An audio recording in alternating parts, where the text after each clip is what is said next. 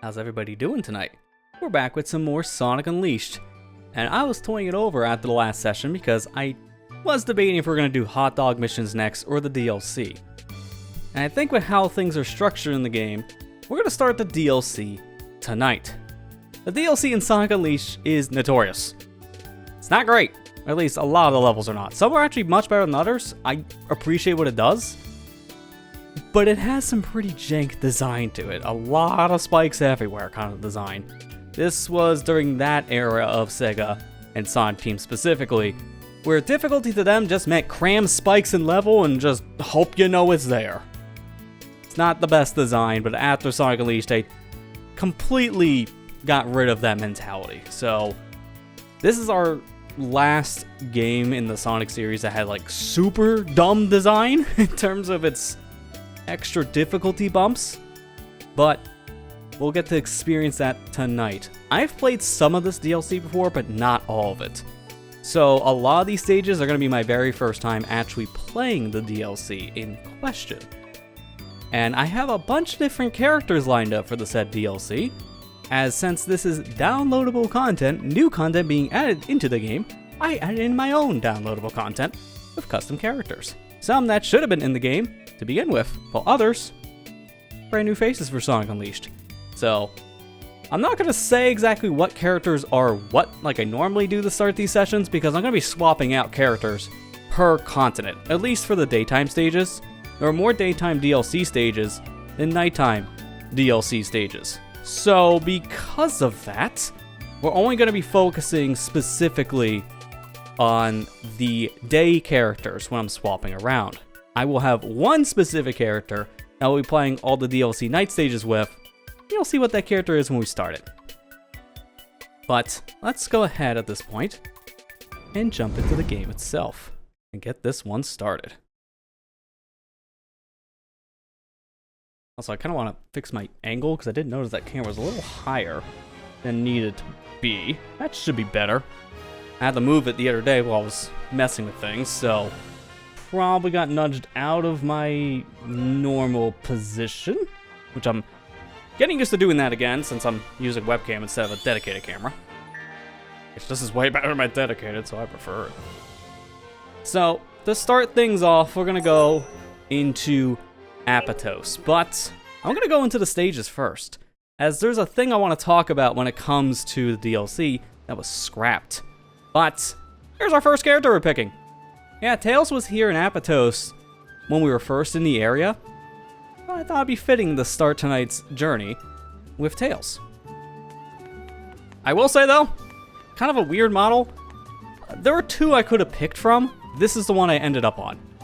There was a second Tails model that was taller, but it was actually the right skeleton for Sonic. And what I mean by skeleton, anytime I've said this in the past, because I've said this to some DLC characters, the skeleton is the actual makeup of the character itself, the proper body.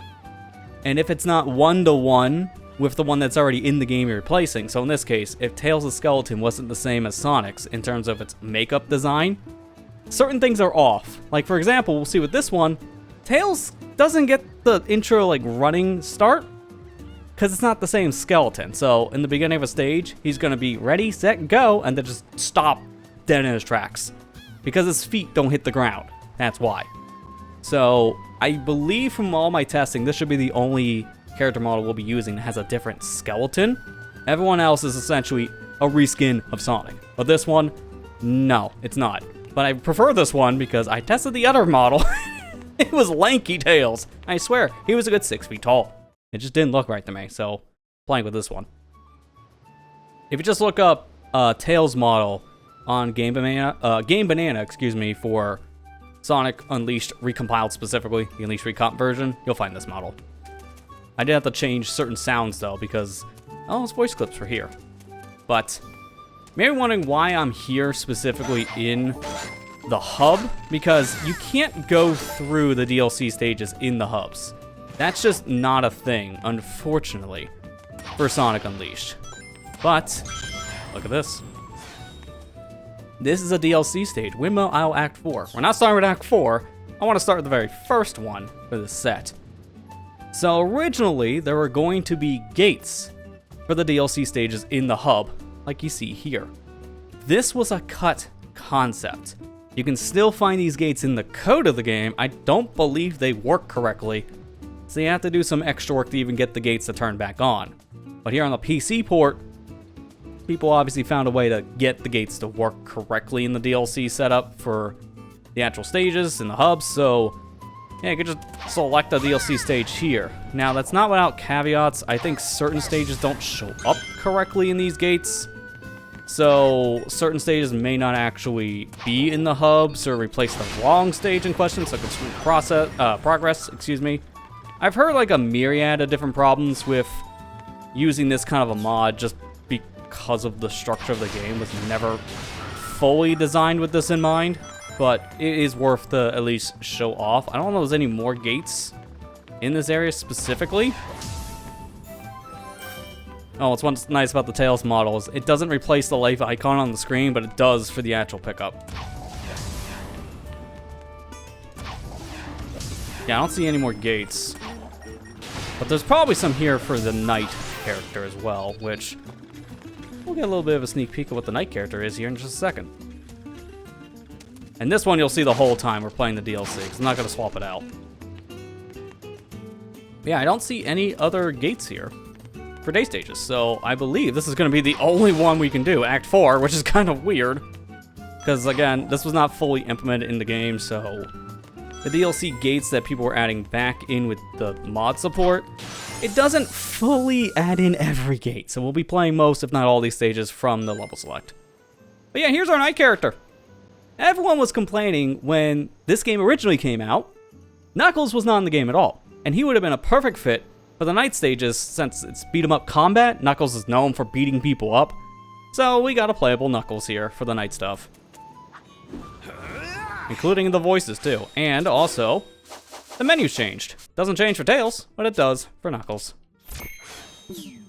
Now to find the DLC gate for this, because I have no idea where to even look. Probably in the same spot as the other one. If I had to bet. Nope, just the life.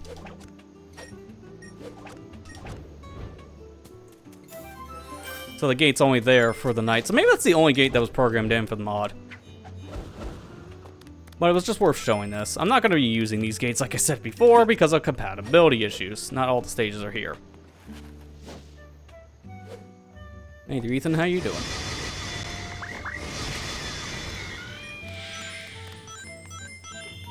Yeah, surprisingly, that's the only DLC gate here. Okay, well, that's fine. Because again, I'm going to be doing all the DLC stuff in the actual hub. Only if it was going to be there. Because I want to start with Act 1 first, so that's not the case. Hey Kira, how you doing? That was your thought back in the day? I'm assuming the Knuckles thing. Would have been better received if Knuckles was in the game instead of the Werehog. I mean, yeah, good luck trying to explain some of the stretchy things, but you can, yeah, say it's a callback from Knuckles Chaotic with the combo ring. I can see it. Alright. So let's go ahead and get this started. There are 3 DLC stages here for the Day Sonic stuff.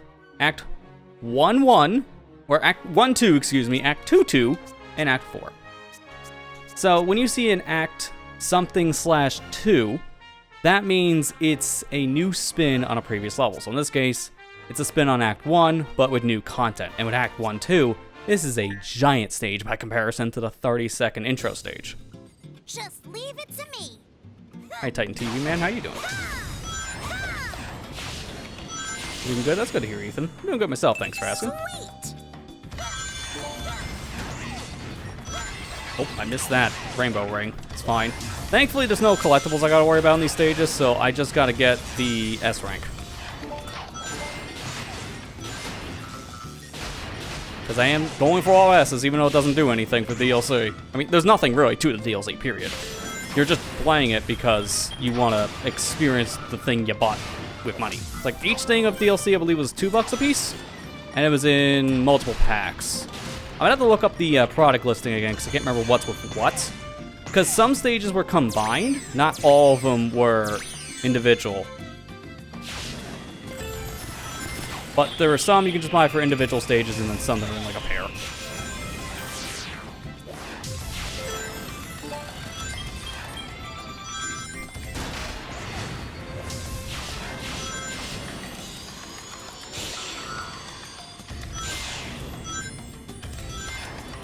Thankfully, even though this model isn't a one-to-one Sonic model, because of the skeleton being different, at least when he's running around, it doesn't feel really different at all. It's just the start boost I don't get, that's it.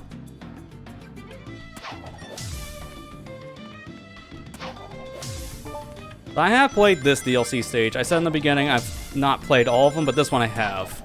It's one of the first ones I played just to see what was different in the DLC stages, and for this version too, to make sure it worked.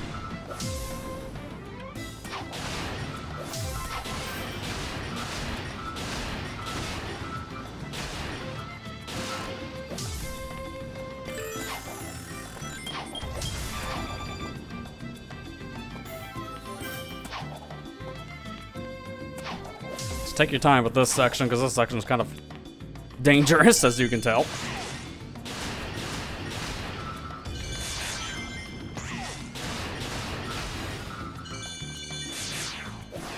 I missed! No! Nice!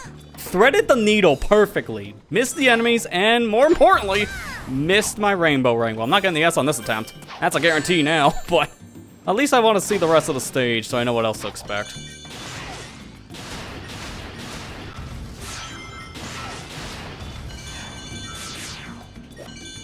That's what was supposed to happen the first time. I want to hit the rainbow ring on a stomp, just to make sure I'm lined up, and man, I was barely off. So the gimmick of this stage, compared to the original, is that you actually go from the very end of the stage to the very beginning, then you take this alternate section, and then from there, you go from the beginning to the end. So you're playing the stage a couple different times, when you really think about it. You're not just playing it once, like how you did in the tutorial, which is why it's so short. But this stage, yeah, by comparison, it's a marathon.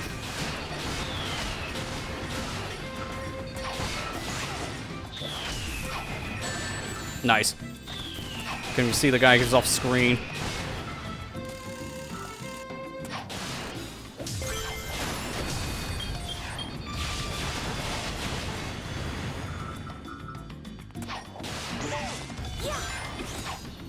Okay, I don't know how you're supposed to hit that. Probably like a perfect timed boost jump.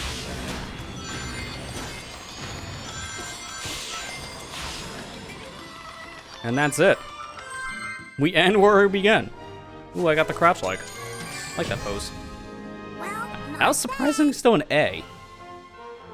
So, I'm imagining the S for this is probably 100K. I do have notes open for this, so if I'm never sure of a score, I can just fact check it. I'll check this one just for curiosity's sake, but I do believe it is 100K. And yeah, sure enough, what I'm looking at, Act 1-2, S rank, 100K. So that just means don't die, and you should be fine. just leave it to me. So the design of the DLC stages, if I remember correctly for score, a lot of the stages, due to its difficulty, Sweet. they made the S ranks pretty simple to get compared to the main stages.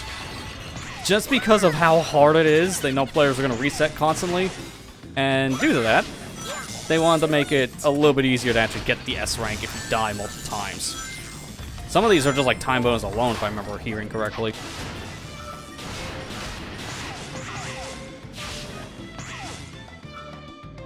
This one will take a little more work than just time bonus, though.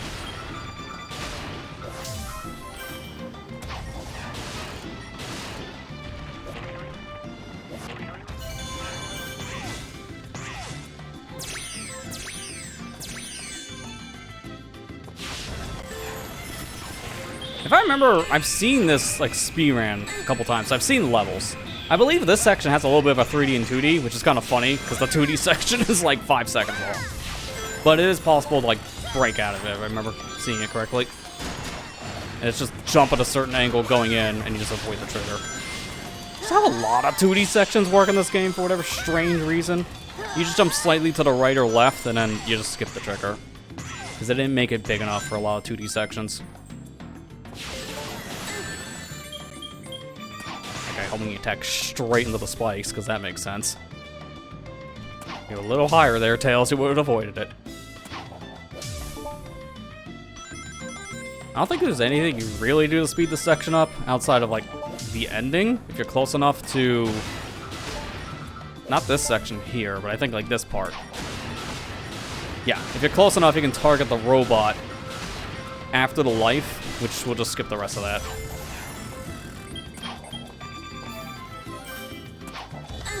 I'll take the intentional hit to get through this faster.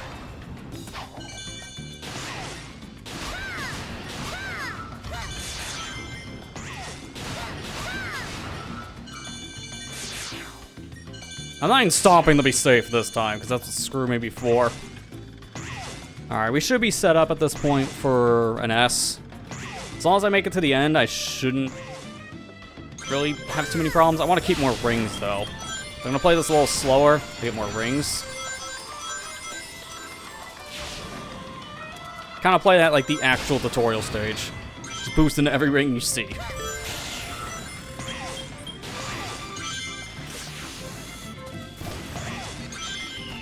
And I believe there is like a little skip you can do here. If you don't get shot, that is.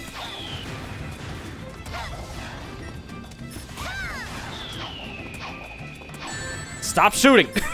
God, I'm gonna have like no ring bonus if I keep this up. May not work that well in this frame rate. Okay, just go normally. You can like jump on that rock. I've seen people do it. And then just skip this entire combat. Where's the last robot?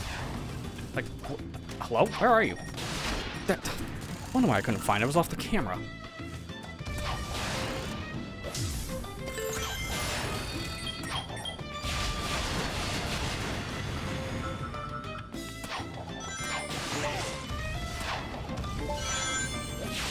God, that was close! If I didn't see the B prompt, I think I would have ran head first in the spikes. That would have sucked. Yeah, so I took a lot of damage there near the end, and still was an S rank. Ooh, I like that pose. It's not the same thumbs up pose that Sonic does, so it's different. Plus how he's looking at Miku is a little weird, but I think it's more just because that model was not originally designed to move his eyes that far over to the left. That'll make sense of why it's a little off. Alright, next up, DLC 2-2. This is a remix of Act 2. Just leave it to me. I get no start boost though because I'm a little too high off the ground.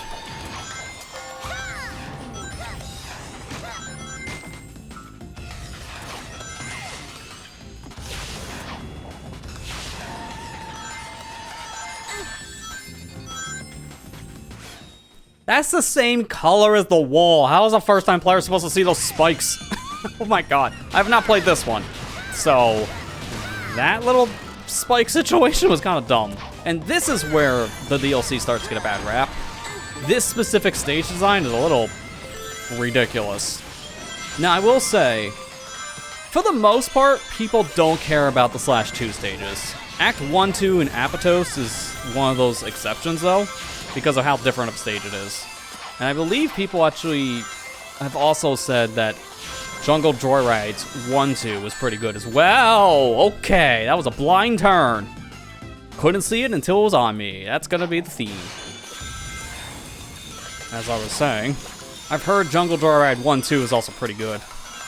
So that's another one I hear people actually compliment. But most of these 1-2 stages, or 2-2 in this case, I don't hear people say good things about. This is why. Because they're just, oop, spike. Sorry, you didn't see that? Oh, well, that's your fault. This is the last Sonic game that really had this super spike everywhere mentality, though, to be fair. Because after this, they tone this back.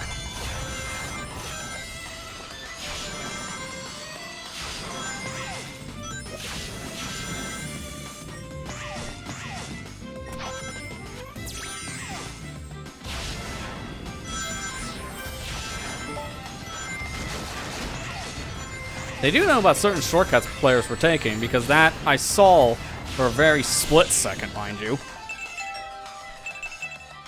They also love quick time combos in this one too. So you may do one quick time and get a second one. That'll happen a lot. But at this point, it looks like devs were taking mind of some of the shortcuts players were taking, because then they add extra like rainbow loops in the air. Because I know, well, players a lot of the time boost jump here. Oh my god, are you kidding? He went in a straight line just to turn right. Why? I didn't even know that'd be possible, Tails. Come on. So needless to say, I'm redoing this stage because all my points out the window at the final checkpoint. Great, I love it.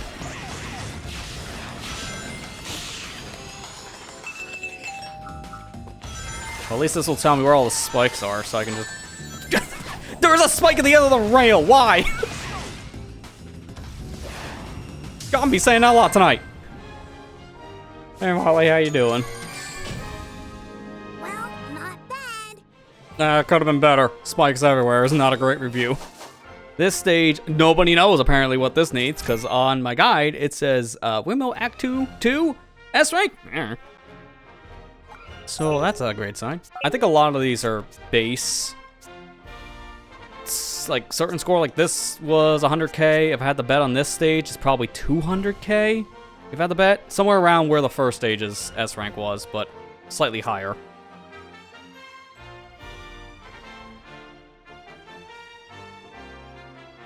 Also, sorry to hear you're sick there, Marley. Yeah, hopefully you feel better soon. Just leave it to me.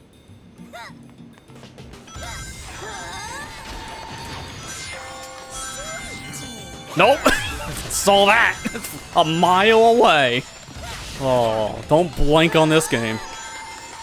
You'll regret it.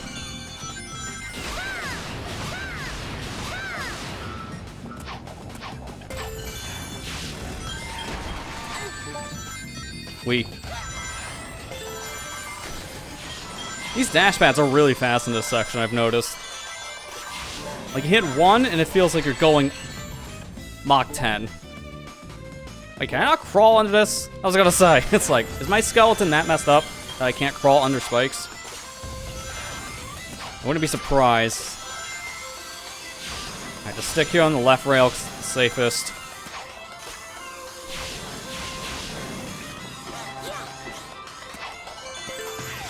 I just thought it was hay fever first, and it's a whole chest infection. Ooh, yeah, that's not great. Again, hopefully better soon on that one. Infection like that, never fun.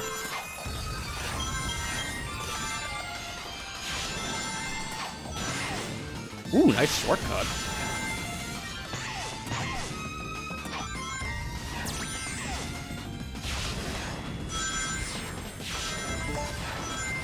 Oh, I jumped. Didn't come out because of the slope.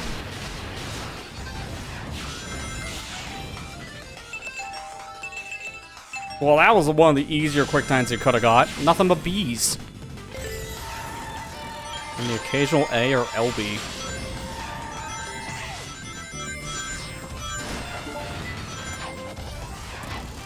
I'm gonna be careful here, because I just don't trust my control in that section.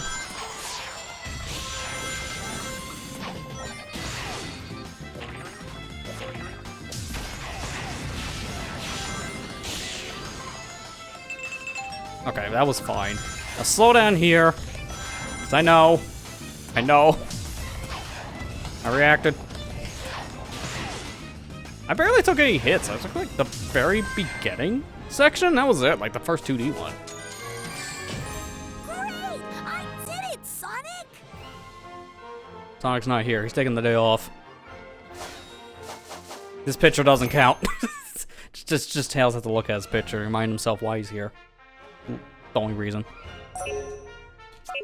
Alright, our final DLC stage for the day stuff is Act 4, a brand new stage. Now this is where I hear mixed things about. Some people like the new stages, some people don't. I get it. I have played this one. And it's actually pretty good. The ending is horrible though, I will say that, because there's a quick time event that lasts all 3 seconds.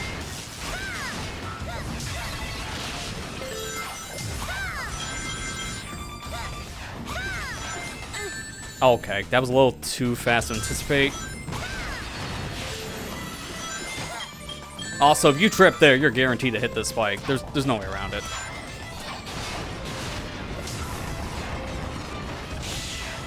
You want to boost specifically into that ramp because it sends you to a top section that skips a whole enemy area. Okay, then here, I just boost jump. Nice, barely clips the fire. I'm probably gonna have to redo this. I love how I was literally just trying to finish that thought, and then that happened. I was gonna say, I probably have to redo the stage because I took a lot of hits, so I will probably need to get more rings, which means a new attempt. So I'm gonna just let this go. That's the quick time event that if you fail, right the spikes, great design, but also it lasts all of 3 seconds tops. It is horrible, man. Well, not bad. I will no words for it. Just no words. I don't understand why some quick times in certain DLC stages, they're blink and you miss it quick times. They're way too fast in certain stages. The only way to get through that is pause buffering, and you know I'm going to be abusing that in some of these stages because of that crap. Just leave it to me. Sweet.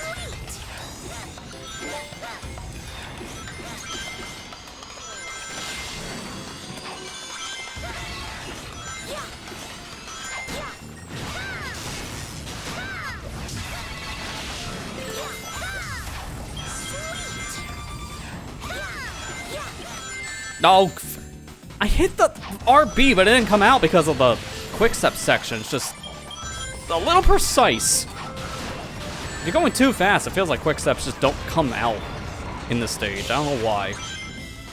That's impressive, Tails. Stopped right before the actual point that I was aiming for. I didn't even know it was possible.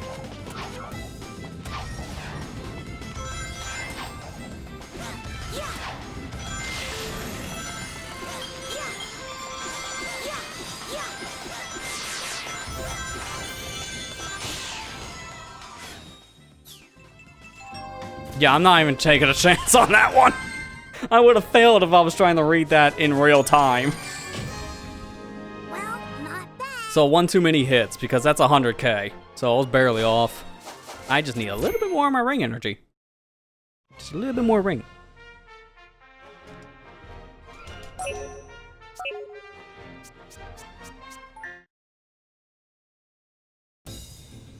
Just leave it to me.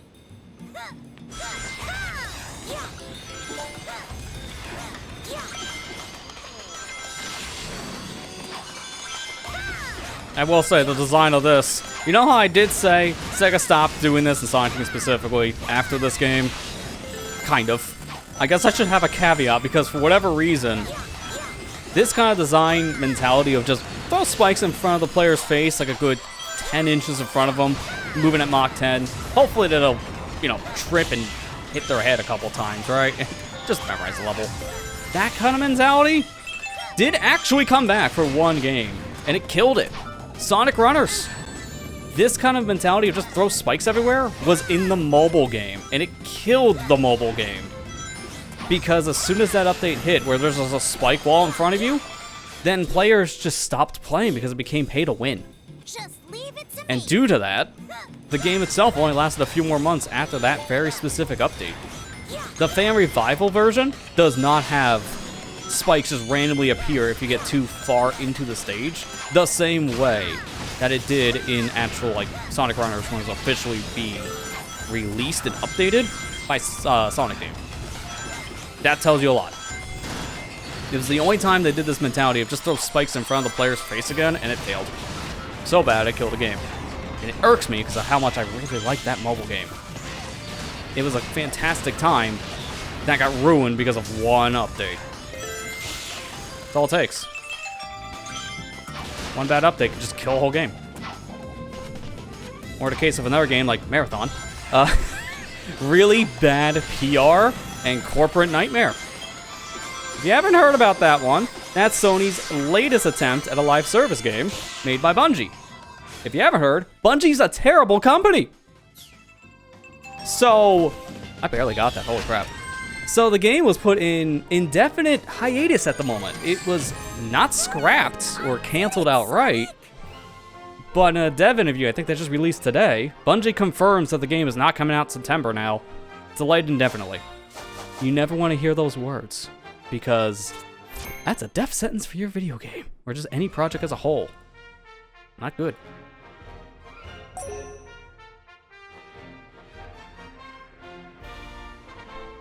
But if people haven't heard about the marathon stuff as a whole, I recommend looking it up because, oh my god, it is a trip.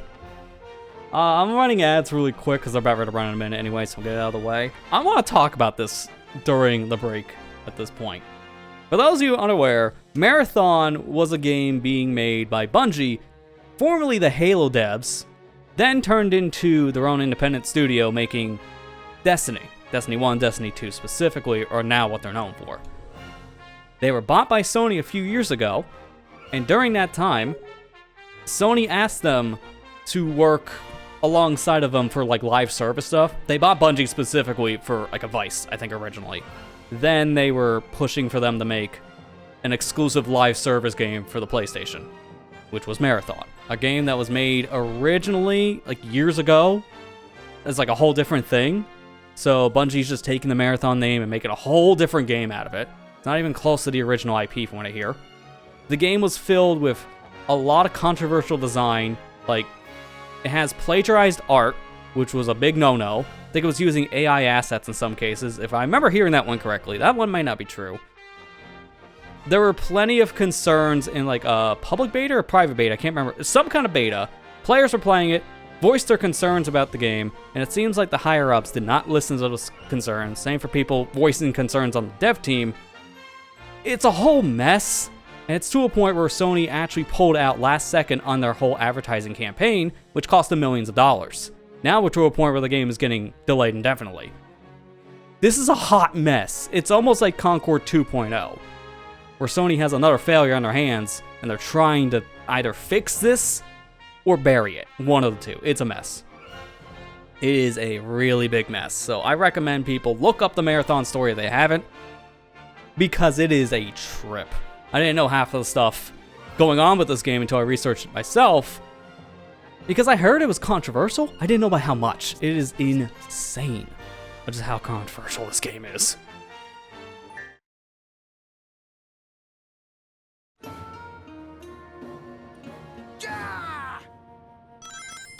So we did this stage before. I can't say I've, never played this before because it's all the B rank. This is my experience grinding stage. And I recommend everyone use this for that same reason. One good run of the stage, you can get up to 60 experience points. You just keep on resetting checkpoints.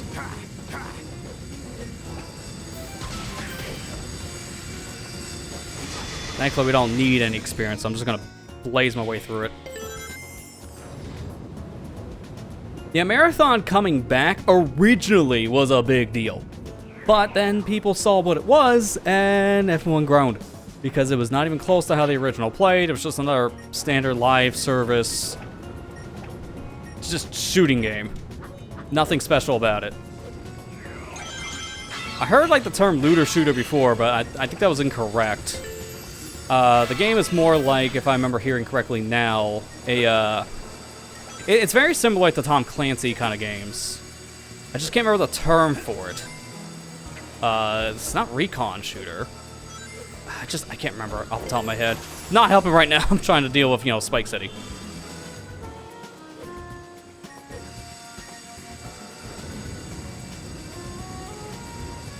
Chris Pratt is in the new Jurassic World. I mean, I can see why you'd be surprised on that, because Chris Pratt's in everything, it feels like.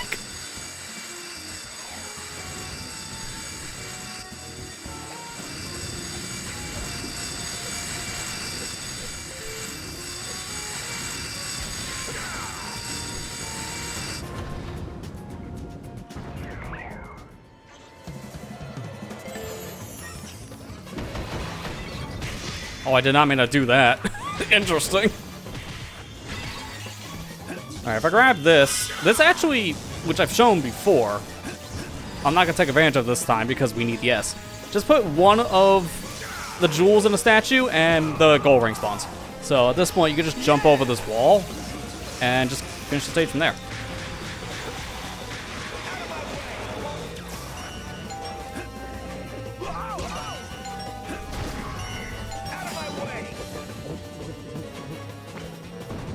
Yeah, you can hear the gold ring already. Again, you're not supposed to be able to get to the gold ring at this point, but it is possible to stand on that big mother's head. And if you do that, you can just jump over the wall.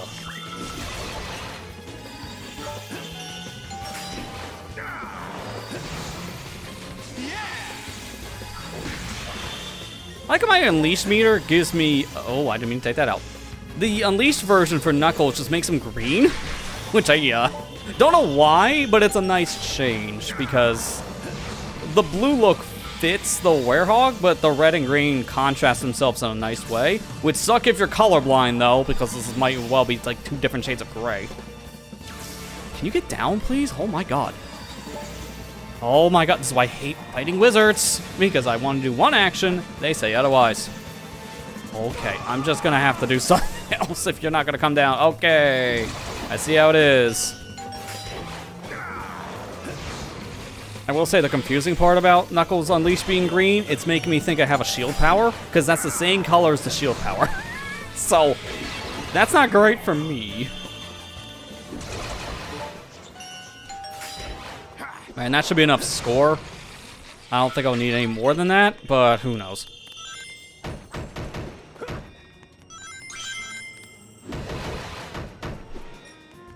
Here's one of the pieces of statue.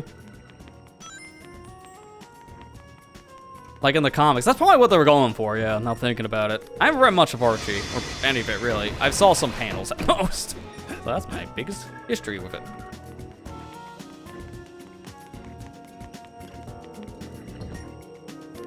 Got OG with Sam Neill, Jeff Goldblum. And then the World Movies, Pratt, news trailer, Scarlett Johansson. Okay, so it sounds like, for the most part, this new Jurassic Park... Oh, they changed the shield to light blue. Okay, so at least there's a difference in the color scheme on that front. Because, yeah, that would be very confusing otherwise when the green power was the shield. As I was saying, it sounds like the Jurassic Park, they're trying to go for a throwback on all the different actors. For the most part, doesn't seem like they actually fully committed. They're close. It could just be either like cost or maybe the time management for certain ones that they can't get. Like maybe Chris is just busy, so they can't get him for the movie. Excuse me, who knows? That was one more? No, 2 more. I'm just gonna get some extra points to be safe. I don't like where you're at, because I'm gonna grab the statue and not you. So, it's the case in point. I don't like where these wizards are, because I'm gonna grab the wrong thing. And he's also on a wall. How that works. Green Knuckles went to his own funeral? Okay, maybe now I gotta read some more of the Archie stuff. I got you put an effort in. I think the problem I have with trying to read Archie is there's just so much of it now. So it's kind of like One Piece to me. It's gonna be next to impossible to catch up because there's so much of it. And it's so daunting, you get scared. You just don't start.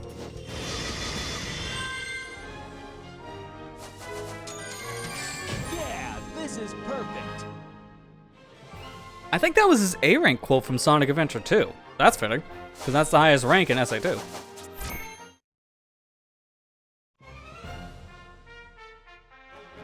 Alright, well, can you believe we're almost done? Because this has only one other DLC stage, Act 1-3. So, what's interesting about the DLC stages for Apato's Night is that they're remixes of Act 1 period. They're just using the Act 1 area. So, you're not really seeing too many new areas here. Or like any at all in some cases, like this one. Now, here's the problem I have with this stage. This creature! Pay attention to its health bar. Because you can easily crash the game. In fact, I might actually do it right now. Yeah, okay, let's go for it. I'm gonna try the crash. So, this was programmed incorrectly. There's actually a fix for the PC port here because of how bad this is. So, I'm gonna kill the boss now with this very specific amount of health. And I'm gonna pause right before it dies. There you go. Pay attention to its health bar right now. In case you can't see that, I'm gonna blow it up for you really quick. Because there's a little bit of an oops.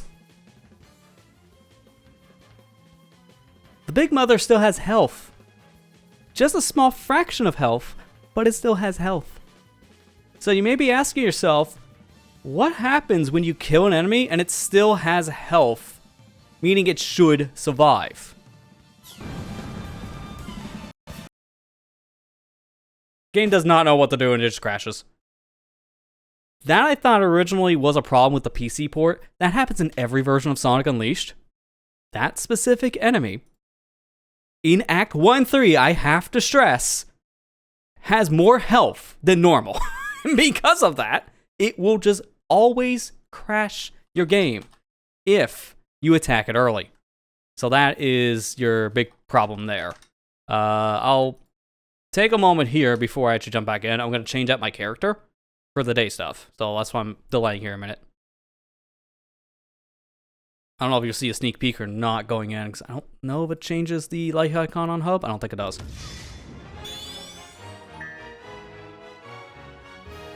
But yeah, no, that specific glitch, it happens in every version. PlayStation 3, Xbox 360, if you're playing original hardware, or on newer Xbox systems like with a One or a Series PC. It's consistent, and the reason why is because of the health bug. You have to account for the health for a quick kill, and it has too much health. You do a certain amount every time.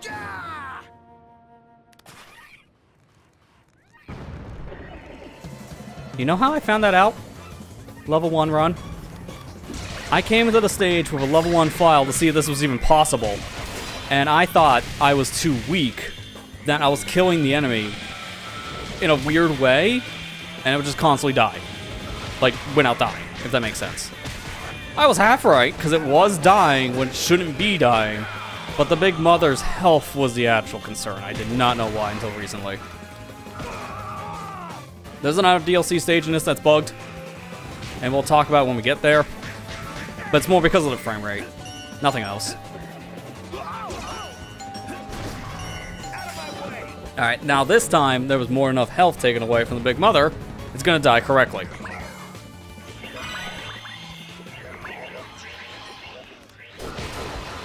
Oh, by the way, don't do this stage in level 1. It would take you like 20 minutes just to kill the first enemy, it would feel like. That's an exaggeration, but it feels like an eternity. This stage sucks and everything does like 1 to 2 hits to kill you on level 1 health. It's terrible. There are just certain things I do not want to put myself through, and that's one of them. Oh my god, I did not react fast enough.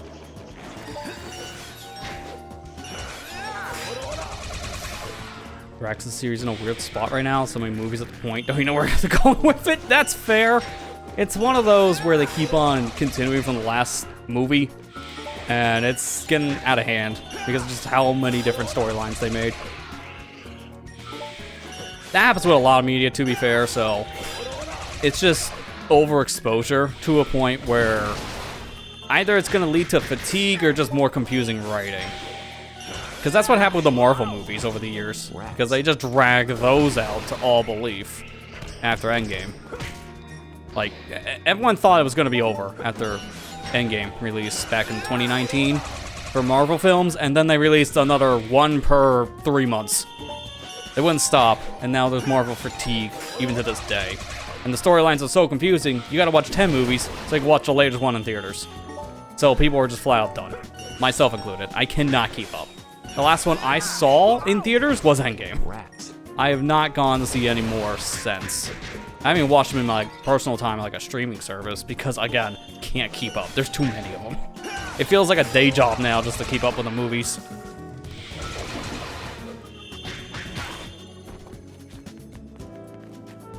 You want to get up? Thank you.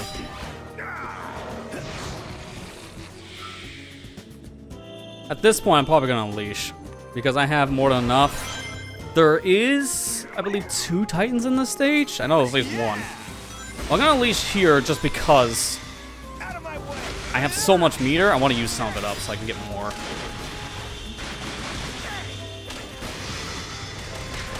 Oh, by the way, this does have a custom Knuckles voice, but every once in a while, you'll hear the original Werehog voice sneak in. Because they didn't replace every line, I think, for the Werehog for this Knuckles mod. So every once in a while, you're just gonna hear Werehog Sonic.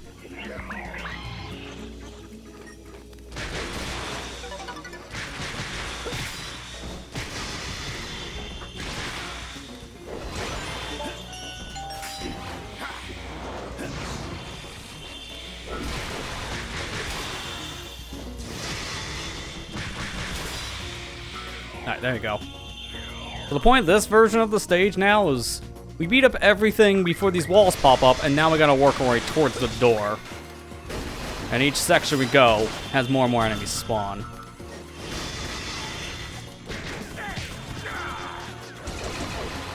I'm just gonna kill you normally, because I do not want to be dealing with a wizard.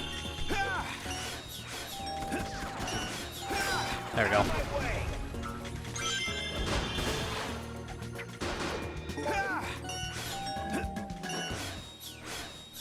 I missed. To be fair, I'm like half trying to read the prompt and half reading my chat. That's kind of on me too, but during those quick time events, are actually pretty good times like when you do the pause to like glance over. I'm seeing what you talk about. Yeah, like the quality of some of the movies being all over the place. Like, yeah, Guardians of the Galaxy I heard was great. Like that was one of the ones people still praise, and you don't need to watch too many other Marvel films to keep up with the Guardian stuff. It's mainly just watch the Guardian movies, from what I understand. You'll miss some nuggets if you haven't watched some of the newer Marvel films that the Guardian crew is in, but it's not super important from what I've understood, which is nice. But then, yeah, you talk about other ones, like I saw the comment of, oh yeah, Morpheus. It's like, it was so bad, we had to bring it back because it was funny? I don't know, we just needed to recoup the cost and it was a meme for a week. So let's put it back in theaters. What do you mean it bombed the second time? Rats. The only reason Morbius saw a second theater run was because it was a meme. And even then, the second theater run did worse than the first, so what was the point? It was literally, we tried to recoup the cost, hoping, really hoping, that we can actually get something the second time in the theater. Nobody watched it. Nobody cared. Why did we bring it back again? I have no idea.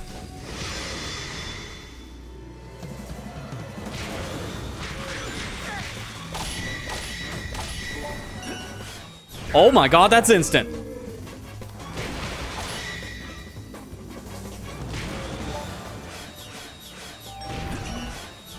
Look at how fast I'm pause buffer and I still can't keep up. I need his health to be basically at 0 to do a quick time.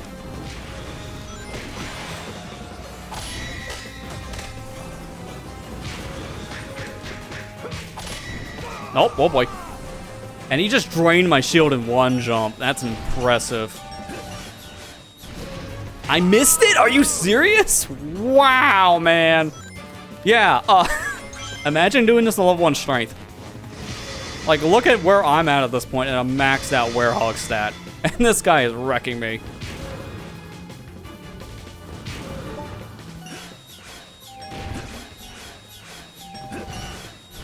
Dude, I'm hitting it. But it's not counting because of how fast this quick time's going through. That's like 3 frames at best. It's so fast.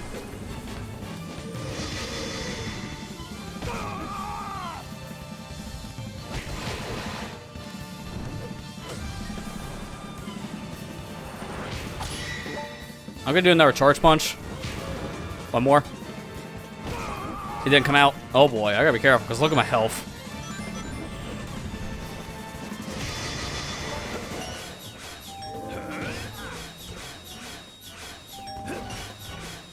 Got it. Oh my god, that was close. If I was a frame later on that B press, I would have failed it. That's how tight these quick times can be. And that's it, technically. So that's why I don't care about using my Unleash. If I died there, I would have had to redo the whole stage. There's no checkpoints. This stage is a enemy gauntlet, and it's horrible when you die. So that was very close. Hey man, how you doing? Alright, well that's it for Apatow. So that's 1 down, 7 more continents to go. And where we're going next? Very convenient you're here, Matt, because we're going to Missouri. Give me that hot take on how's Missouri.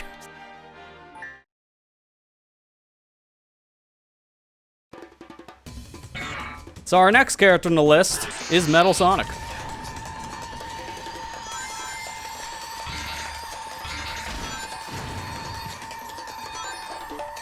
It's very fitting he's here, by the way, because this is where Eggman's base is. So I figured Metal Sonic for where Eggman's base is located.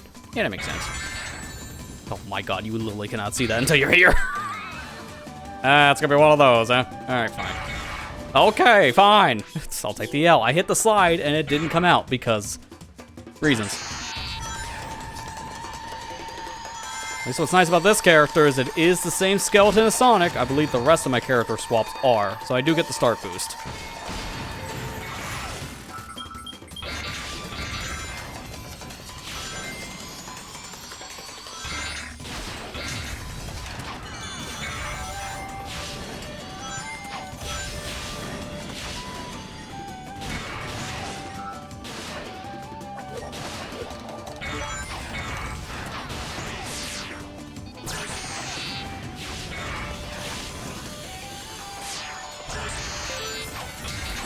Yeah, okay. You're not running over this.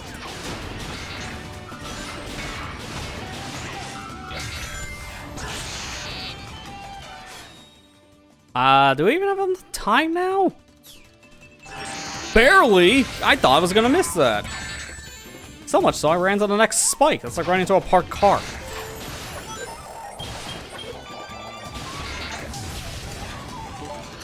Speaking of spikes, thankfully I have training on that because of a DLC sneak peek with Shamar. Other stages did something similar. Nice.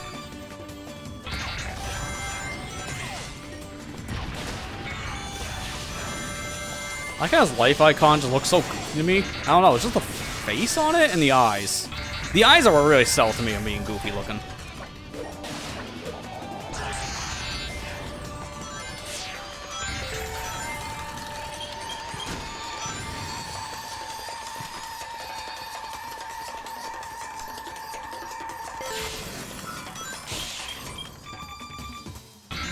Okay, you know what? That's fine. In fact, I actually want to be down here sometimes in the top path.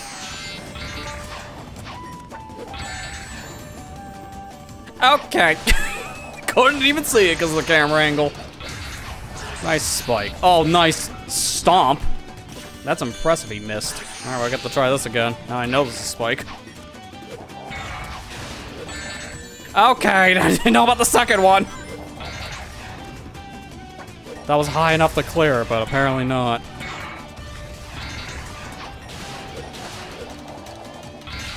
I'm gonna take the quick time for the extra points. And it's a cool, so I get the max bonus. I don't know that's enough, though. This stage is a lower S, but even then, I'm not sure. I think I was off by just a few points. Why do I feel like that's a 150k, and I'm off by just 8k? I'm checking. 1-2 DLC. Yep, sure enough, 150k. I was barely off. I think one of those hits is what cost it. Super stressed these past few days. Sorry to hear that. I mean, hopefully things are, you know, gonna get better soon on that front. I think I know about certain stressors that are going on based on some of our talk, so hopefully things are, you know, better soon. I'm doing that speed. Because I just like how it looks on Metal Sonic.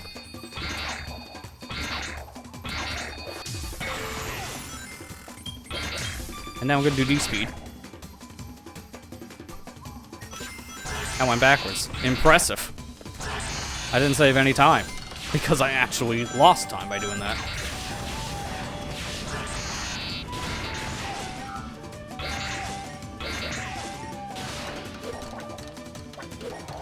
If I go this path, I got at least some extra points, so why not?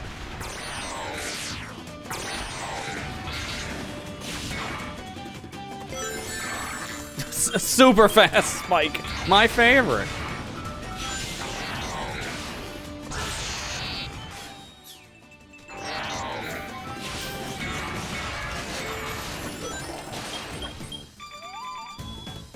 You know what? Honestly, not really that big of a deal because it's extra points.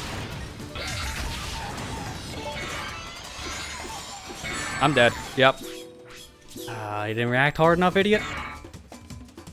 The multiplayer beeps and dupes are nice. Yeah, I think a lot of the sound clips they're pulling from Metal Sonic here might be from Sonic Adventure 2. Because that's what it sounded like to me. Because I played as a lot of these character models before. Not all of them. Some of them I literally downloaded a few hours ago. But this one I have played. This is actually part of a bigger mod. But I wanted to specifically play with just the Metal Sonic from it. because I have better versions of some of the other character replacements. Because this is part of the reimagined character pack, if I'm not mistaken. It's a good mod.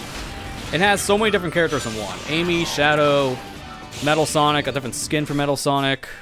It has Super Sonic, Unleashed Sonic, SA2 Shoes Sonic, like soap shoes. It's got a lot. It even has built-in custom framework. Oh god! Custom framework swapping, where you can combine it with another mod and swap the characters in the actual game itself without having to back out to your mod manager. Like, it's impressive.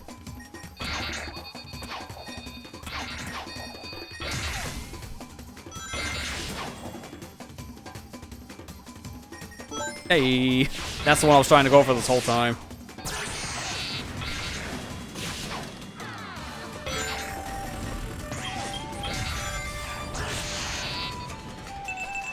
Didn't need to pause with that. Mostly wise. I'm good with that. And I take this section a little slower because I don't trust spikes.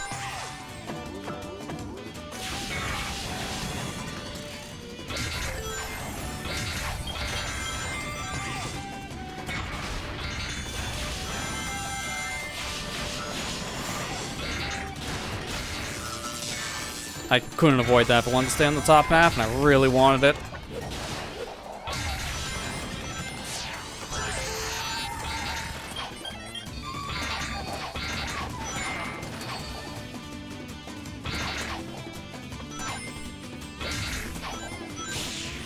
I'm gonna go for this time. Because of the points. Even if it is just a nice, that's still more points. And also rainbow loop, so again, more points.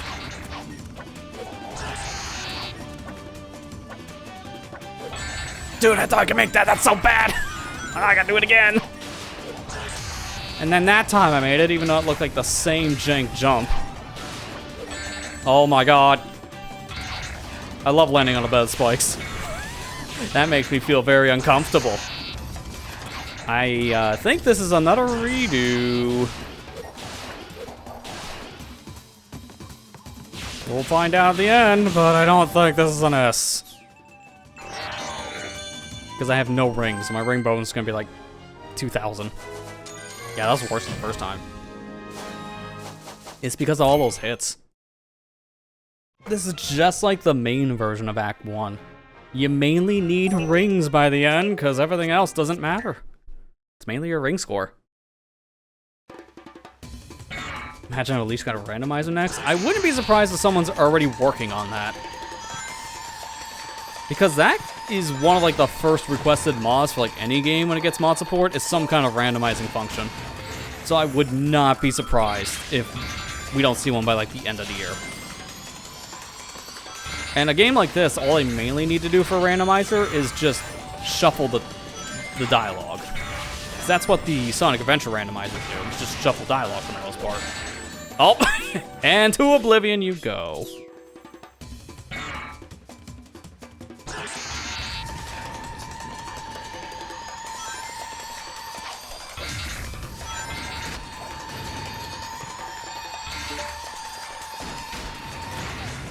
I missed that checkpoint. That would have been a lot of speed, too. Hopefully the SPD number doesn't really matter near the end. I'm just gonna reset now because of that, actually. If I'm hitting a spike in the first minute, then what's the point? I missed a checkpoint, so I want that score. And that rainbow loop is so hard to hit, because you're going at Mach 10, you're not gonna see it until it's there.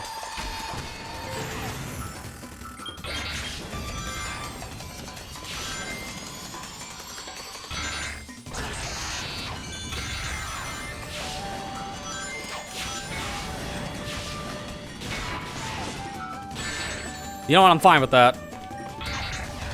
Because I don't want to bother. That's actually faster.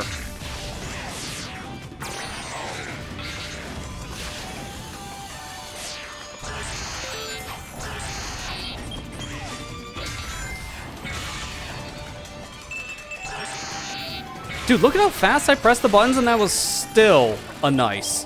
How do I get a better quick time right there? Come on.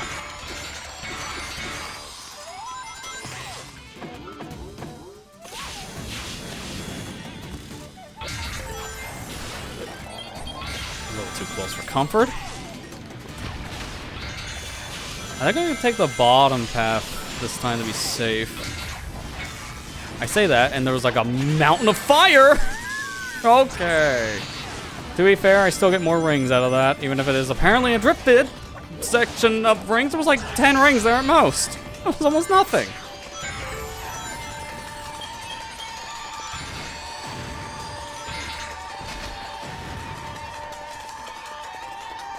Did I even get those rings? Yeah, kind of. And I missed a checkpoint. So I don't get the speed number. That's great. Great. I love it.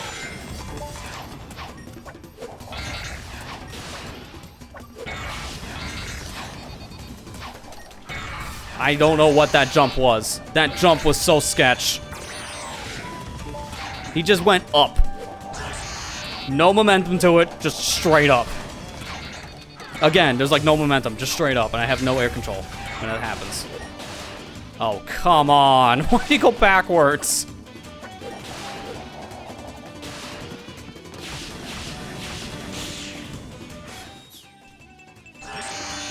Alright, I think that was actually enough this time, because I had a decent amount of rings. How am I getting lower scores every attempt? That's impressive. I legit don't understand how that was worse. God, this one's bad for the S. And it is basically the same as the original stage, just 150k. So I have to do the same strat with a stage 10 times harder. So I'm gonna play this like ring attack. It's probably the safe way of doing it.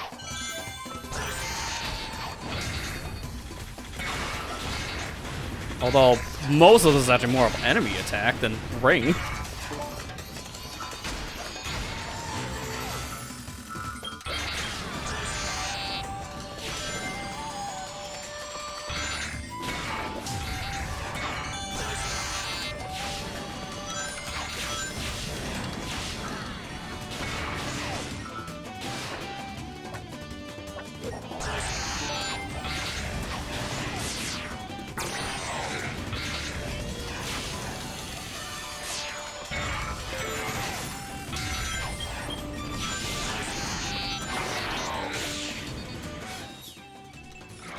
Oh, I hit the X button one too many times. That might bite me in the end, I don't know.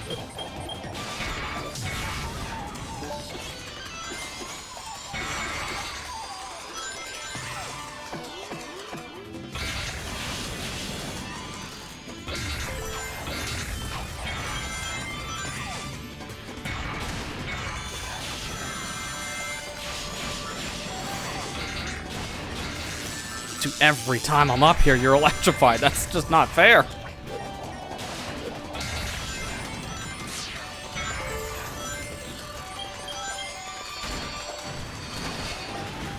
It's actually kind of easier to stop on a dime in this section because of all the robots.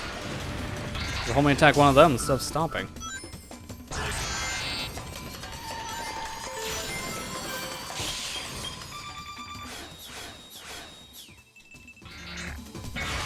Hit the Y button to end it off for some stupid reason, and that's all my score!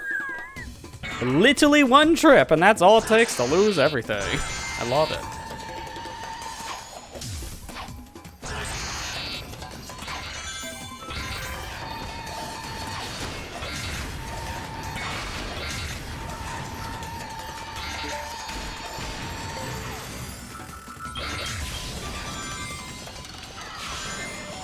Even less rings here, so I gotta really play it careful near the end stretch. Because if I need most of this from ring score, I just can't take any hits.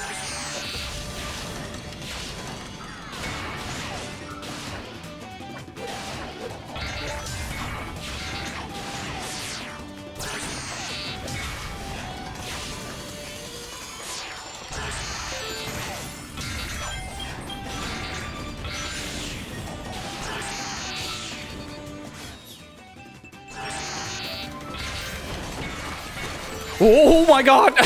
Did I just go through like 3 different things of spikes, or at least 2? Okay. I don't know what a hitbox is in that case, but we take those around this house. Can someone clip that and go frame by frame? Because if you do, I think you might see me clipping through at least 2 different spikes.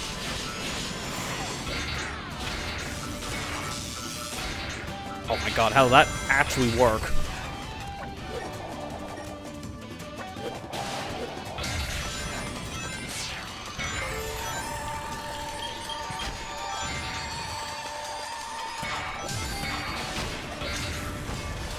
This may look janky, but I want the rings.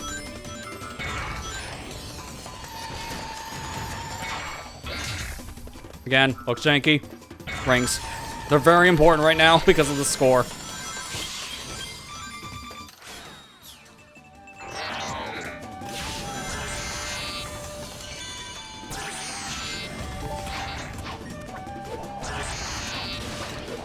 No! Well, there goes my ring bonus. All in the gutter. Alright, well, I have to hope about 100 rings is enough. Especially after those kind of moves, maybe? We might have just salvaged it. Let's go, we did. I still need a lot of rings, so if I took one more hit, that would have been GG's. I barely had enough.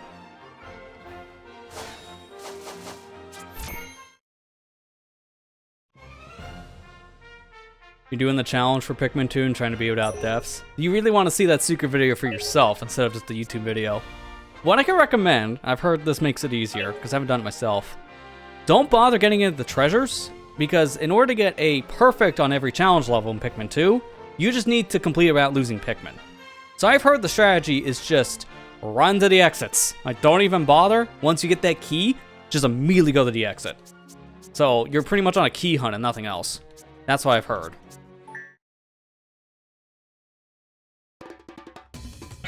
Because to complete those challenges, you're literally just beating the level. You're not actually doing anything else, which is good. Because those challenges are really hard. So that's one way of making it easier. So this stage is pretty interesting because this is like a remix stage, but it has a brand new gimmick. Originally, this was just like a 2-lap stage or 3-lap, can't exactly remember. And all you were doing in that said stage was just running around, and that was it. But in this context, you're getting rings.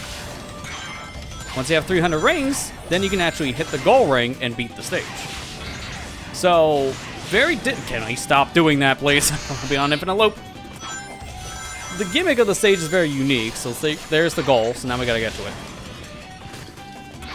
And it's, I believe, from here. Yes. You wanna hit this specific spring, because you will infinitely loop unless you go the right pathway. Because you need to find these springs up top. Oh, that's unfortunate. I think there's a backup, though.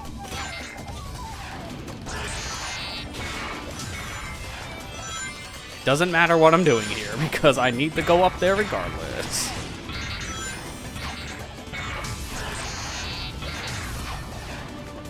I think it's here, right? Yes, because then you can just hit the spring from the underside. Dude, it's the second time I boosted past the ring. Because here's the other problem. The S in this stage is pretty tight. So you need to hit that goal ring with some speed for a speed bonus. If you don't hit it with any speed, you're done. All right, I gotta really hurry now. Oh, I think that's GG's.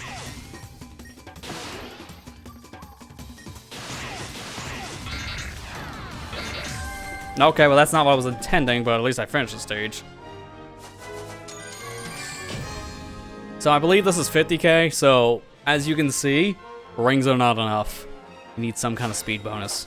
And the only way to get it is to boost in the goal ring with very, very, very tiny footing. The goal ring is most of that platform, so good luck.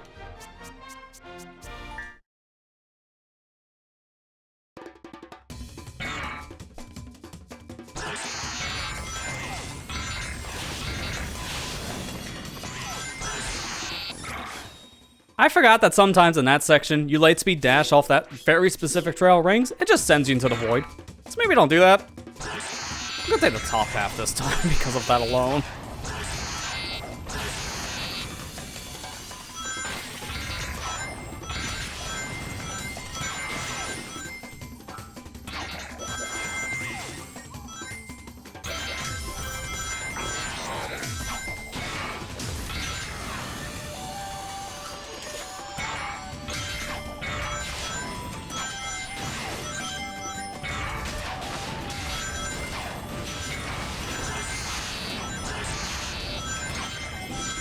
That's enough, so I can take my shortcut from here.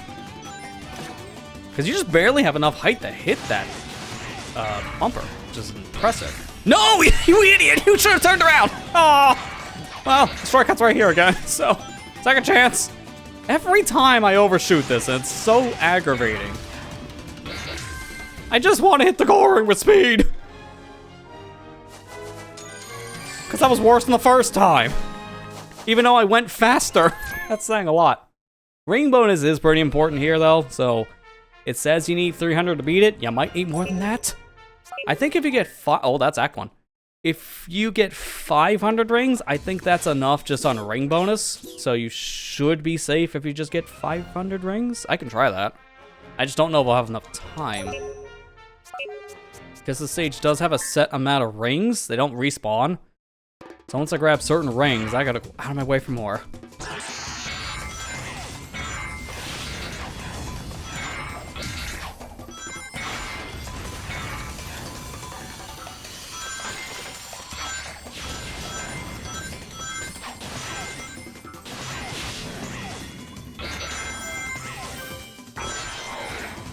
Nice! Just completely avoids the 2D. Just goes right around it. Yep, okay. Sure. My favorite is when you do a 2D and 3D by just jumping. Like, I don't even try, man. Sometimes the game just breaks itself because this game is held together by string and hope. Sometimes the hope isn't strong enough to support it.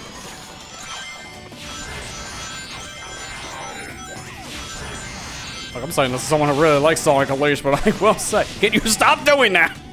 The game is not technically sound. Like most games in this franchise.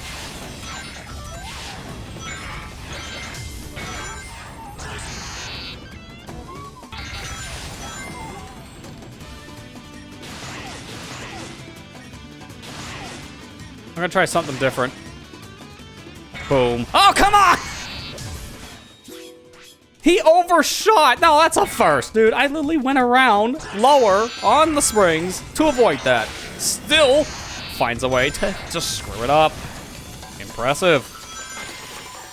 At this point, you gotta be trying to fail.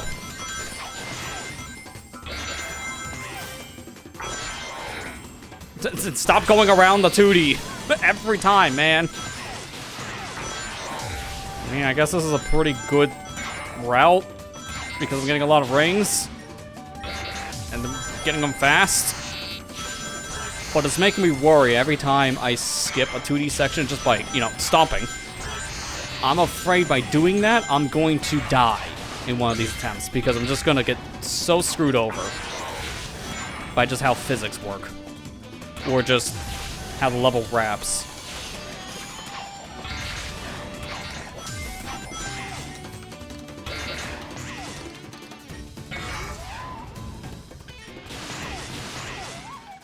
Alright, this time, play it way safer.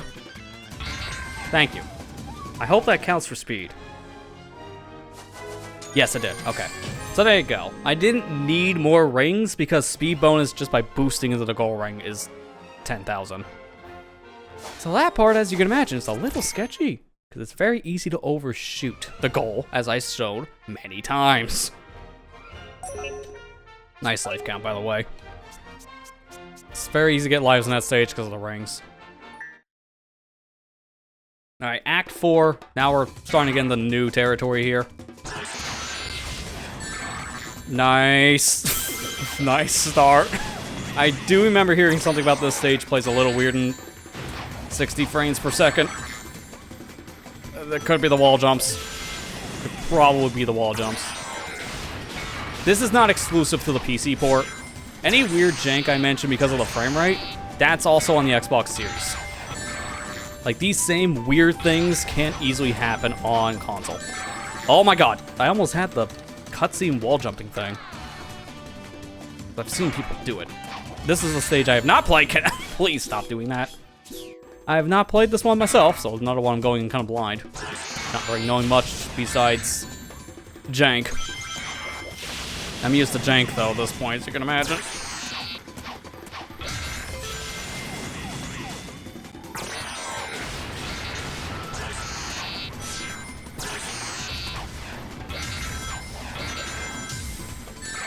Nice. Just instantly stops all momentum into cutscene. Didn't even see the geyser of fire there because it kind of blended in with the background a bit.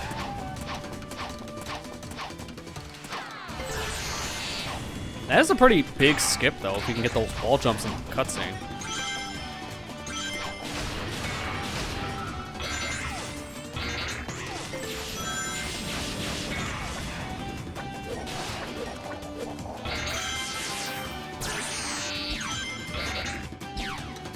Nope. Okay, this section's a little bad, so I'm just gonna go over all of it. And then hit the fire. Because guess what's right here? Oops. Just lost my S rank at the finish line. Because if that's an A, you know that's 100K. So I literally missed it at the finish line. I am not joking. God, that sucks. I wish I was joking.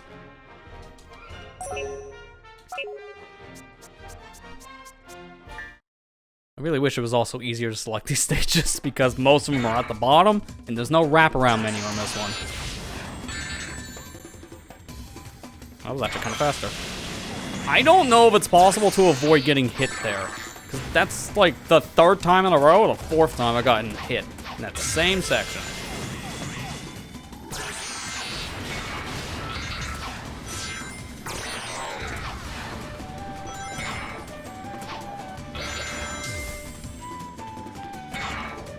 Oh, I should have boosted. I was trying to, but I barely missed it.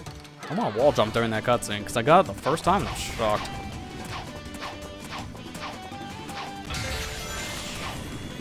No SBD number? Oh, that's not gonna help my score.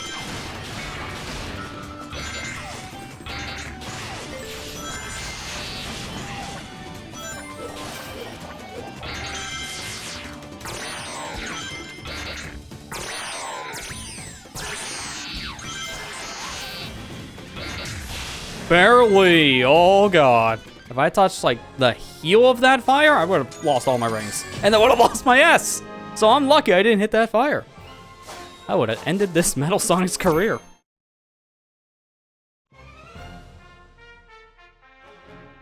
Alright, one more DLC stage here for the day, and that should be Act 5. Yep, here it is. So this stage is unique, because it's actually the boss arena. They converted it into an actual level piece, which is impressive because there's not much here. Like, it's just a circle, but they add new areas to it just like they do to Windmill Isle Act 1-2 for the very first stage of the game. They actually transform this area into something more playable with new elements. Also, the robots here, terrible aim because of how the stage was designed. It was never designed for this kind of set piece in mind, and it showed because these guys just flat out can't hit me on turns.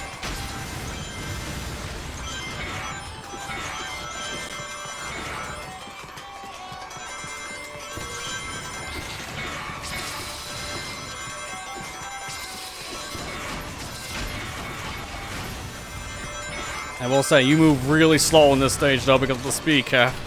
Like, that's like, what, half my speed, according to my speed meter? That's pretty low. So here's the new section. This whole area had to be custom made, so you can actually, you know, play a stage here instead of just an endless loop. I've not played this one, but I have seen it. And I've seen this on original hardware, specifically the PS3. I think it was pretty bad on the 362. But there was a certain section, it's there, just in a second loop. Those bombs, when they blow up because of how many you saw, I seen, at least on the PS3, this game goes down to single-digit frame rates. It is hilarious. Also, speaking of hilarious, this robot can never hit me. If I'm far enough ahead and he does that shockwave move, it's always going to go the wrong direction because of the curve. So instead of going straight, he's going to hit it off to my left. So I'll just never get hit by that. As long as I'm far enough away. Honestly, the bomb's a bigger threat here. Alright, right here. When that robot collides with those bombs, single-digit frame rates. And that's a quick time, so that sucks. Because you just don't have your button inputs anymore. It just eats your button inputs because of the lag.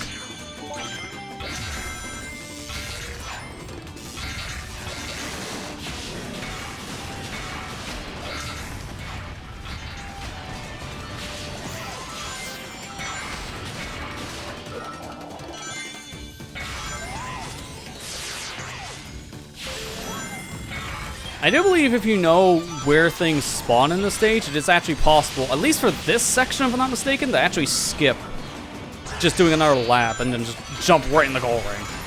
I don't know how to do that, but I've seen speedruns. This stage is like 2 minutes tops, I think, in a speedrun. That was impressive. Like I said it many times in the series, but just go look up SonicGhost speedrunning if you haven't. Full-on runs, ILs, individual levels. Just look it up, because this game is a treat to watch. No matter if it's day or night levels, it's an amazing watch. It's just all the cool stuff you can see people doing this. Especially for day, dear God. And man, look at all those trip-ups I had, and I still got an S. That's what I was mentioning before, and how hard the DLC stages are. They accounted for that with the score. So you don't have to play perfectly to still get an S. So if you're like me and want all S's, it's not terrible for certain stages. Others are a little bit of a different story. Alright, but that's it for day, so now we get to go back to Knuckles. It's back to nighttime.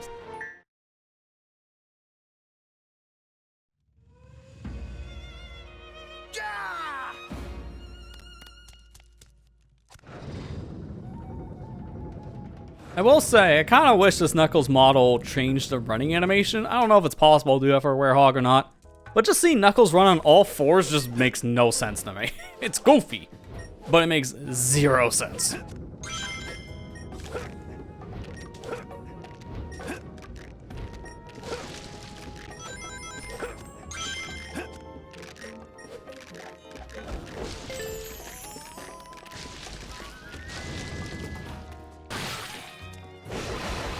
Just give me a little bit of the Unleash, why not?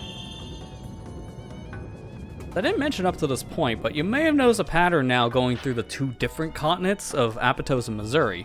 But there are no remix night stages like there are with the /2s for day.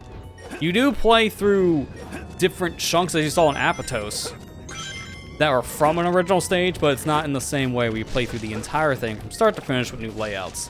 They ditched that from night stuff. So for the most part now going forward, we're going to probably see a lot new sections, I should say, for these night levels.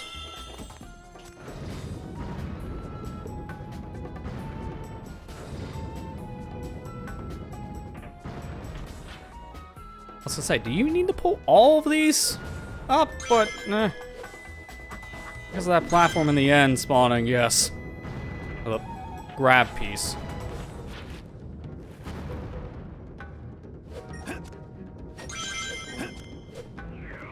I remember hearing the S on this was kind of tight, so I might just go for all of the actual, like, quick times. You know, enemies respawn. Thank you. Just go for all critical attacks to be safe. Because here, this one's kind of tight.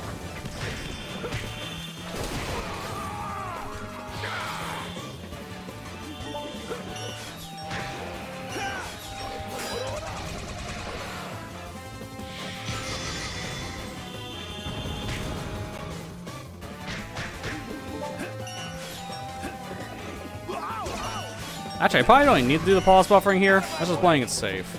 I'm gonna look up what this one is for score while I'm waiting. So what is this? Night 3. Night 3? Oh, okay, yeah. I can see why people might say this is a typo. We'll see by the end. Ooh, a Titan. Well, now I'm full on a leash, so that won't be that bad.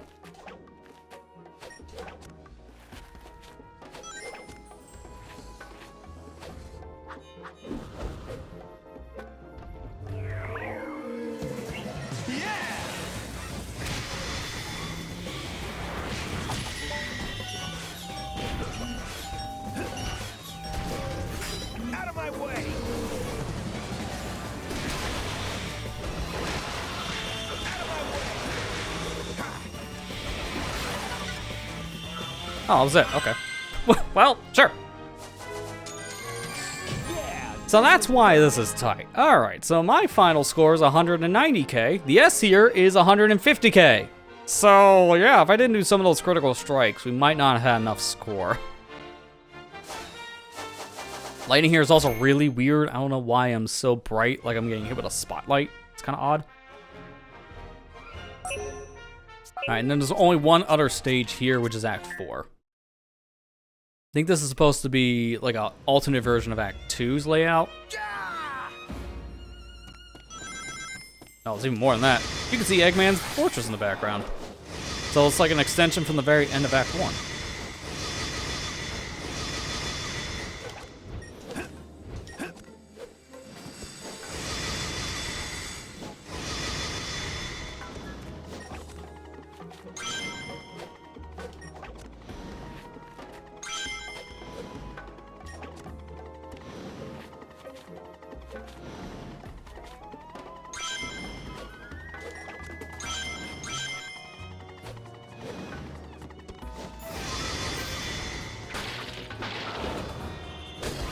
I don't know if there was any point coming in here outside of life. Oh no, I'm full unleashed. Okay, well, then that's worth it. So now combat's a breeze.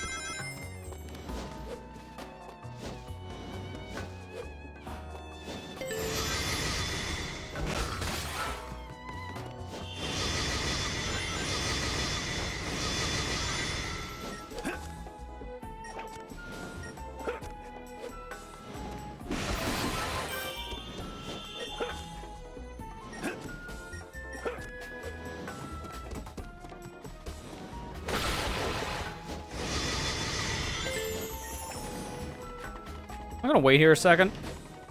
Probably the right call.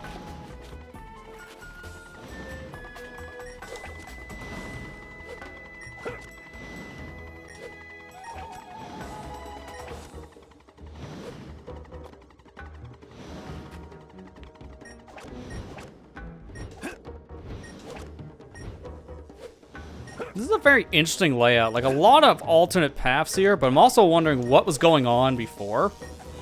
With that one area that was blocked up by like an enemy wall, because I didn't see any enemies, but it was blocked like there were things there that could kill. So it makes me think, were there things actually there to kill, or was it just a roadblock for apparently no reason?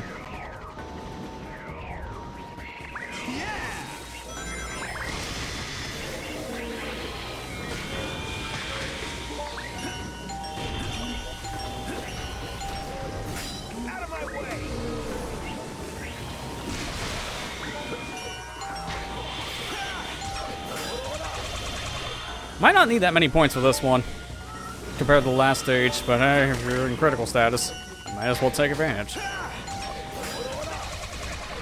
Him with the ora, which never gets old.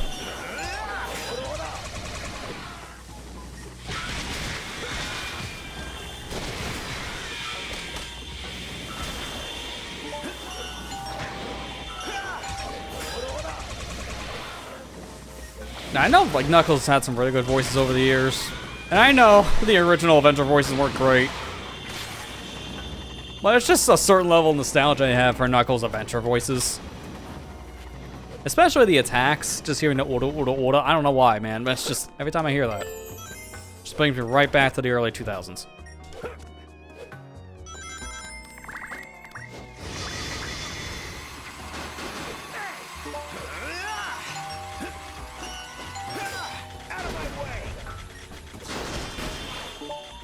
You can really see Eggman's fortress in the background. It's very obvious this time around, compared to the very end section of Act 1.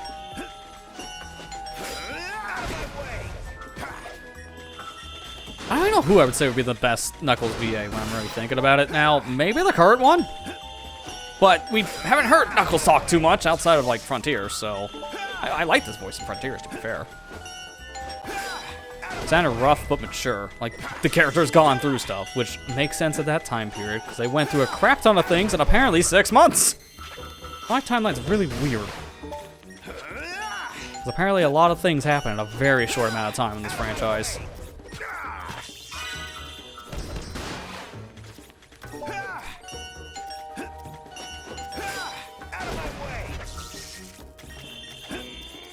Yeah, the Boom voice was good too, yeah. There was also that one as a nice runner-up, but that's just because of the character in Boom. They made that character a lovable oof. We're lovable oof, but sometimes he was just a big oof. Because he made a lot of mistakes. I still see, all the time, that one clip of Knuckles stamping things as a mayor. Okay, just suddenly tiny. Okay. I still see that clip of Knuckles just stamping things as the mayor in that one episode of Sonic Boom for, like, approving on things. So it's like approving or disapproving your waifu. Like, I've always seen that as a recommendation, just every once in a while pop up. Or, you know, a thing of he approves or disapproves of your favorite franchises or your favorite game or soundtrack, whatever. Like, I just see that all the time in my recommendations. So it's still current to this day. People keep on hearing that voice because of that specific meme.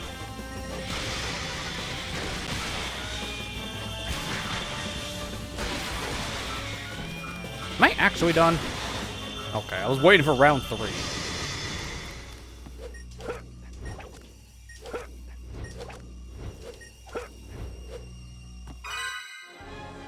Meme approved. Yeah, this is perfect. This one wasn't that bad. I don't know what the S is here because nobody apparently tracked it, so it's a eh. I would assume it's 200k and the enemy score alone was enough for that. Alright, well that's it for Missouri. Now, it's time for our next character in the list. So let me get that character ready. Which is perfect timing because an ad's about ready to start, so I could do this while the ad's playing.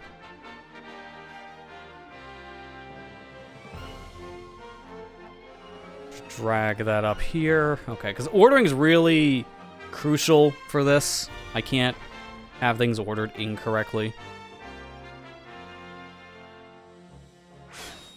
I'm gonna force a save just to be safe on that DLC thing. There we go. It saves after you beat it, but I'm just playing it safe. Alright, let me close the game. And now let's relaunch it.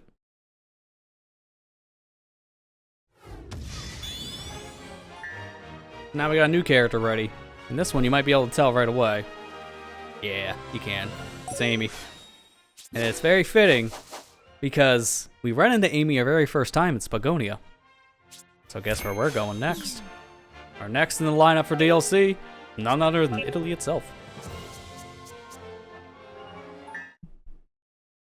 She actually did get replaced in some of the tutorial images, and it looks very weird because you can tell the character wasn't designed with those images in mind. Just kind of stands out like a sore thumb.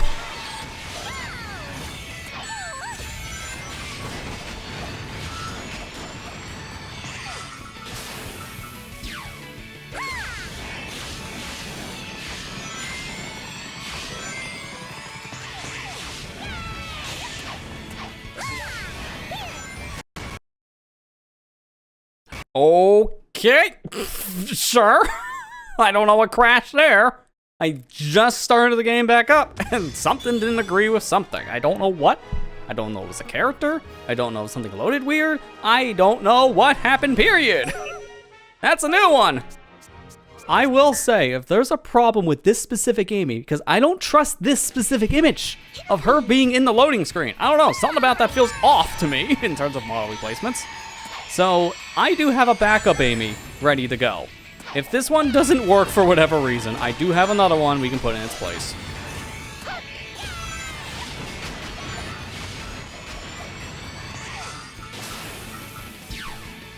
So let's see if it crashes again once I go around this specific corner.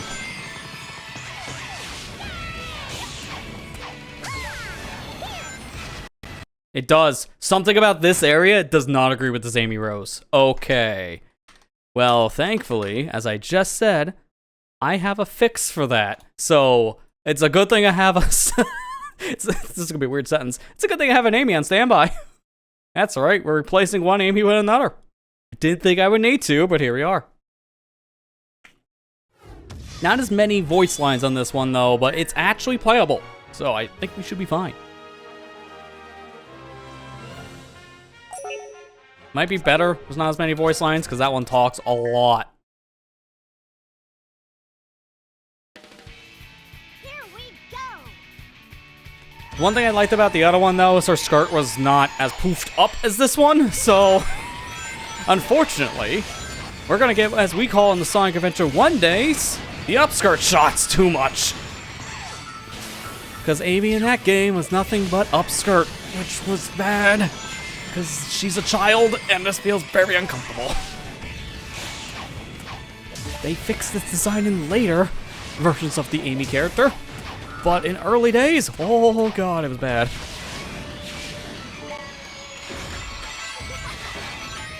Alright, stop here, because, yeah, that looks friendly. Every single part of that rail is nothing but bomb.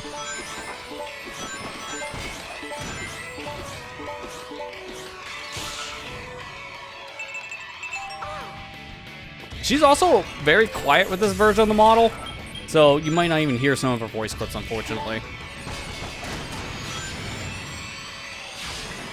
Never fear, Amy, game crashes here. Probably not the phrase we really want to hear or see.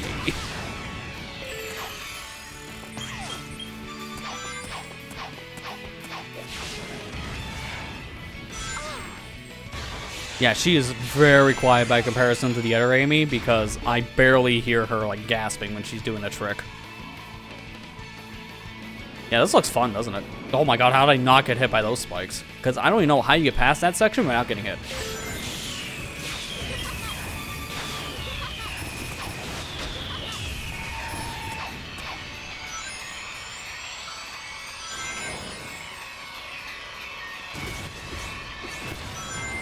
I would like to know there's more character replacement mods like this for certain characters, because I've been looking up certain ones for tonight's thing, right? I only found like 2 different Amy Rose mods. I found only 2 Tails ones. I found none for very specific characters, which shocked me, like none from Omega. I had to find like a complete pack of certain characters just to find certain ones even playable. And even then, they don't have like custom voice lines, and the skeletons are all messed up. So you don't get the start boosts. Like, I've seen other people play with other characters with more things to them. Like, I've seen Amy with a custom HUD and more voice lines. But I can't find it. I don't know what that mod's called, because I can't find the same one I've seen others use. Nice, that spawned literally in front of me. I couldn't even see it. It spawned on my head.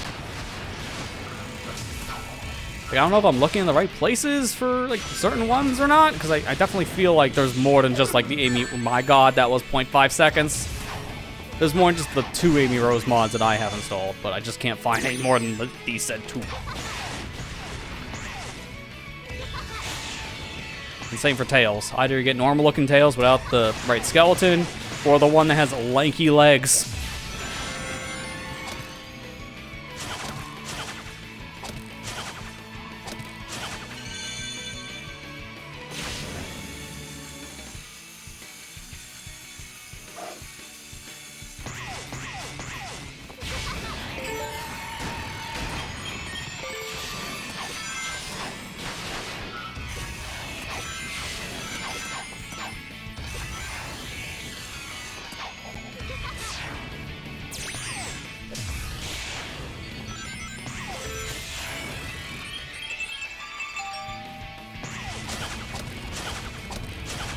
No, no, oh my god, you almost launched me right into a spike ball game. Thank you. Oh, that would have really been annoying, but it also wouldn't put it past this game with the DLC. That wouldn't even be a DLC fault. That's just normal game design, because that's the same part as normal Rooftop 1 Act 1. Did I say Rooftop 1 Act 1? I just noticed that. These redundant acts are getting redundant. Even I'm calling them a redundant name.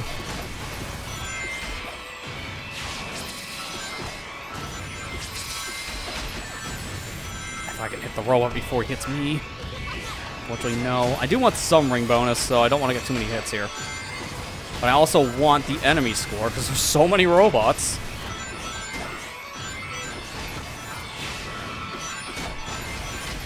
And there's also so many spike balls. Dear God, dude. Like, why are there so many bombs? Also, this is only 1 ram instead of, like, 2. So you can actually run off the edge if you're not paying attention.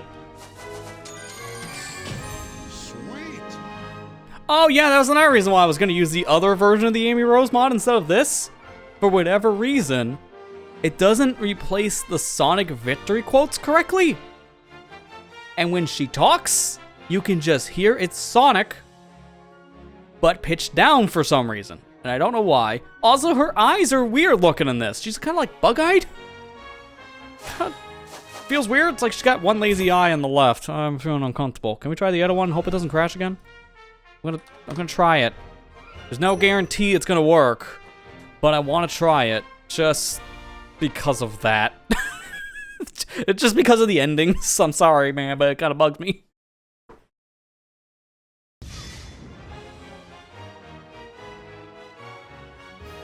Yeah, the person you're talking about there, Marley, I think that's the person I saw play some of this. And she had like a custom Amy mod that I can't find anywhere, where it replaces the whole model, the overlay to be different color. I think it's all pink and such. I can't find that, so I don't know if it's custom made or it is somewhere to download. I just haven't been able to find it anywhere. Halloween.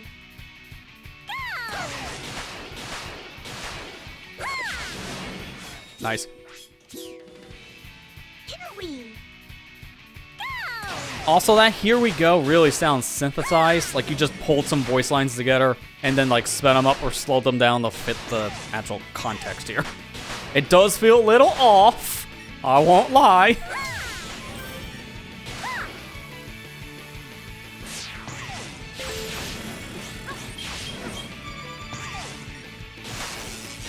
Might be a playtester. Yeah, that can make sense. I can explain why Callie might have a different version of the Amy mod that I can find. Can I get, like, a ring, please? Like, at all? I think the stage is more of a gauntlet of you don't get health. Feeling good. Oh god, the feeling goods are so weird. Oh, you can't go up at all. Feeling good. Feeling good.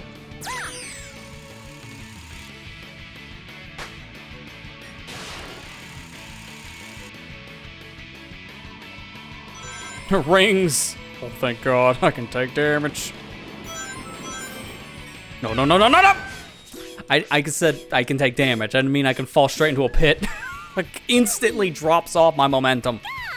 I wasn't prepared for that.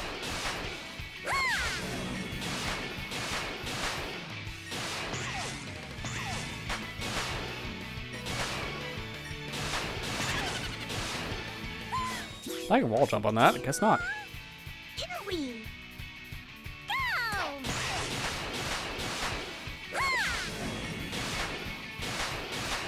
I'm curious of how much DLC we can get through tonight, if maybe even all of it, because the thing is, every continent but Eggman Land actually has DLC.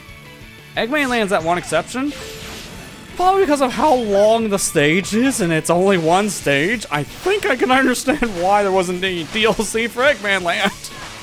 That would have been a nightmare, especially for coding purposes. Feeling good. Feeling good. Feeling good. Feeling good. Feeling good. How we doing, guys?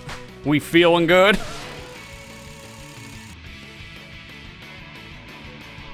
How'd I miss those? I want at least like a ring. I don't think ring bonus should matter too much in a stage like this, but I want at least something so I don't die.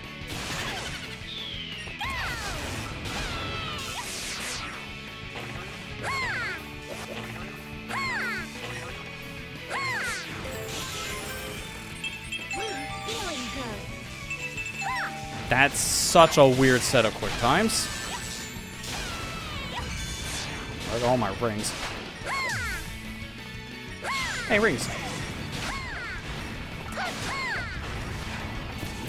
Feeling good.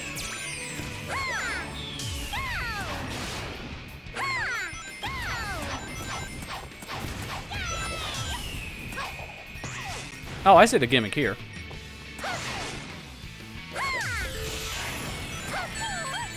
This... Dude, that robot's not even on anything. That's just floating in the air. Like, hello? What was that design?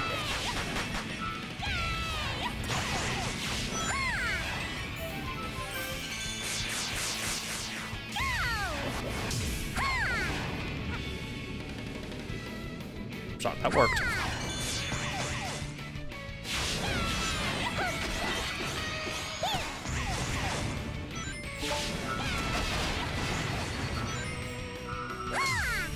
There we go, made it. Maybe I should have boosted there for the extra score, but I hope I'm good.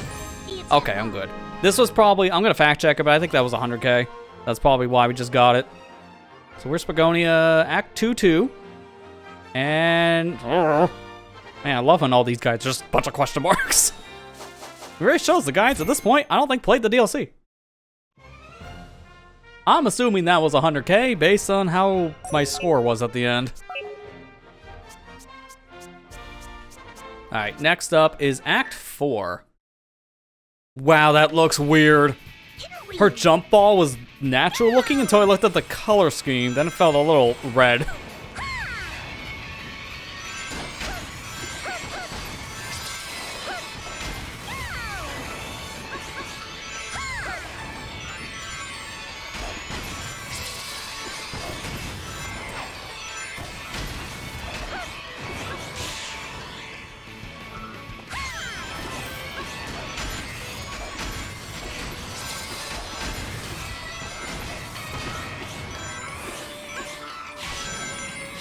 What's nice about this stage is mainly just hold X and just quick time. Other than that, you don't really have to do much with the stick. It's all quick stepping. Gives your thumb a rest. Say that.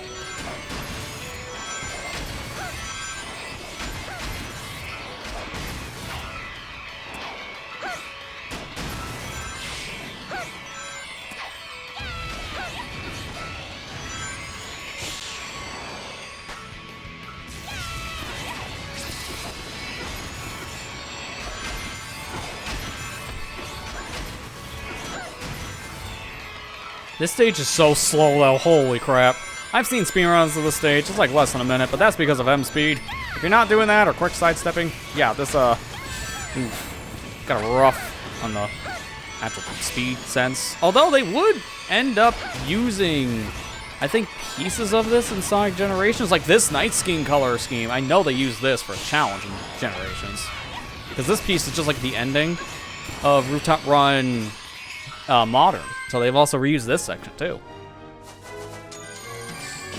Piece of cake.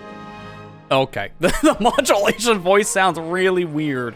And the eyes aren't that much better here, but hey, it's an improvement. I also just noticed I'm just gonna use the Photoshop cut tool real quick to clean her background. Didn't get all of it vibes. Like they didn't look up a Amy PNG. They found one of those that had like those stupid marks on the background, all like the square marks. So it wasn't a real PNG, it was a fake PNG. I hate those. Alright, so now it's just Act 5. This stage is bugged in the Xbox Series and PC versions because of the very final hits on a spring. It wasn't coded correctly for 60 frames per second. I'll show it when we get there, because I'm probably gonna die to it. I've played this one, and this is why. I've known about the bug. Okay. I don't even know how I didn't hit that balloon, period.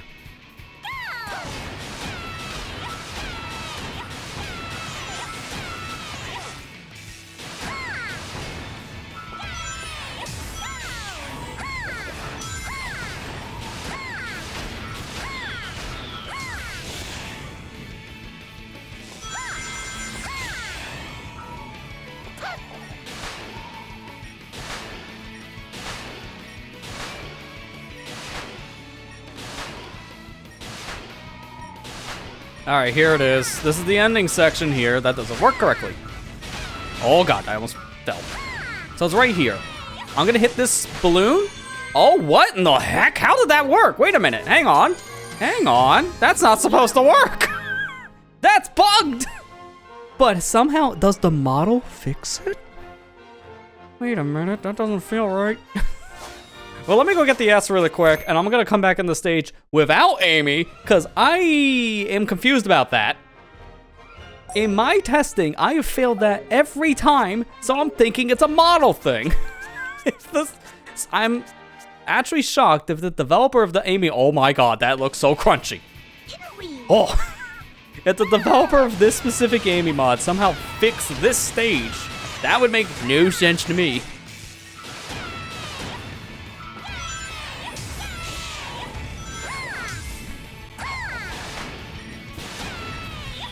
I'm gonna do this my way now, because I have played this before, and I've gotten an S, because I've also had to see something else.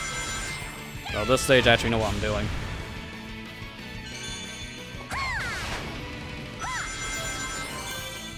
Or was it this jump? No, it was this one. I hit the wrong one. You hit this? Yeah, that's more like it. That's the bugged part. I was thinking of the wrong balloon. That's what it was. The bottom one is consistent. The top one is not. So, for whatever reason, if you're playing the game in 60 frames or higher, then this stage doesn't work correctly anymore. And it's because of the frame rate. Oh god. How did I survive that?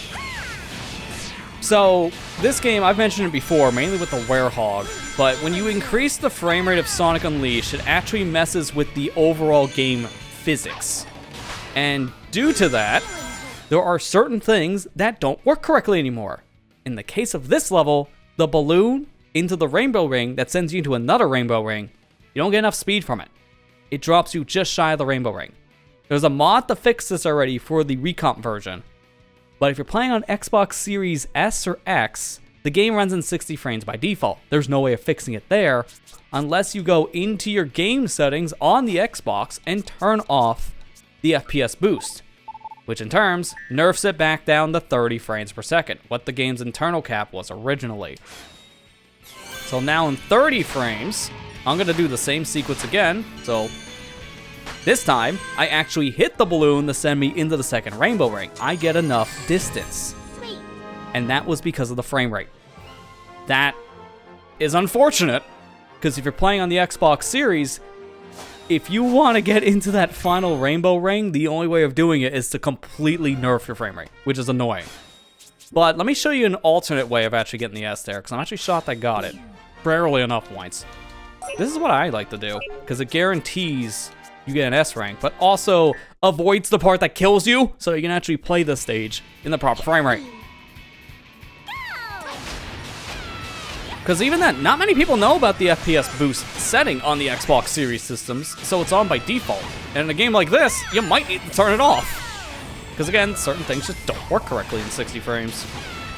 For the most part, it's good to leave on, but it's like, I think mainly this stage, and maybe Eggman Land could be another one you might want to have it off.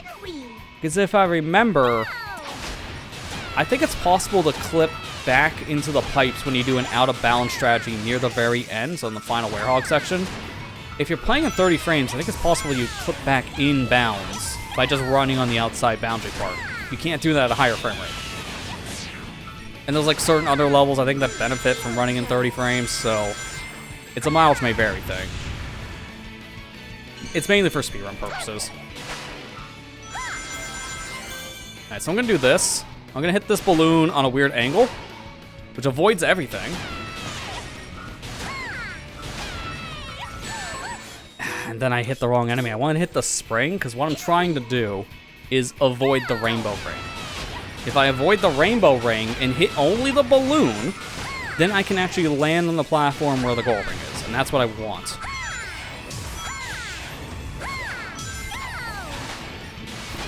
It's so good to take this top path, because it's faster and it gives you a lot of rings. So this is good for your ring bonus. You're pretty much forced to go this way if you want the S rank, because there's just not as much rings on the bottom part. Like 3 full trails right here. Enough for a life. That says a lot.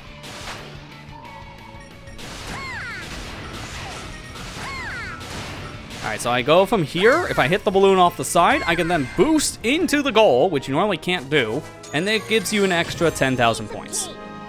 Notice how my score, take away the speed points, oh, we're gonna flat out. I would have failed.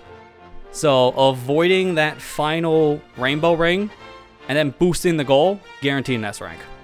This is what you can do if you're struggling on the stage getting an S rank and you're playing with 60 frames enabled.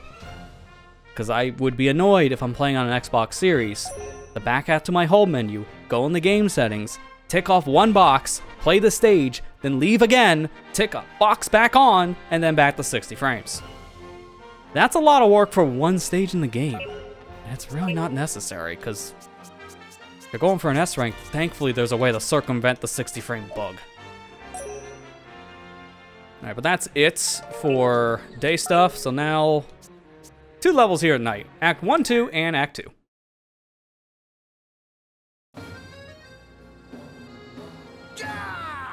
I have not played this, but I have seen that a good chunk of this stage is kind of like a remix of the town sections from Act 1, because you go through a lot of the town stuff. And it looks like the big puzzle here is trying to find all the right switches to open these gates. I imagine there's going to be more than one. And something tells me just clipping through walls is probably the easy way of going through the stage, because you avoid every wall and every gate.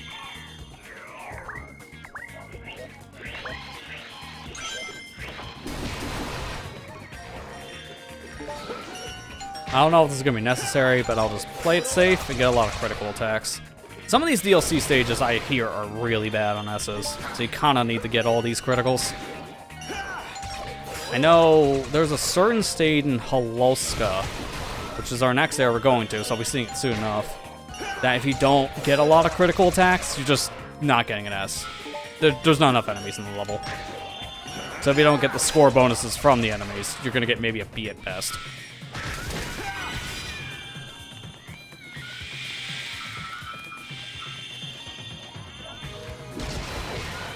Is there anything else here? Okay, it was just enemies. I was wondering what else would open the gate, because I don't see any more switches. Can you get... No, this is a wall. I was going to say, can you get up there? Because maybe you can just jump past all this.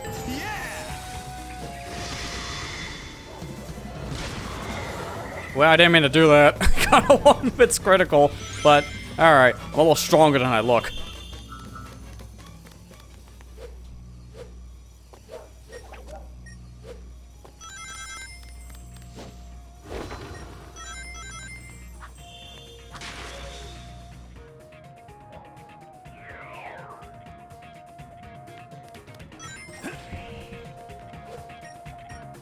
Was that a thing above me? I thought I just saw something out of the corner of my eye. It might have just been like a shield.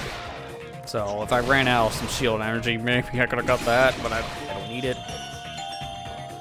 Let's see if I can get the camera to turn around after this. Look in the sky.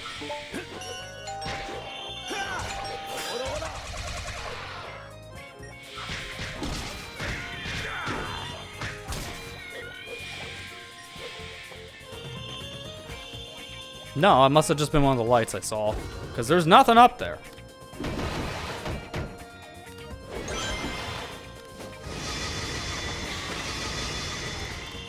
But there's still another thing I need, so I must activate this switch and more enemies spawn, kill them, then the gate opens. Sure enough, looks like that's what we're set up for.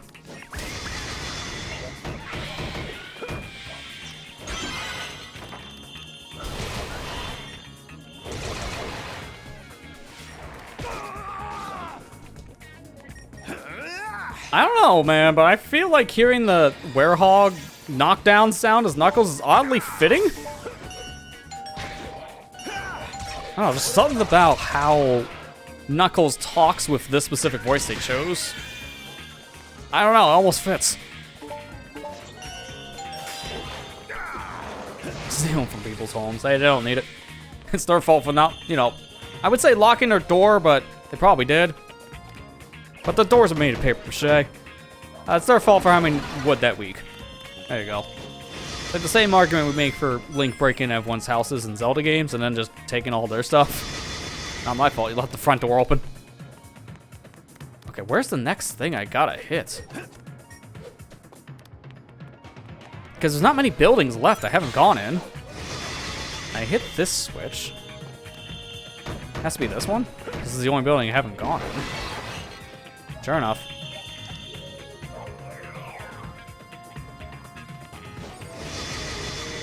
This one's kind of like a maze level, really.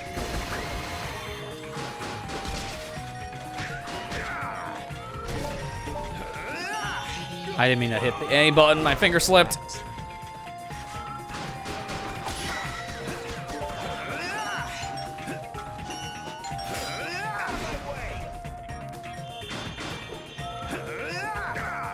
We don't want grabs in this house.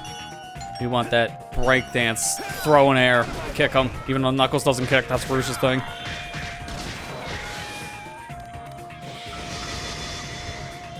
Okay, good. Tell us Southern Italy because of Northern Italy. No one's chasing Knuckles with a broom. How dare you, Knuckles, breaking down my door? What's wrong with you? Get back here.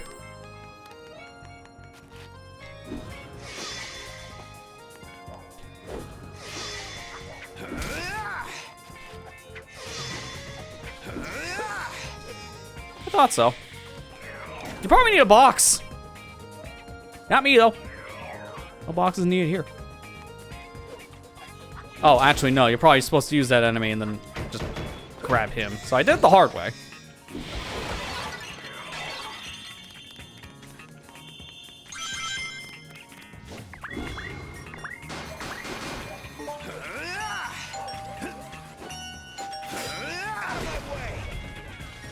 I mean, what's that emo? Because for me, it almost looks like a banana. I don't think it's a banana, but it looks like one on my little screen. Yep, no, it is not a banana, but man, my low res makes those hands clamp together in the old Italian style. That just looks like a banana. I don't know why, man. On my little screen, it definitely ain't hands. Look, man, look at it in the chat view, too. You can't tell me it doesn't look like a banana in the, like, the small Twitch font.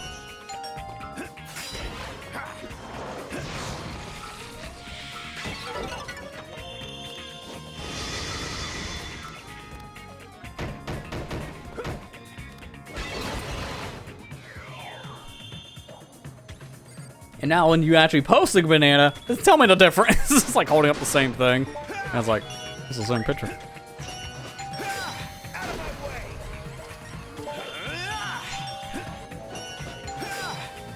Did I just see that right? Yep, just flying pot, you know, as you do.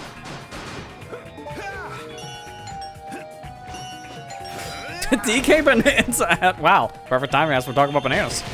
I mean, we were supposed to be getting news on that soon because there's supposed to be a DK Bonanza Direct, I think tomorrow? Yeah, the 18th, so that's tomorrow. We're actually gonna get news on the new DK game here very soon. I'm looking forward to it.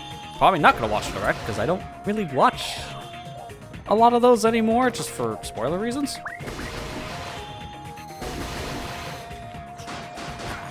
I like going to a lot of these games completely blind, and it's been working out these past few years.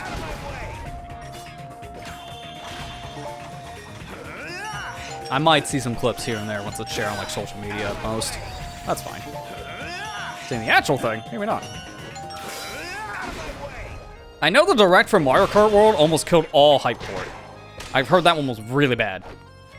Well, I don't think the Direct per se, I think more of the Treehouse coverage. And that was because they were playing on like 50cc, I think. Or maybe 100. So it looked really slow. But the game is not slow at all. And as soon as it came out, people saw past the speed they were playing on the Treehouse. Because that worried a lot of players. Now the actual problem is just Straight Line Simulator. Because most of the game is nothing but straight lines. It's a little bit of an exaggeration, but if you're playing on worldwides, sure it is, unfortunately. Pro tip, pick random, then you actually get a proper 3-lap course. Most of the time. There's no chance you can get an intermission track. We don't like intermission tracks in this house for worldwides. They're fun like the first time or two, but when you've played it 20 times in a row, you kind of want to actually play a real track. I mean, hit the B button. That was a mistake. That's fine. You're next.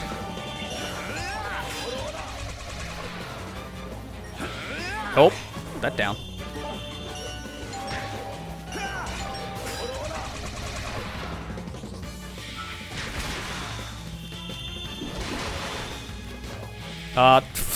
Instructions unclear. Stuck between wall and balloon thing. I literally can't get out. Wow, that's weird.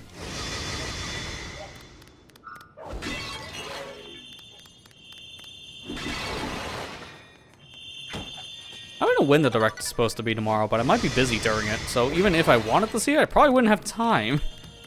But honestly, that's not the end of the world for me. Because like I said, I don't want to get spoiled. I kind of want to go into the game not really knowing anything.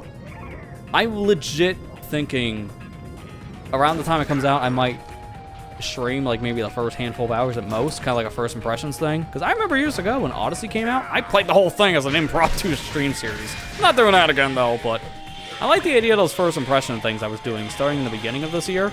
I just kind of stopped for a bit because we got so busy with other projects, but The Switch 2 as a whole has so many things that are just good for samples that I might just bring some of it back again. Like, I kind of just want to run through some of the games that got Switch 2 enhancements, just like maybe as a quick one-off. Maybe like next week or something. I got to play some of them, like earlier today I was trying to get some footage for like hand cam stuff. Because I'm working, like I've been doing all these console things. I'm working on an eventual like Switch 2 review kind of video, kind of like an overview thing. Okay, yeah, that's not gonna reach. I might need a second jump. I can like... Yeah, there you go. Now, what? How did that... Hello? Knuckles? How are you not hitting any of those? I am impressed of how terrible your aim is. Like, dude. Huh? He's too high. He needs to be lower. Knuckles. How? Huh? What is happening here? How is he missing? Dude, hello? Oh my god, why is this thing so stupid to hit? Thank you, God! I swear, at least 20 different attempts for one Switch. That was so dumb. I don't know how I missed that many times. Oh, that's impressive. Impressively dumb, but impressive.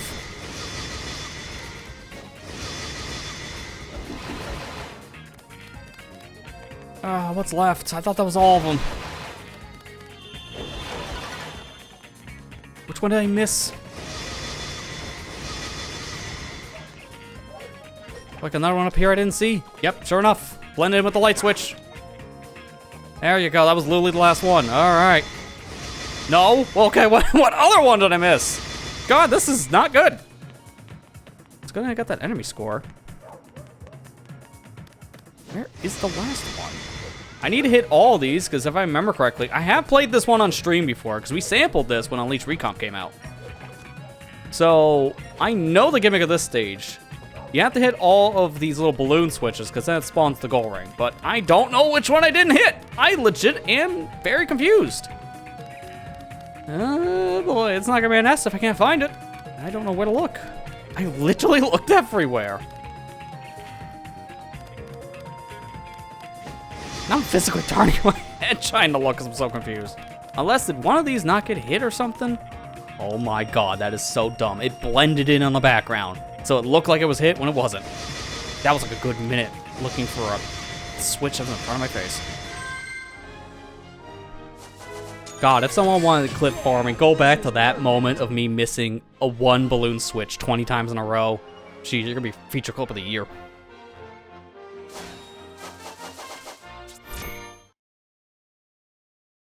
Yeah, the sweeps are AoE for enemies, but not switches.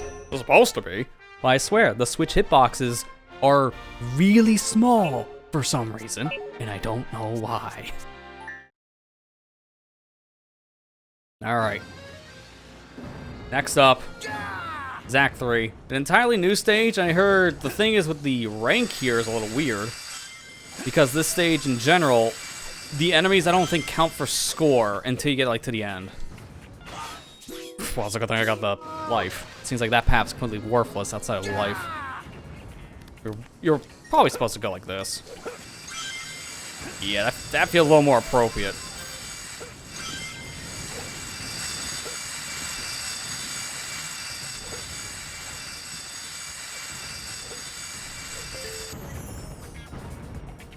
So I think this is one of the few enemies that might give you score. We'll see. Thankfully, they gave me one of these boxes, so bon appetit. Oh my god, the wombo combo.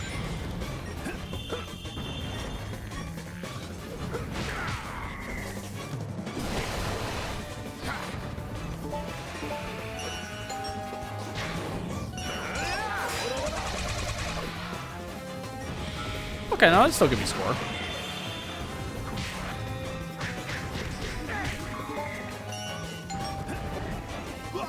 It might be a thing of if more enemies spawn later, I don't get score. Because I've seen that this one's a little bit of a tight rank because of enemies. Okay, good timing to do the critical attack animation.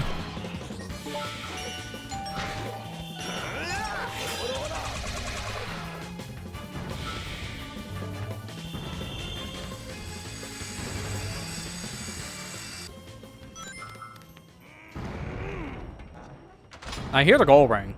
The stage is not that big. I think it's more vertical than horizontal. But what happened to you? Hello? The box just went flying.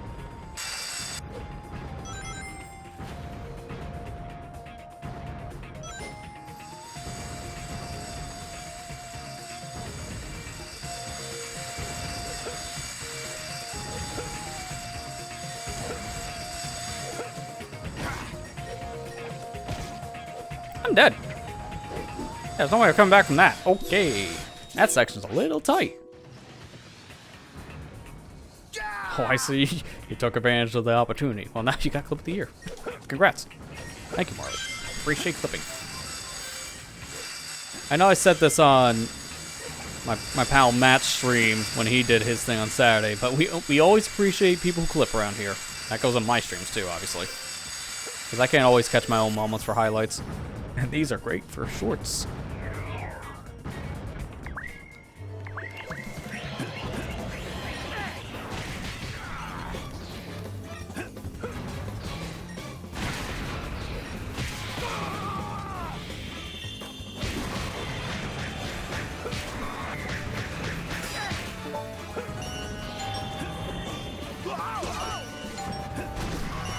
Well, one thing I've liked about actually just getting a lot of my clips anymore from Twitch, because I used to do it all manually, but now I'm just taking a lot more of user-submitted clips for all the shorts we've been showing over the past few months on YouTube. But also, I'll make my own every once in a while too, because I'm trying to take advantage of the feature clips tab. Put clips I want in there, and then what clips people have made over the years on my streams. I'm trying to make more use of the discoverability on Twitch, because Lord knows we need more. But it's been nice on editing because I had to do almost no work. I just grabbed the landscape version of the clip and then just convert in the format I need. For those asking, why not just take the vertical one? I don't know why, but every time I download a vertical one, it's a random format of the week. One day it could be 480p, one day it could be 720, one day it could be 765p. It's like, I don't know, man. There's no consistency with the Twitch clips on vertical. I don't like them, at least on download. It's just very messy. I'd rather just make the vertical myself to get a consistent 1080p and have the right formatting. Because then if I want to show more of the landscape view, I could just zoom it out. Can't really do that with the Twitch one. But it's really useful for people just needing a short now. Ooh, 2 big mamas.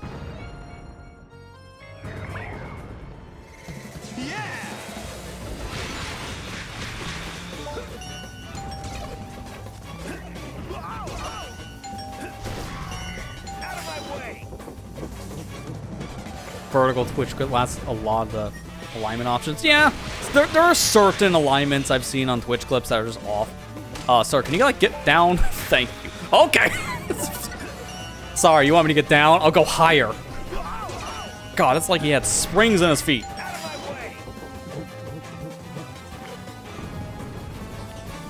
As I was saying with the Twitch thing, they only really give you an option of either one thing or 2 things in your clip, and most people will pick the 2 options so they can, you know, actually have their camera next to their gameplay. That's kind of important if you use a face cam.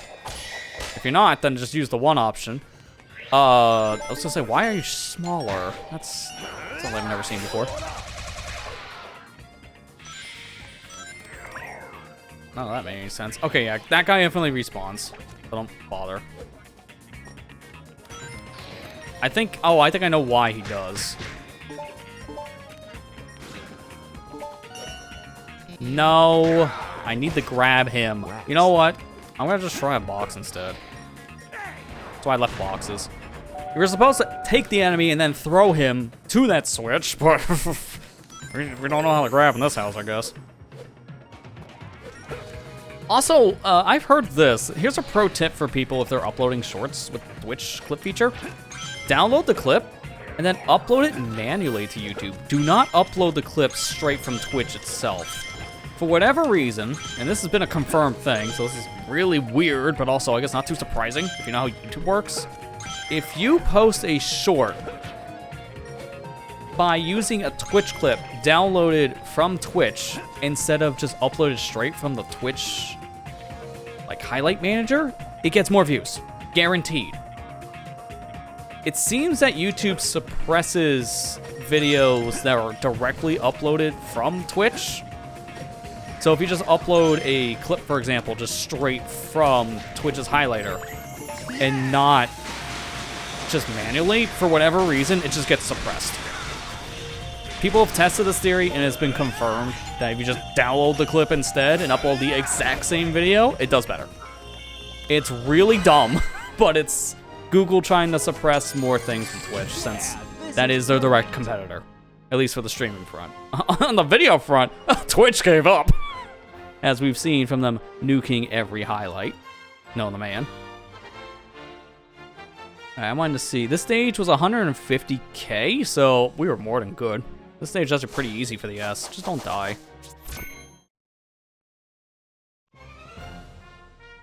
And I think that's it for the night stages. Yeah, okay, cool. So, that means we get another character. Let me check my notes to see who's next. So we're going to Haloska. Okay, so that's who it is. I did notice the Amy mod also, just now I noticed this. It replaced the Knuckles image for Werehog and just put it back to Werehog. I don't know why. It's kind of weird. Sure.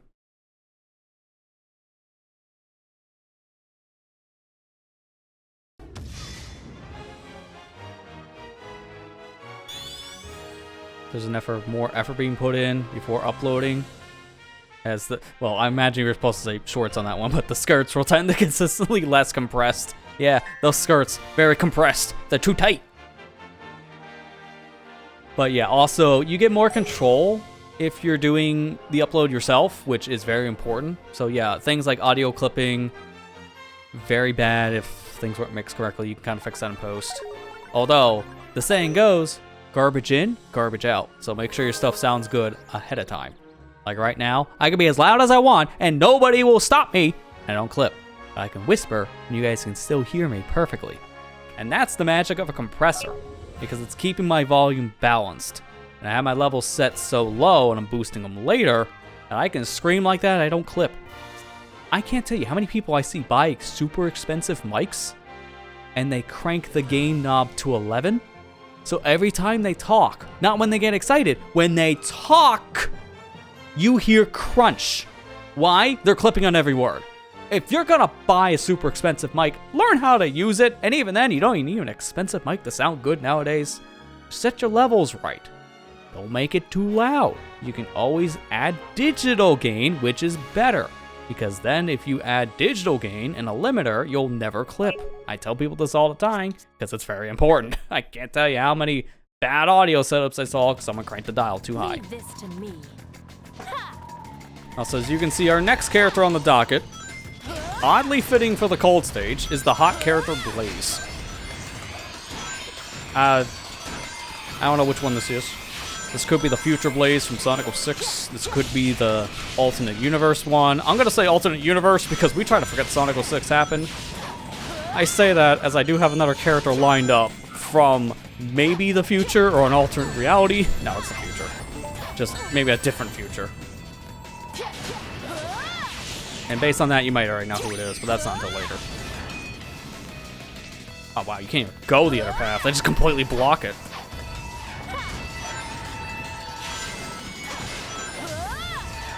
Now, this mod is actually very interesting I'm using for Blaze because it's not just Blaze. There's an option in it that lets you pick Burning Blaze, which is her super form. So if you wanted to play with the normal looking Blaze or the super form in normal stages, there is an option to do so, which I like. And she still has the flips on the bobsled. Remember when you can use, okay, well, let me reword because I guess some lost in translations here. Remember when you used to be able to go through the Twitch stream VODs and like everything would just be there? Yeah. I mean, man, that was so many years ago. That was over 10 years ago. This was right when they changed their branding to Twitch. Like not even 2 years after, that's when they changed that policy. Because when this site was Justin TV, which then later became Twitch, I think in 2012? I think that's when they changed the name. they had the VODs be permanent on the platform, so you never had to highlight things. They were just stored forever. But they changed that very fast. So that's why people for years just relied on the highlights to save their VODs, and now that's... What did I hit? Hello? What? Ref? Hello? I'll get back to that thought in a minute because I have questions. I need answers now. What did I hit?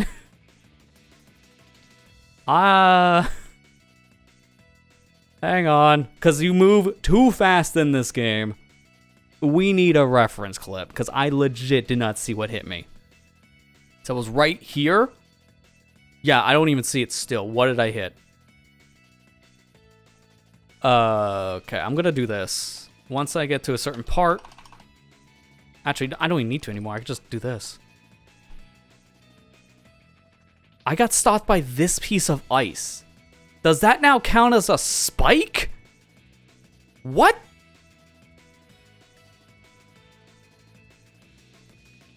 Why? Why? That's not a thing in the normal layout. At most, you might bounce off of this geometry. I don't understand that.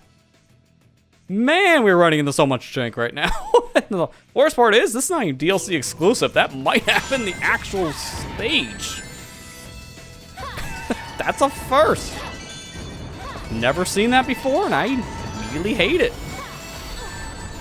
See? That I expect, but not the other thing. That's a new one. Man, you guys are really getting a lot of use out of the clip button tonight. That's for sure. The jank is usually what brings out the highlights. Okay, actually, this is not that bad. Getting frozen is really nothing in this game because it just slows you down. That's it. It doesn't actually damage you. Sure. Also, this is another reason why I was picking Blaze for this. The pale wet jump looks perfect on ice.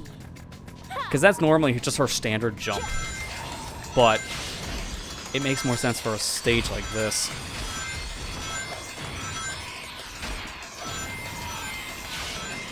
No, it's double the clip, huh? Hey, that's not that happens. Now it's a competition of who gets the best clip. Sorry, they're the same image. Well, I guess they both win.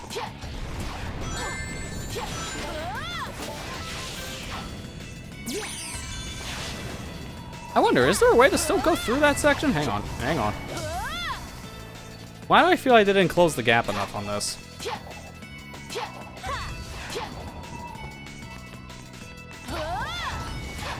Oh, they were smart. This is not like a door time situation from Ocarina of Time. The gaps are actually big enough, but the hitbox is actually fixed. So you can't just squeeze through the door. Like a certain Zelda game. This actually is a properly sealed off door.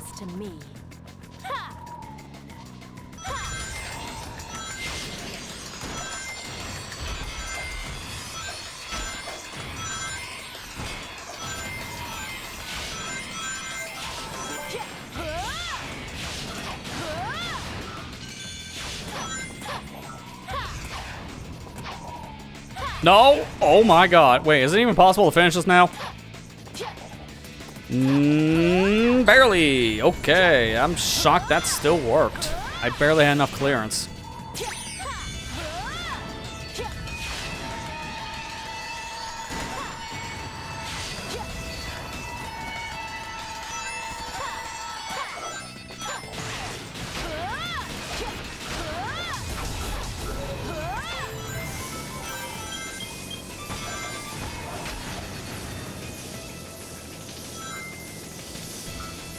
Careful the bombs.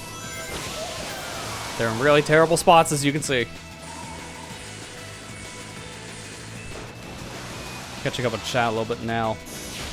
Still blows your mind that the current Silver's Rivals version, and the Rival never has a JP release. Yeah, consistently wise, I guess, for the games. Sonic Rivals not being out in one specific territory really makes that character's like change in direction a little bit harder to follow, because if it's not in one territory, oops. I hope you're reading Archie instead, because a little more context there. I hear Archie Silver is like great. That's like the one I actually want to see be put in games, because oh my god, that's the second stalactite. The Archie Silver here is like a really beloved character. He's just a lovable goofball, and I would like to see that maybe get incorporated in the games. Okay, now I understand how those things killed me before, because it counts a hitbox falling down.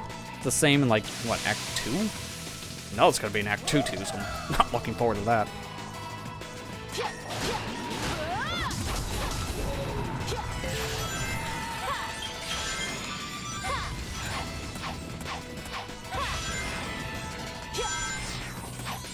Oh no.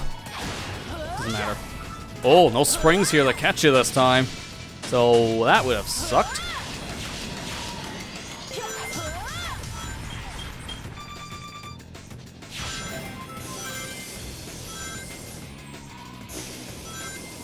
I knew those springs were telling me something. No boost pad there, so if I didn't jump, I would have died. I got rid of a lot of the ramps in this area. It's just nothing but jumping. Did they fix the mile-long punch robot, or is that still here? New variant. He moved slightly further up, so he hits you sooner. Oh, these are very tight squeezes. I think that's still good for an S, though. That was a pretty clean run. Yeah, that's good. Like this one replaces the image, but does it? Yeah, it breaks. Man, that's a weird looking Knuckles. He got hairy. Yeah, it unfortunately breaks the image for the werehog. I'm not surprised. That's the problem when you use multiple character mods on top of each other that have custom images. They might break the custom images. Leave this to me.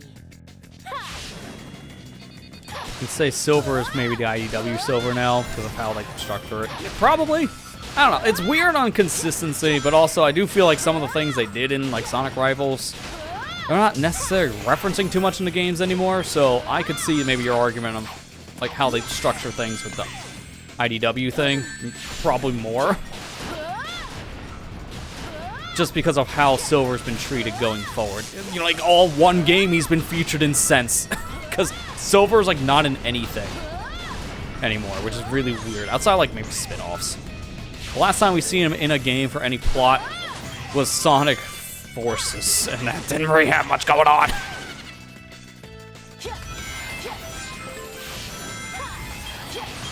That's why we need to see a little bit more. Frontiers was a great breather for story for some of the extra characters, but it was only like the main cast of Sonic, Tails, Knuckles, and Amy. We didn't see anything else from anyone else. So it'd be nice to see a game actually flesh out some of Sonic's friends more. We just don't see that. I know Sonic Racing Cross World is supposed to have a lot of interaction with all the Sonic characters, specifically them. Apparently the crossover characters like Miku and Joker, they're not going to have those kind of quotes to the main cast. Which I guess I can understand, because that's a lot of quotes they would need to make. It's like over 600 now.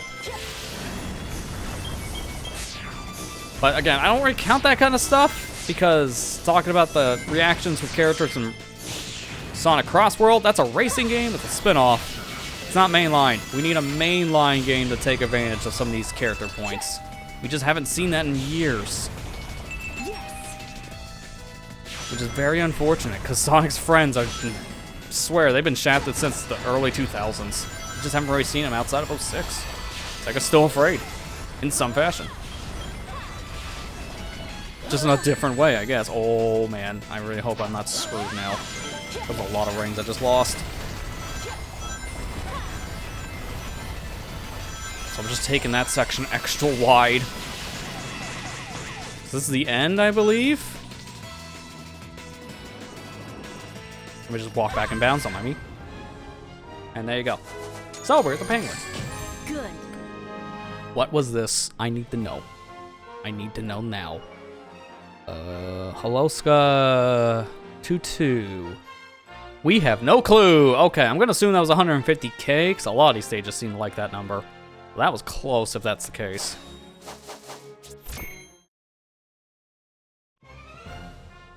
Silver and Sega's Eyes just exists. I think a lot of characters are kind of in that realm, because the Knuckle Chaotic crew with, you know, SBO, Charmy, and Vector, they all just kind of exist. They don't really have much plot going forward. Shadow's been hit or miss over the years, but now they're starting to flesh him out more because of what we got in Shadow Generations, which I'm grateful to see. Amy has been transformed after Sonic Generations from the stalking character with Sonic, but now she's just typical female. She doesn't do too much else, so she needs a little more character development still in a lot of fans' eyes, which I get. And that's it. Like, most of the other cast, you just never see anymore. You don't see Omega, you don't really see, like, Silver. Blaze is just gone. Like, a lot of Sonic's friends are just not even in games. At least mainline. I was surprised to see as many characters as we saw in Sonic Forces, and the game barely had plot, so it didn't matter. And then after that, they just shoved all those characters back in the closet. They just don't get to really have much time in the sun. We just need more characters to be more fleshed out. Leave this to me. This is right now, most of them are not. And they could easily be more fleshed out.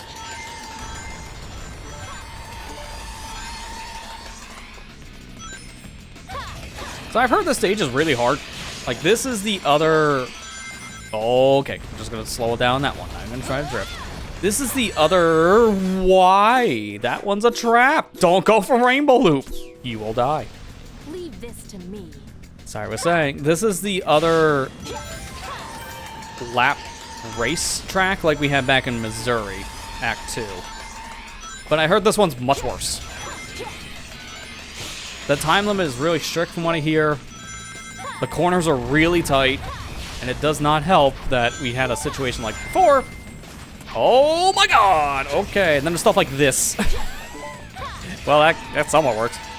It's very easy in this level to just jump off the edge and just die, because there's not much guardrail here. So it's much harder than I remember hearing from Missouri 2.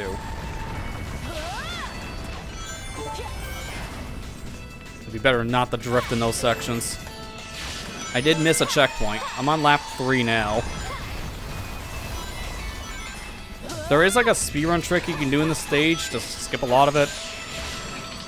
I'm just not gonna attempt it, because it's like, I think a precise jump. You gotta do it twice.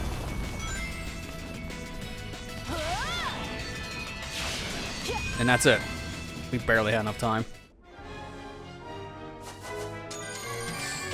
All it takes is a little effort. Oh god, this is gonna be 100k, isn't it? Maybe I will have to try that jump. Because this is gonna be really, really hard otherwise. I thought that was a good run, and that still was bad. Really more games where they star the protagonist? Yeah. The thing is, we can get more spin-offs nowadays. I don't think that'd be a problem.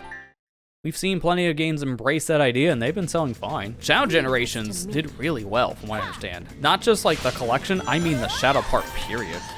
That seemed to have sold real well, no matter what version you're talking about. And people loved it. So that should, I would hope, open Sega's eyes to the idea of, hey, bring back all of Sonic's friends to more stuff, because we will actually play the game and also buy it. You don't even need to put it with another game. Just release it on its own. We'll buy it. It'll be great. Just don't buy it on the Switch, because then you can't upgrade it to the far superior Switch 2 version. You're just gonna be a ripped off customer if you do that. Which sucks. Leave this to me. Speaking of that, legitimately, I've heard the worst one that got that upgrade treatment, aka no upgrade treatment, was actually Puyo Puyo Tetris 2. Because I heard that they barely did anything with that Switch 2 version, and it's too expensive for what it is, because you can just buy Puyo Puyo Tetris 2 on sale for like everything else for dirt cheap. So it just makes 0 sense to get the Switch 2 version right now. And it's like, guys, why don't we even just have upgrades, period? Like, modern day Sega right now, I cannot stand. I hate them so much. I've said this plenty of times, I feel like, over the past few months, but it's getting really bad to be a Sega fan right now, because they are nickel and diming their fan base, and they know they can get away with it. And that's the worst part, because they keep on doing it, and it keeps on working.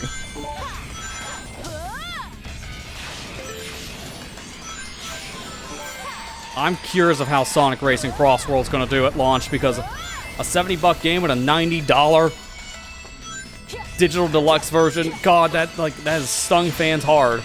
And I don't know if that's gonna be a path we're going down forward. If it does well, Leave this to me. that's a yes, and I'm gonna hate it.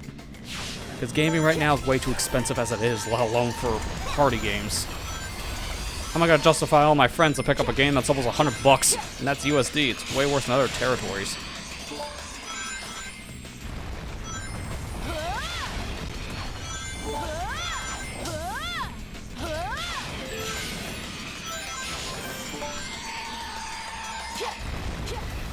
Oh my god! What was that angle? I was straight right. Leave this to me. Limited who must not be gamed. That's one way of putting that. To be fair, that's only like a piece of Sega's problem nowadays. Most of Sega's problem is just their pricing structure of most of their games. Because they're charging the premium prices anymore. You know it's bad when I had the premium right in the mic. They're charging premium prices for games that aren't really worth what they're asking. They are really testing that limit of what people's wallets have. And in some ways it's not been working, because I've been hearing the Switch 2 editions of a lot of their games right now have not been selling as well as the Switch 1 versions. Gee, I wonder why. So, some of it's already starting to bite Sega in the rear end, but I don't think they're going to change their mentality. At this point, they're kind of just committed, which sucks.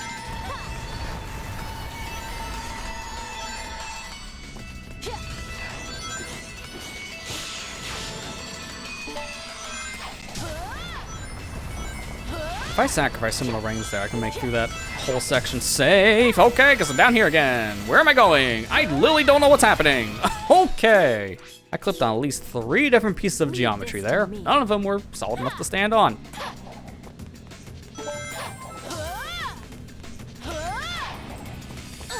Made it. That's the shortcut. I gotta try for that now because I'm doing so bad. I just want to get out of here. I gotta do that 3 times.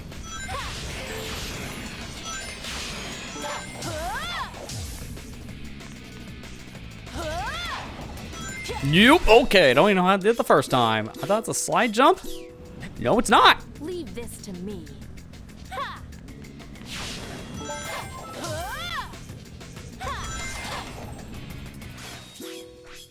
Maybe it is a slide jump because I need some kind of momentum boost. If anything, I should be avoiding the wall. Trying where like the ramp is, like that. But I'm still not making it. It's very tight. A very tight jump, but it is very possible. You see me do once. Alright, I'm just gonna avoid it because I can't make the jump. It's way too precise for me. Yeah, Puyo Puyo 2 could have easily just been like a $5 upgrade. $10, honestly, realistically, $10 would have made sense. Because a lot of Switch 2 updates seem to be about 10, maybe $20. Because I know the Breath of the Wild and Tears of the Kingdom ones, if you don't have the NSO expansion pass, is $10 a piece, which they're worth it, honestly. Like, being able to play the game in 4K 60 is beautiful. I don't agree that they're paid upgrades because every other Switch 2 update that was free is doing the same thing for the most part these Breath of the Wild and Tears of the Kingdom updates are doing, which is making the game look better, and that's about it. They're justifying the extra $10 because of the mobile app stuff, and most people aren't going to use it. So realistically, that could have been scrapped, and I don't think people would have batted an eye. It seems neat from what I hear, but also not really a necessary thing. Oh my god, where am I going? Okay, here I am. Clutch.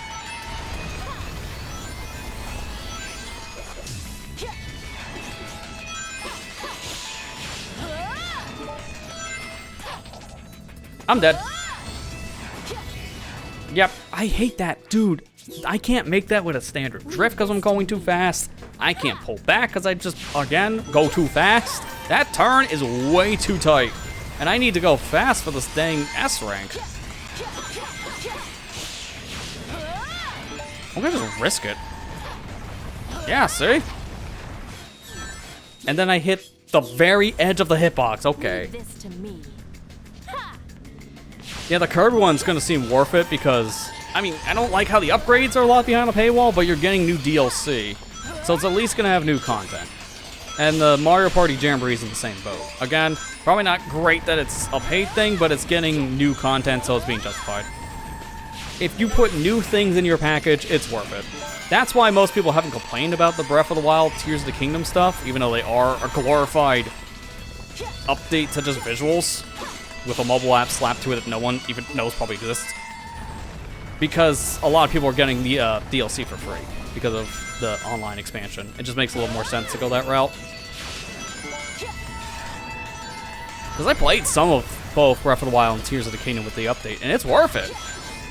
It just kind of feels a little silly. It's a paid update.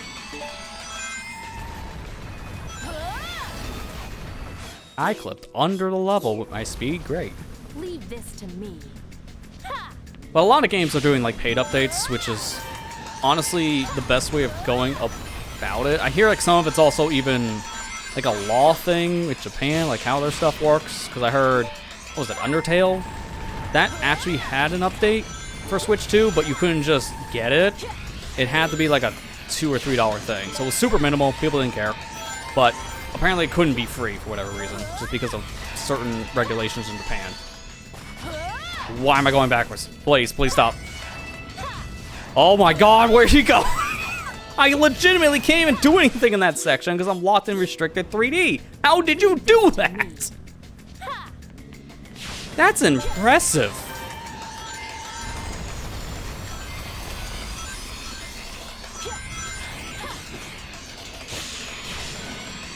Yeah, I still need to try the Scarlet Violet update myself. I've seen it, and it's like a whole new game now. It's insane of how much better that game runs on Switch 2.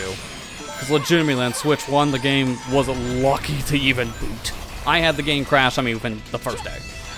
Within the first, like, 2 hours even. It was a very unstable game, and it was very choppy. But running at a smooth 60 frames, it's a whole different experience now. And that was free, so that's really nice to have as a free update. But then I'm hearing the Legends ZA update that's going to come out when the game does. That's paid. It's like 20 bucks, and there's nothing new about it. It's the same thing as the free update from Scarlet Violet. So, Oh, is it 10? That's still $10 too much. Because why? If it's literally just a graphic uplift, why are you charging money? I'm sorry, that makes no sense. Because Nintendo, you're giving us free updates with Scarlet Violet. It's the same thing. That's why I say modern day gaming right now is the equivalent of a gacha machine. Because you don't know how much you're spending, but you're spending more than you probably anticipated. It's really stupid, and I don't like it. Like, you are better off if you already have a Switch 2, just going right for that Switch 2 version of Legends ZA, unless you can somehow get the original Switch 1 for cheaper. Which I've seen some places actually put up the game for a little bit less, by a couple bucks, so maybe then you're better off going the upgrade route, because save some money. It really is going to just depend on, like, when you can get it or how. Most places are selling both versions at full price, so probably no actual, like, savings there. I hate this so much right now. That's why, because I knew the second I touched anything, rock it down. Leave this to me. The stage is really bad. Now I can see why people said the stage is horrible. And I only beat it once. I still don't know if I'm getting the S.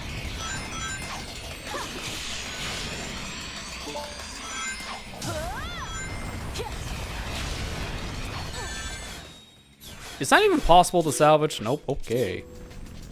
Leave this to me. Well, I'm just gonna be playing the Switch 1. Yeah, that's true. I think Matt already said he's taking that sacrifice because he's played so many downgraded versions of Switch 1 games. I don't think he's gonna really notice too much, which is fair. I'm legit shocked, though. Like, I saw the footage of Sonic Frontiers, and I'm like, dude, how the heck did you play that whole game? Like, dude, Matt, how'd you play that whole thing on Switch 1? That game was lucky to boot. That was the worst version by far. It was terrible. And yet you played it all with DLC included. I give you props there. They're not good props, I just give you props.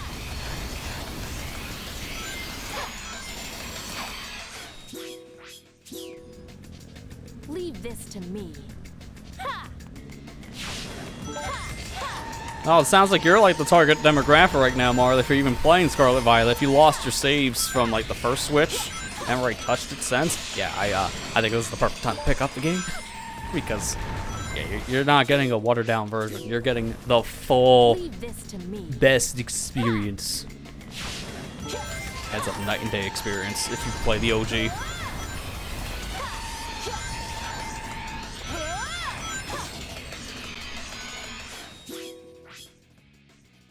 And I'm gonna just say, if you ever replay Frontiers, it's $20 everywhere, every time. Just say, maybe for future reference. It's like, get the PS5 version, get the Xbox version, just borrow the Switch version. Just borrow the Switch version. It did not even get an update on Switch 2. I heard it runs a lot better. It still looks like absolute garbage, which is not surprising, because it was a watered down version of the game just to run on Switch. So graphically speaking, it's blurry, it's missing a lot of detail, and it's capped at 30 frames. Even on Switch 2, it's now locked 30 thankfully, but I heard that was a choppy 30 on the original Switch, so it is an improvement.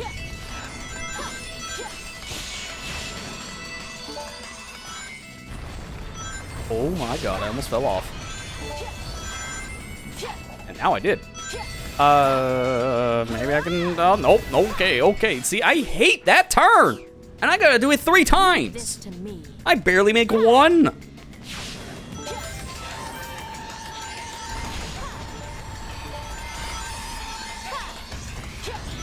How am I doing this, dude? I literally don't even understand how you get out of the restricted 3D area. That has happened too many times to count. Didn't bother you. I mean, hey, more props to you for that reason. I've seen the footage. It's not the frame rate that bothers me. It's the visuals, because it looked too blurry for my eyes. Because if I'm looking at something that's too blurry, it gives me eye strain, so I can't look at it for too long. That's why I couldn't play games with super strong motion blur, like the Spyro Reignited Trilogy at first. Because it was too much on my eyes to handle. So it just depends on the graphical fidelity of something. If it's too blurry, it does give me a headache. Oh my god, I didn't think I was actually going to survive that. Okay, see? I didn't realize it, and because of that, I couldn't react. Leave this to me.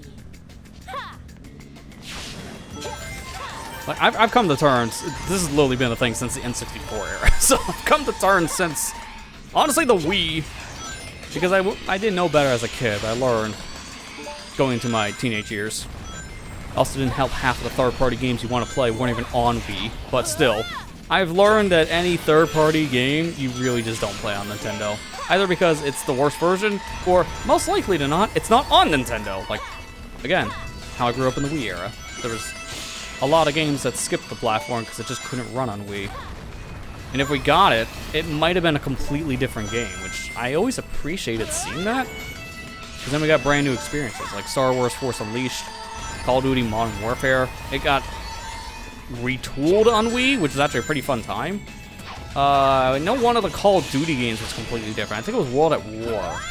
It was a completely different game on the Wii compared to the HD systems.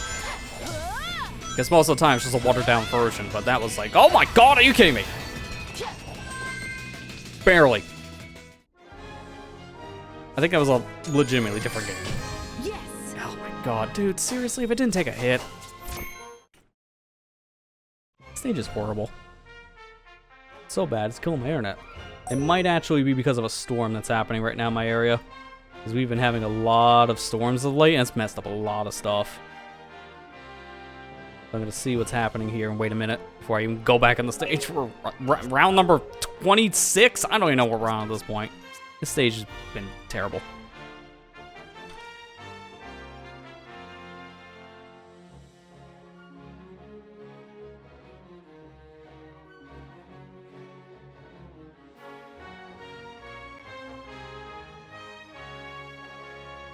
Web of Shadow was different on everything but Wii and PS2. Yeah, those were the version I think that were completely changed because they couldn't run on the same hardware, so they just made a whole different game and called it the same thing.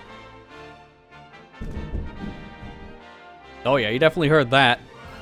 I don't know how much more of this I can actually do right now because of the storm. Because it's actually affecting my internet pretty bad. So I might just finish up day stuff in Cool Edge. And even then, I don't even know if I can do that. Because I have been consistently in the red since the end of that last attempt. And it's been a good 2 minutes of that. So I don't know. And it's ironic because I'm looking at my kilobit per second marker on OBS. And it shouldn't be dropping frames because I'm actually way over. Okay, now it's normalizing. That was a good 23,000 frames in 3 minutes. That's not that bad. Sure. That's why I waited to go back in the stage for it to normalize. I'll at least run through the rest of what I have here in Cool Edge and see how things go. Because if the storm outside is getting worse, then I might just end a little early as a precaution.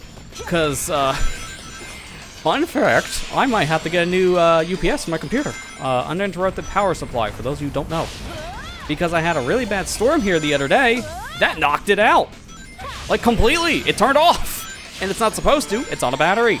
So I think I got hit with a really bad surge.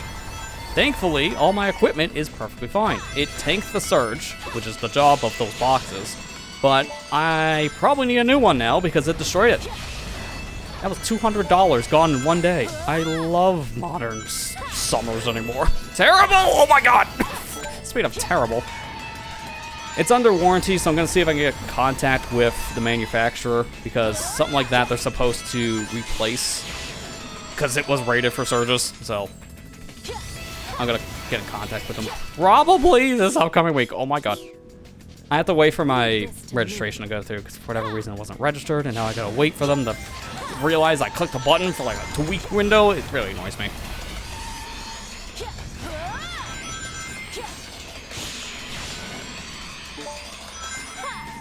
Okay. Nice save.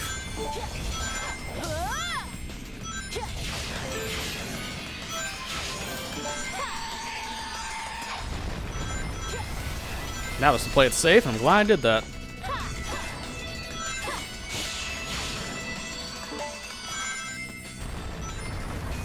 It's really best to not even drift in that section. Same for this one. Because you're better off just doing the jump stomp. My god, every time. Every time. Okay. The fact I'm still alive is a miracle. The stage. Everyone get your this is fine emotes out. Leave this to me. I'm burning up internally.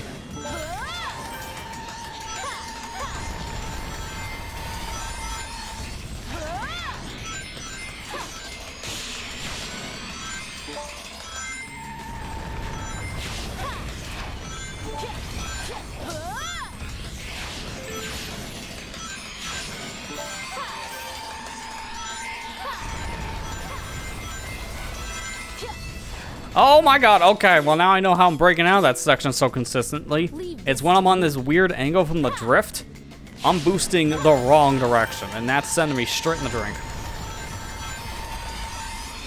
So I gotta let Blaze fall back down before I start boosting again. Because otherwise, I'm just gonna go in the air.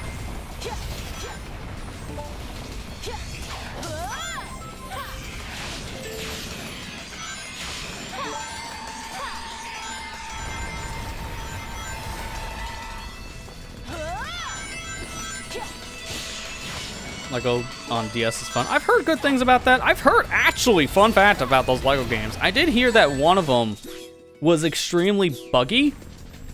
And I don't know. Maybe it's the one you're mentioning, Ethan. Lego Star Wars 2 from DS. It was one of the Lego Star Wars games. The original printing was extremely buggy to a point where you couldn't even beat it. It was Lego Star Wars 2. Okay, I was trying to remember if that was the one, or was it like Lego 1, because I think both Lego Star Wars are on DS. But yeah, I think it was Lego 2. You're right on that. It was so buggy, at least on first print. I think there was a reprint later that fixed most bugs, but the damage is like done. They needed to release the trilogy just to get Lego Star Wars 2 on DS actually playable. Because it was so bad, I heard. So, unfortunately, the original owners got screwed. Leave this to me. Don't have the launch version. You did beat. Yeah, if you were able to beat it, then you probably had a reprint. That or the version I was in, like Trilogy or something, because I think it might be the same. I don't know. But I remember hearing, only now, recently, I remember hearing how the original print was very buggy. Like, you would just fall through floors, clip through walls, and there were just some sections that were literally impossible because of that. It just wasn't properly bug tested, it seems, before it got launched. So a lot of things missed QA.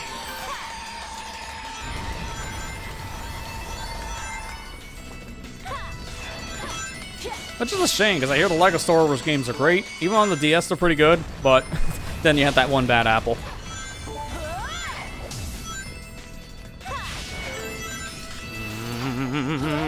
Knew it. Because on the left side, it's almost impossible to get back up. Leave this to me. Yeah, I remember that too, Marley. They released LEGO Star Wars 2 on 360, and then, like, not even a year later, the complete saga, which has had LEGO 2 in it. It's like, what was the point? If you bought the original LEGO Star Wars 2 on 360, you wasted money. And they really made sure you knew it. It was dumb. Dumb timing. It's like, why'd you even bother releasing LEGO 2 on 360? Just not needed.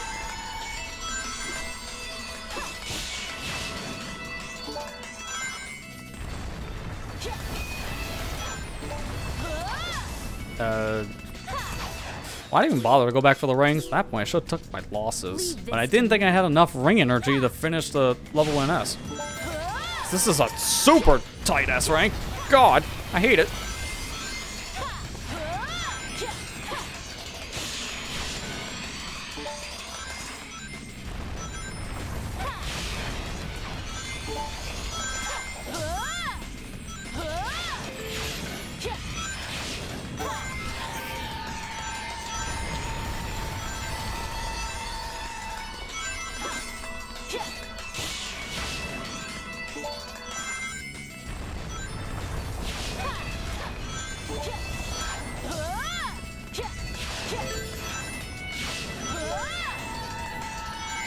I like keep on hitting that corner every time I make that turn. That's really nice because it sets me up perfectly to go through the water. I gotta really just like zip it because I've noticed I'm playing great when I'm not talking. I open my mouth, instantly jumps in water. It's like it doesn't even, like, I don't give myself 5 seconds before I make a major mistake. I just instantly eat it. It's impressive with how bad that is. And it's my job though to talk, so I kind of can't be quiet. Otherwise, there go the viewer base. I'll have you guys fill the void. We talked about limited who should not be named games before. Is the new Gex trilogy that just came out? Oh my god, how'd I go backwards? Well, we're gonna try to salvage this. I noticed the pattern. Every time I open my mouth, I screw up. Instantly screws up again. I've noticed the trend. It's consistent. Alright, as I was saying, because I need assistance apparently for this, as you see. Is the new Gex trilogy actually playable? I hate how I have to ask that, but after hearing the Tomba incident, I need to know. Because I'm interested in the Gex trilogy as someone who grew up with those games, but knowing Limited was in charge of it makes me worried because I'm afraid that the game might break at random areas. Because I've heard the horror stories already of Tomba.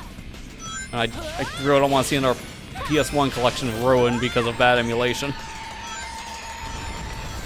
I saw, at least in the screenshots, the game was made widescreen, but the HUD looks stretched, so that's already given me a concern.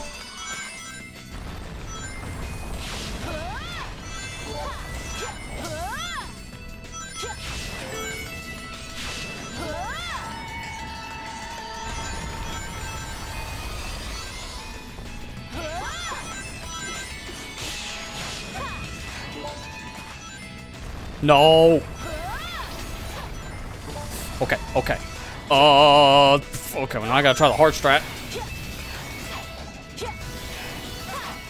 Dude, I was under the goal ring. That's how close I was. That's so dumb.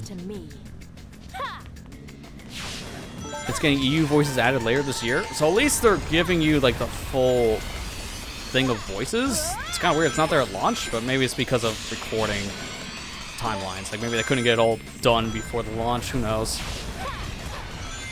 This was another one of the games that was announced way early because it was announced, I think, 2 years. Like I think it was announced in 23, so like 2 years ago, and we haven't heard anything until more recently, and then it's out. One of those games that was announced way too early, so they can sell you a collector's edition that's probably not going to ship in 3 years. The typical LRG strat. So I forgot it was even a thing until like the end of last year.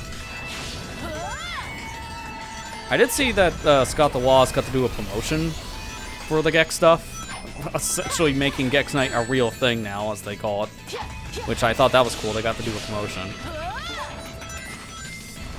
Okay, I think this is a lost attempt. Yeah, because I seen that coming. I somehow ran on top of the stalactite. That hurts me. Impressive.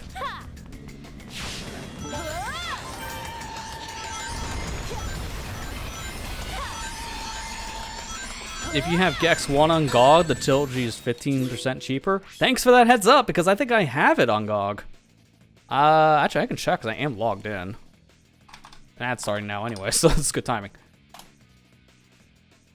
Well, funny enough, it gives me a redeem page immediately, because of all the stuff that's going on with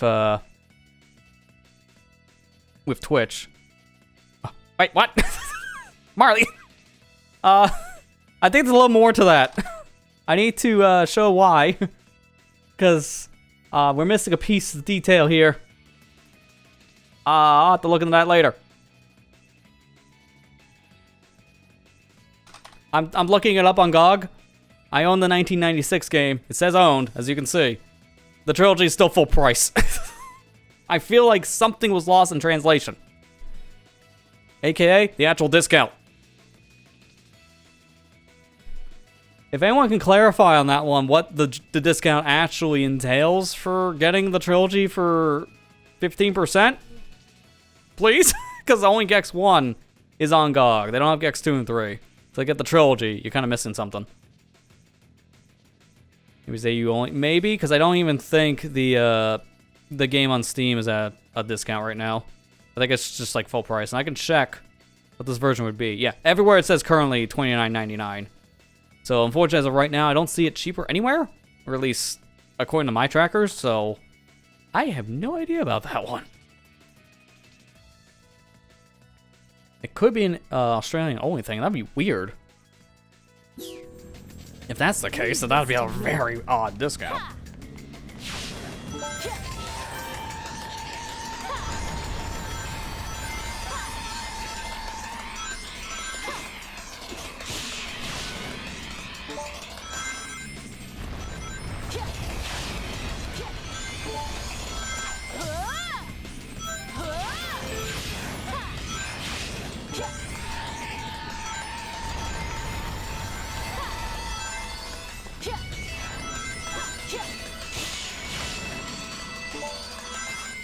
Too fast! I had a feeling. Alright, well, I have to make this jump now. Dude, that wouldn't happen. Leave this to me. You know, I have a feeling if there's talks about the GOG version having a discount because of owning the first game, it might be something that's not fully rolled out yet. So if that's actually a thing, it just might not be applied, at least to all territories.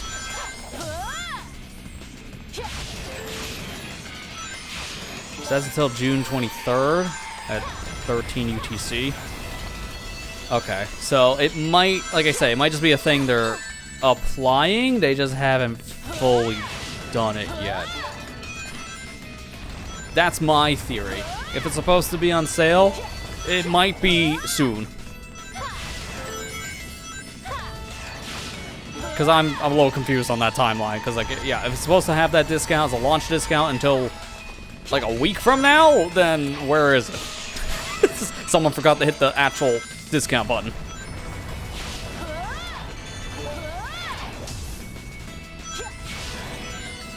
Dude, why? They remove boost pads there, and that flat out screws your angle. Why are they gone for the final lap? Every time I get into that final turn, I have too much speed and instantly walk in the wall and bounce out. There is a discount? Wait, what? Then it doesn't show it. Hang on, let me try what you guys are saying. Just add it to your cart, because I am logged in the GOG right now, so let's just try this in real time. I'm not buying it right now, because Switch 2 has kind of been a problem. I just want to see. That's not how you do a sale, hello? Yeah, it is 15 off. Except if you don't know it for it. That's confusing UI. What they should do is, because I already have the game from this pack, right? Then they should flat out tell you on the page before you add it to the cart, hey, we noticed you have this thing. Here, have it for cheaper. Because other games do that on Steam. Like, just to showcase that, I'm gonna pull up a random game on Steam from a bundle, right? So I'm just gonna pick one at random. I'm trying to find something that's related here. Trying to get back to like original Resident Evils. Let me just type that in, right? Oh my god, where'd all the C's come from? I typed 1 C and I got 6.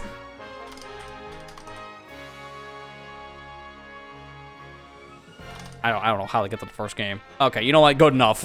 We're going 6. I just need a reference. I'm sorry. I just need something of a reference here.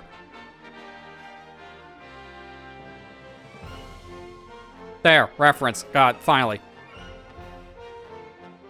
Here's a great example. I know these are on sale, so please excuse some of the numbers. But right here, this bundle on Steam, right? So Steam does this great. It recognizes, hey, I see you have this game and this game, right? You have 2 of the things in our bundle. So normally, it's supposed to be more money than this, right? Like normally, and I'm gonna open this in incognito so I can actually see this without my account stuff messing with me. So just give me 1 second, I will compare the prices so I can actually get confirmation here. Okay, well, this is a bad example because it didn't actually alter anything. In fact, I actually paid more money for less. Funny enough. But sometimes in these bundles, you do get a proper discount. I might find a better one somewhere else. I don't know where right now. So I'm just using this as an example. It'll recognize you have things in your library saying, hey, we notice you own these games. So we'll take off the price of what you already own, making the bundle a little bit cheaper. So what the heck is this? Like, this UI is confusing. You didn't know that's a thing until you click the button and then you get surprise discount. That's not great design. So I don't know why that's the case. Because if I take this out and then refresh, yeah, it goes right back up to $29.99. It doesn't stay at $25 unless you put it in the cart. Then GOG realizes I have the other game in here that gives me the discount. Like, that makes no sense. Why? It says it right here, but notice where I'm at on the page. So I'm gonna do that again. Remove, refresh. I don't see a discount. I don't know what you're talking about. Oh, there it is. That should be higher up. Put it up here. Put it here. Like anywhere higher on the page than middle of the description. You don't see that on first scroll. That's bad design. Okay, I'm sorry. I have to complain about design issues like that because it legitimately does get to me. Like, that is not great. Most people are gonna miss that, and I think that's probably the point. They don't want you knowing it's a discount right away. But it makes no sense because as soon as you put it in the cart, you get it applied. Leave this to me. So nobody wins. That's just really weird and just, again, bad UI.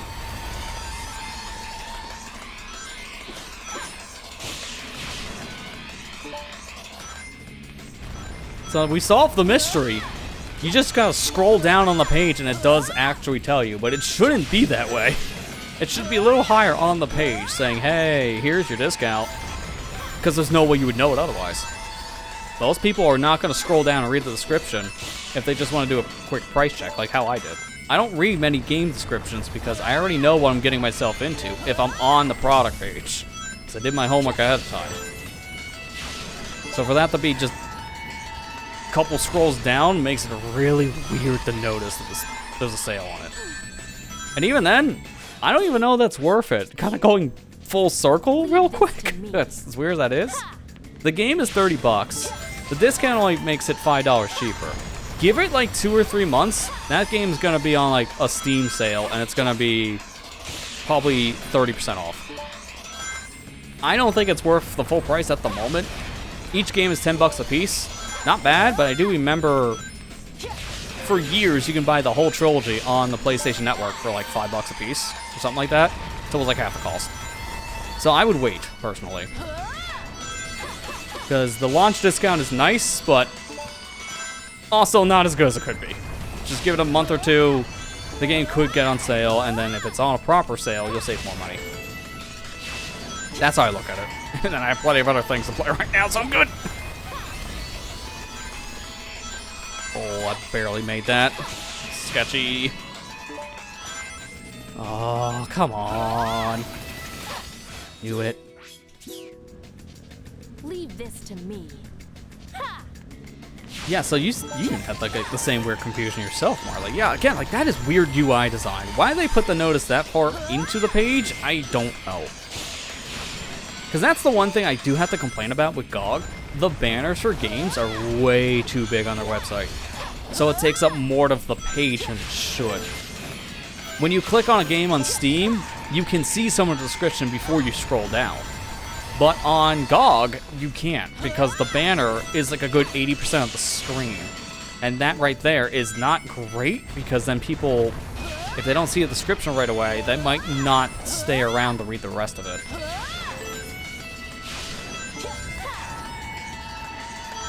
It's like, as someone who does a lot of YouTube stuff, I know you gotta put your most important thing that you want to talk about in a YouTube description within the first sentence.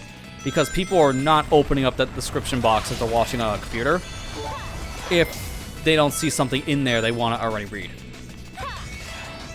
So you need to put the first line as the most important thing because people are seeing that first. And that's, like, first impressions mean everything. Good. Oh, thank God, we're finally out of here. I hear that also when it comes to the Steam banners, too. Most games get wishlist from people if it has a catchy looking banner, which I know sounds weird, but a lot of indie devs said the best thing they could do to get their game out there more on Steam, they get more wish lists, which actually puts them higher on the recommendation page, is have a good looking product page, which is mainly all the images, your banners, your thumbnails, your promotion videos, stuff like that. Like, I heard that's like one of the most important things because it grabs people's attention like immediately. So again, first impressions are everything. If my description is halfway down the page that tell me there's a sale, I'm not gonna know there's a sale there, and I don't like it. There. Thank you all for coming out to my TED Talk. By the way, who's Ted?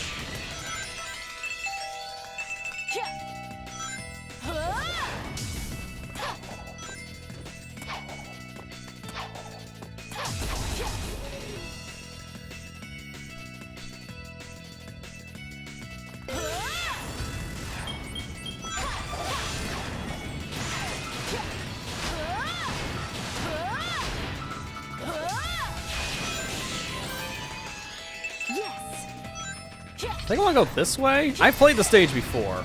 I'm trying to remember the general like pathing you want to take here.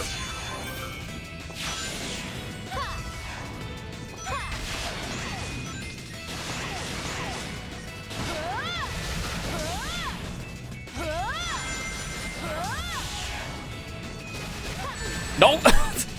I really hope 69 rings is enough. Yes. Because that was literally at the finish line. Well, let me get a little bit more to be safe. And none of them attracted to me, so I'm just stuck with the funny number. No, at least it was enough.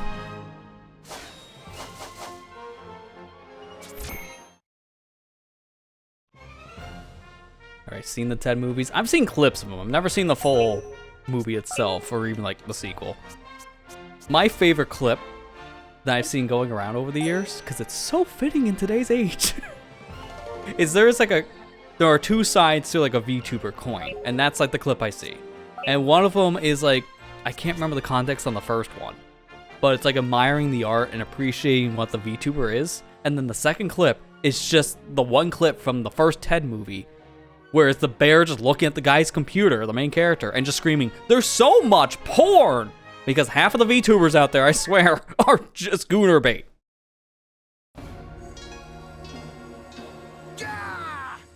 I love that clip because it's so appropriate to the VTuber scene. Like, half of them were great, the other half, ooh. Maybe I shouldn't be watching this on the family TV in the living room. I might get questions.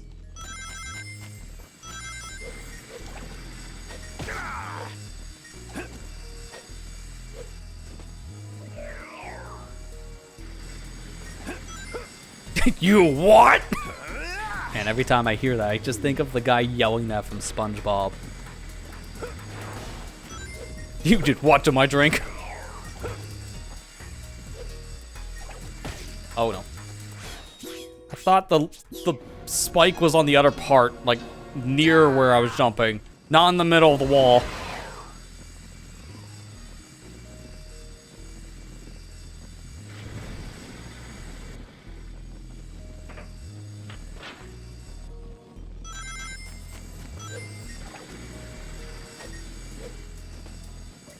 I like in the beginning of the stage, though, it does tell you what you need to do with just the intro cutscene. So you don't even need to read the hint bubble here to know how to solve these puzzles. You just pay attention to the beginning of the stage. And that's all you need.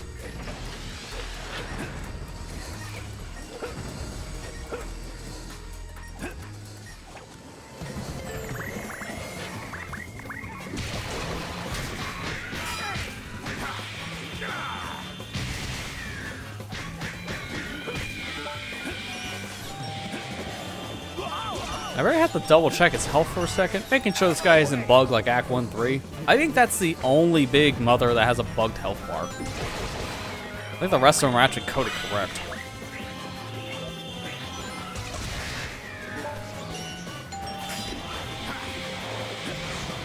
Get wrecked, idiot. I didn't even need to do that. He just walked in the fire on his own. He's still doing it. Look, I don't need to fight if they just destroy themselves. I'm fine with this.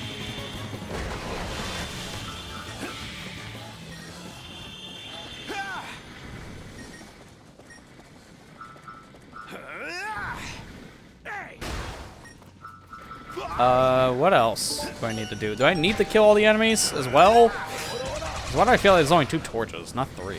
Oh, I'm on fire. No, there is 3. Okay.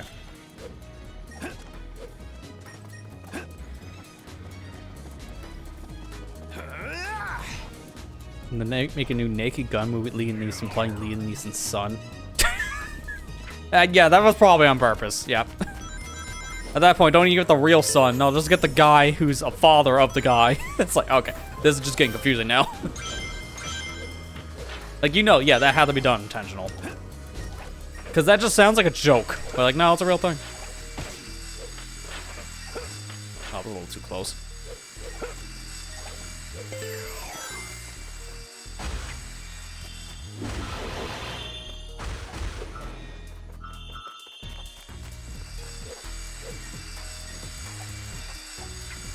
Why can't I destroy this?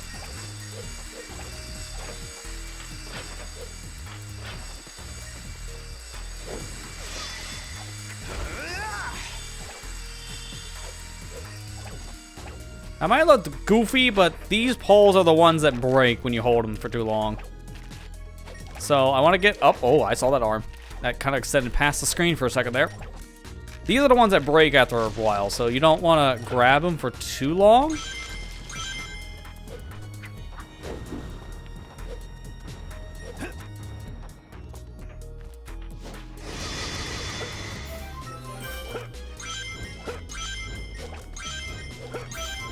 Alright, we made it.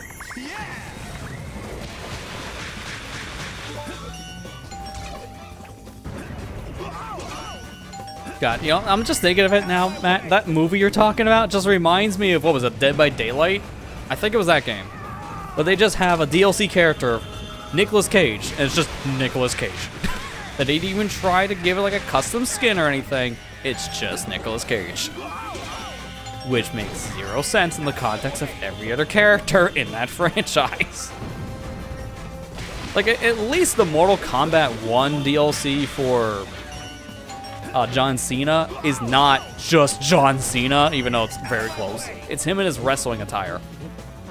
So it looks like a superhero first. You may not even recognize him as John Cena. But no, the Nicolas Cage DLC is just Nicolas Cage. They didn't even try to hide it. It's just a man.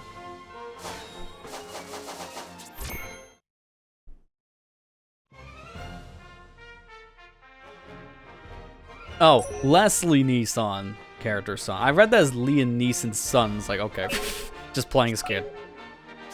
To be fair, not far off. I was already still goofy.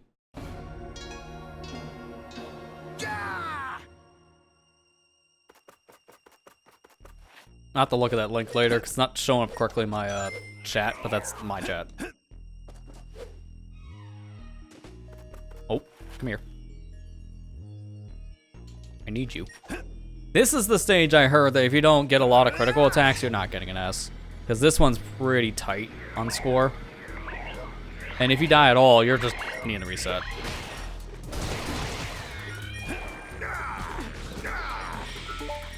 So I'm gonna play this one safe and slow.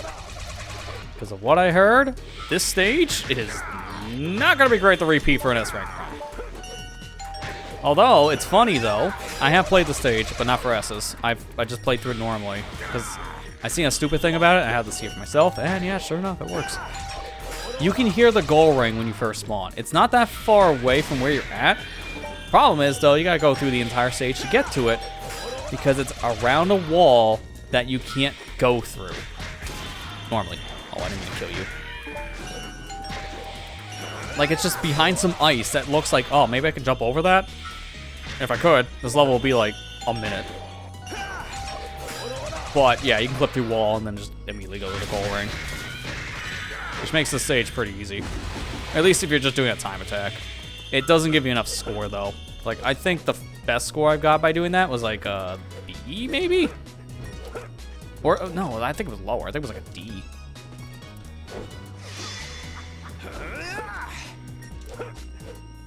Yeah, you can hear it. It's literally right here. So if you can get past this wall somehow, you just beat the stage. But there's no way over it, so you have to do the clip through wall.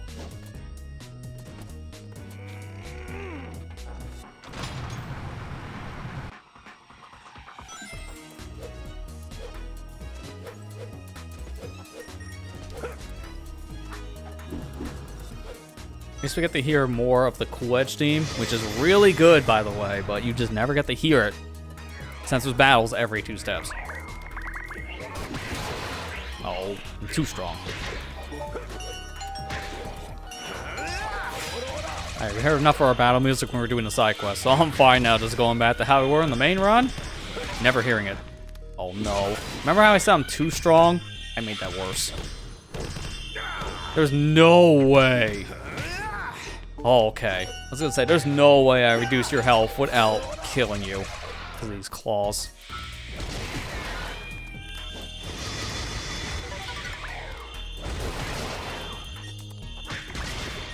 Okay, I'm fine to kill some of these guys, not all of them. But please stop.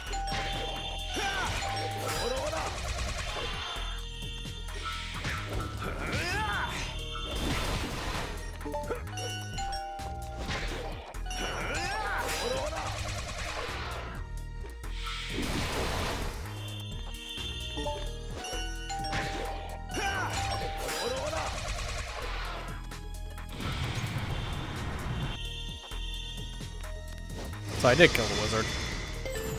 Alright, this section I hear is pretty rough, and yes, it is.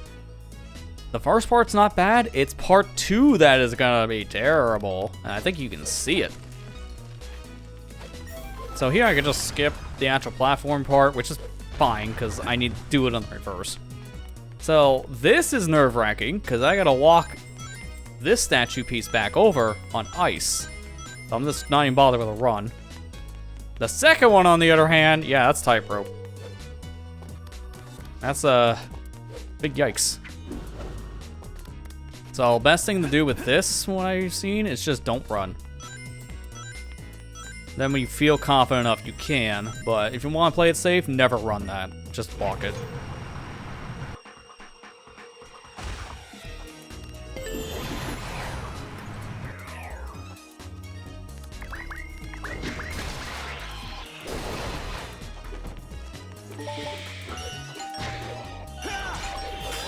Not gonna bother using my unleash because I'll be too strong. I don't want to kill these things in just like 3 hits because I kind of need the score. I'm gonna leave that one enemy alive though because I'll make this part easier. Oh, actually, I need this. Not you! How do I put him down gently? There is no gently. He lived though? Wow, I'm shocked.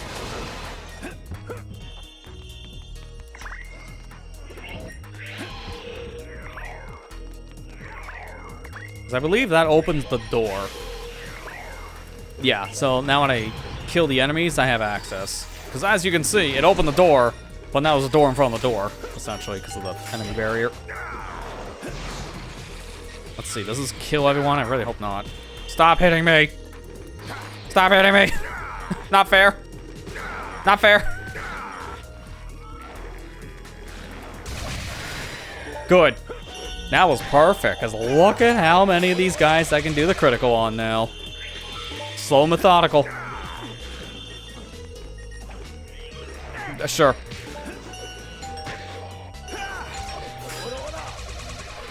Everybody just gets a knuckle special today.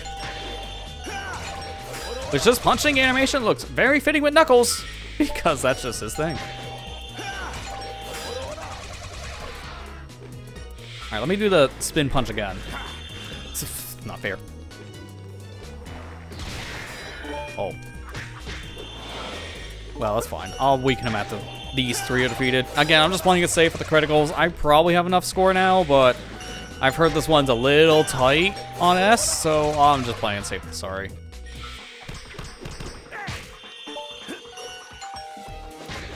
God, that pose made me think he was gonna snap the dark guy creature's neck.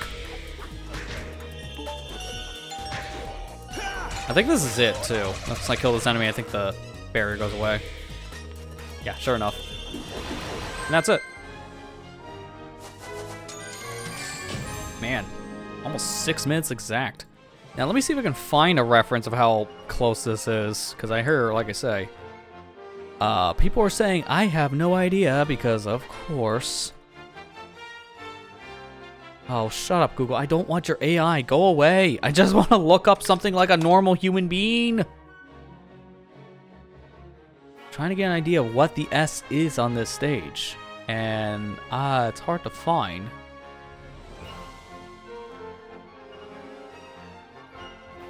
I'm gonna try a video really quick, just see what they get and kind of math it. They got 210K, 203. Let me see this one.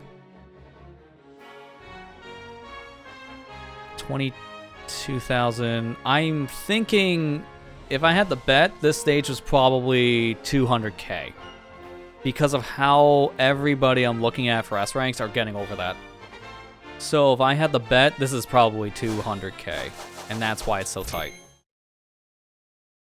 Now let me show you the funny. Because this stage, again, if you know what you're doing, you can beat this really fast. It's not good for score though, so maybe don't do that for score.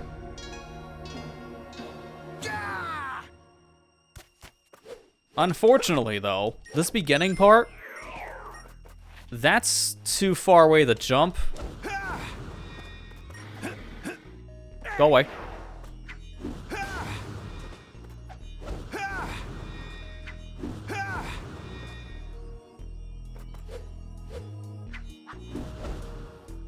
Can't really jump out here, as you can see. Oh, maybe you can. I almost made it to the other side. Hang on. New strats. Making on the fly. I just need this guy gone because he's in my way.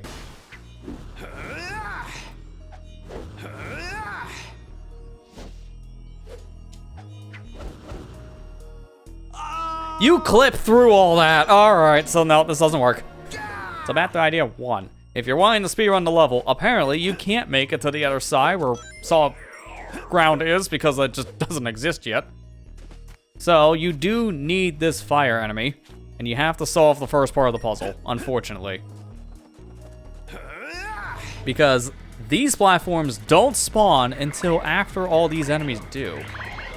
And then from here, I don't think it's possible to reach up there. Yeah, it's too high up. This is a barrier, so you can't just grab the ledges. So you have to kill all the enemies here. No way around that. Unfortunately, if you're speeding through the stage, you still have to do the first section of combat. And after this, it's free.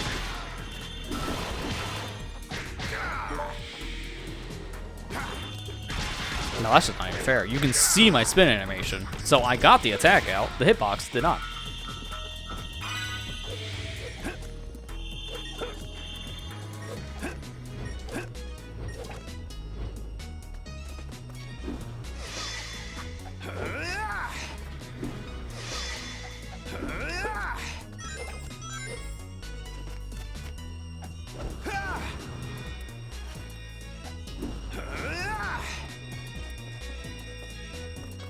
Unfortunately, there's 2 walls in here. So that's part 1. And there's part 2. That's it. That's all you need to do. It's like a minute and a half stage. But as you can see, the rank is really tight. Just doing that time bonus was crap. I got nothing out of that stage. It was very close to an E, actually. But the funny part is, I need to do this one more time, because this is the stage I can easily get a D rank on. I need to show one more thing.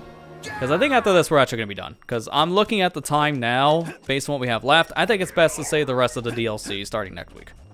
Because we have a lot more left. We're only halfway through it. Because we still have 4 continents. Chun-nan, Shamar, Empire City, and Atabat. So I think it'll make more sense to probably do those next session. But for now, you guys get a lot of weird crap like this.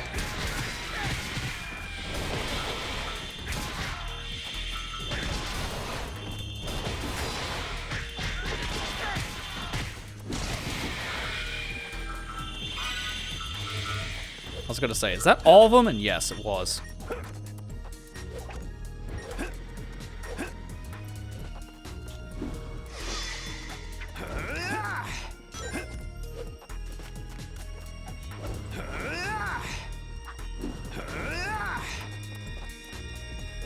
I do that one more time. I need to actually see what I'm doing.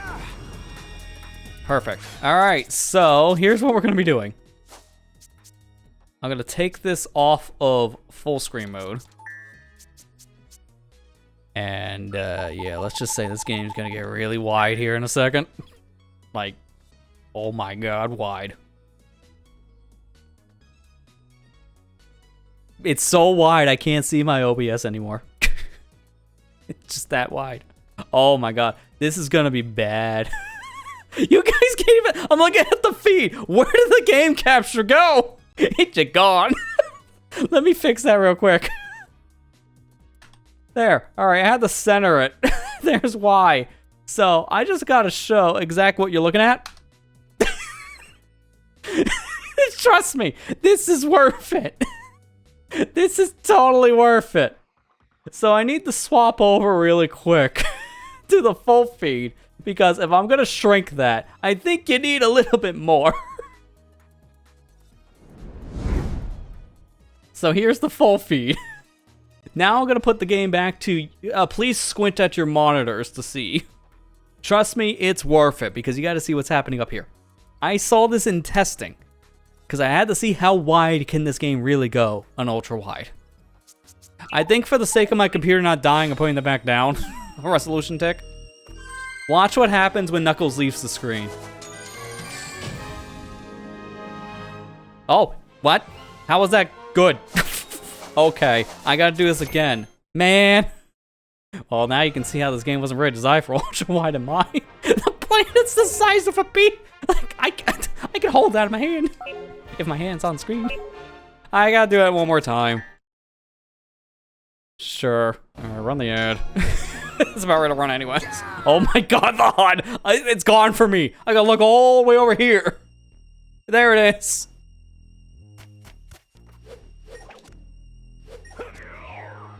That's how the game was intended to be played. I gotta buy me a 21:9 monitor now just for Sonic Unleashed. Gee, I wonder why. This is so golden. I could fix the HUD thing, but I think it's funnier to not have it fixed. Because there's a setting to get rid of this. And then have it centered.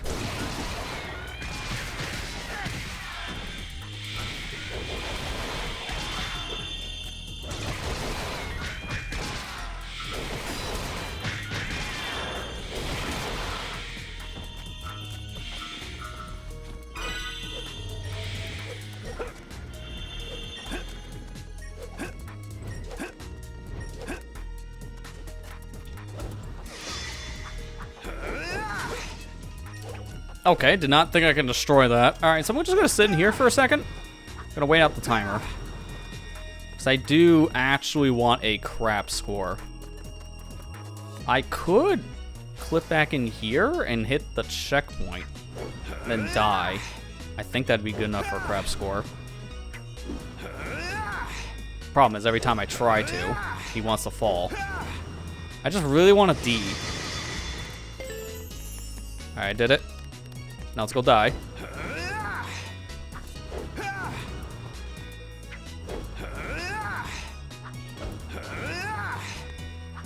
Man, people coming here for the first time. What a sight. This is how we play Sonic Unleashed in this house.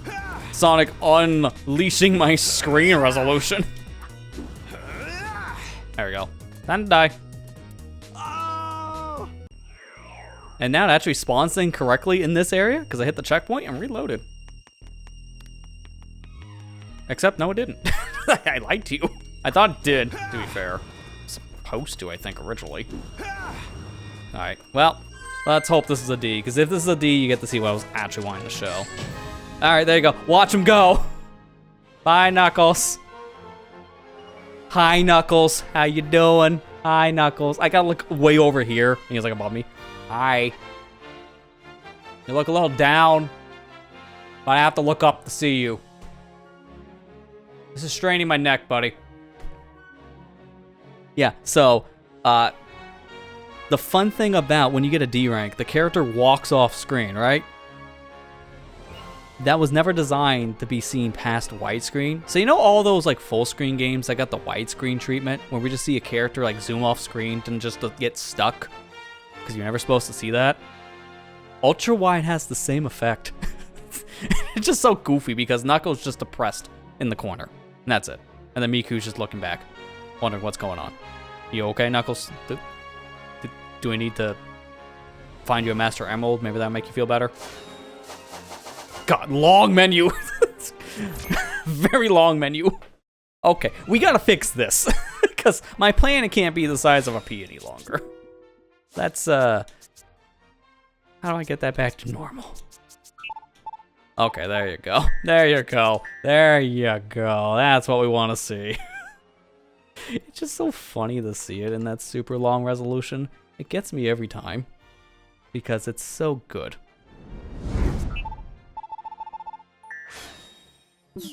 My god. So that's gonna do it for our run through of DLC tonight. I think I'm just gonna take this time really quick. I just want to pop in all the HUDs and see what stages can we actually go to DLC wise from these DLC gates. Because as we saw back in Apatos, there's one. That was it. It was a lot of DLC. And there was barely any room in that hub, so that's kind of why. So I get to see what else we got here. So that's Act 3. I like how it says best time of 0-0. So another thing from what I heard, and that's why I'm not even bothering with these DLC gates, I've heard that these DLC gates don't actually save your score correctly, and like at least the hubs, I think it saves correctly to the stage. So if I played these here, I should still get my score recorded.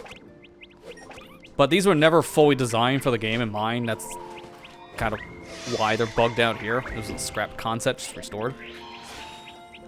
There's Act 2, so that's my last stage for the day stuff. Or night stuff, I should say. Now I want to find the day stuff.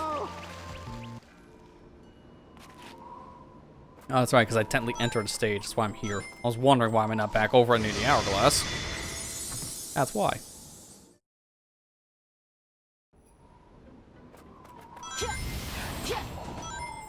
Is that a wall jumping area? Or is that just... No, it's just telling me you can loose jump over here. I was like, what is that ring trail? I would have liked to have seen these DLC. That's another reason why I gotta stop. I'm gonna start slurring words. These DLC gates would have been nice to see in the final product, but again, these are cut. So all this stuff you're seeing now is just modders restoring some of the cut content, and it doesn't fully work, as you can already see. But it seems like the new stages are all here. I think the Act 2s are not, because they're remix acts. That's probably why we didn't see them back in Aptos. Even for the day stuff, I didn't see, or excuse me, the night stuff. Yeah, nothing in here. So that's probably the case. Okay. That's interesting to know. I did hear also some of these were bugged. Like, I've heard that some don't point to the right stage, which was another problem. That's why I just said, I'll show off. I think it's neat to see. But maybe not worth actually using because of certain issues. Oh, also, I guess while I'm doing this, let me close the game really quick. I'm not going to use any more characters tonight, but I'm going to show the Burning Blaze outfit. Because I'll just stick with Blaze. So you guys can at least see the alternate costume we could use with this mod. I have another one that we'll be showing the next session. That also has some alternate outfits for character. All based on their canon appearances, though. Nothing like custom. But yeah, here's the Burning Blaze one. She even floats, just like how she does in her super form, which is neat.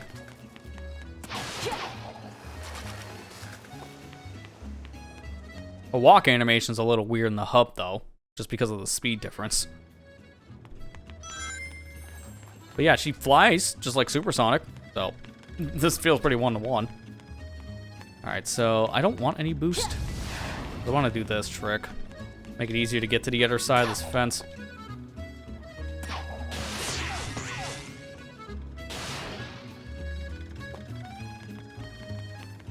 Well.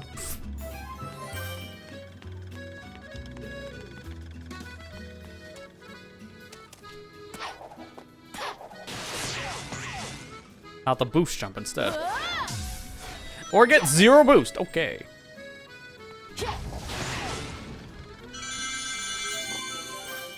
Yeah, so here's another one.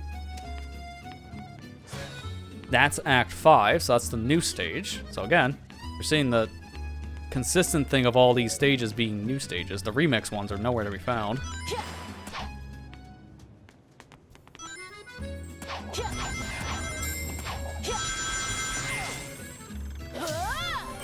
There's another one, Act 4, again, new stage. I don't know about the Werehog ones though. I wonder if they would put one down here in the elevator section, because this area has almost nothing. Minus the one stage. We already know there's Act 3 here? I think it's Act 3, not 2. Or it could be Act 2. I can't remember.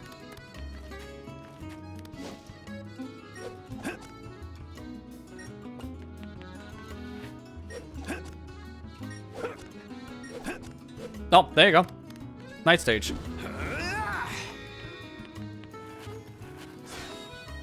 This is Act 2. Then over there in the distance, we know that's just gotta be the... Oh, that's right, I don't have drill. That's just gotta be the standard stage for Sonic. And there's nothing else in here.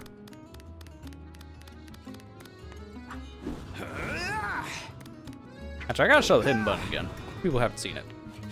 Yeah, it's just here. We don't know why it's here, or what it does. There's just a button out of bounds. And you can press it. I don't know if it actually does anything. But it's here. And it's just a thing.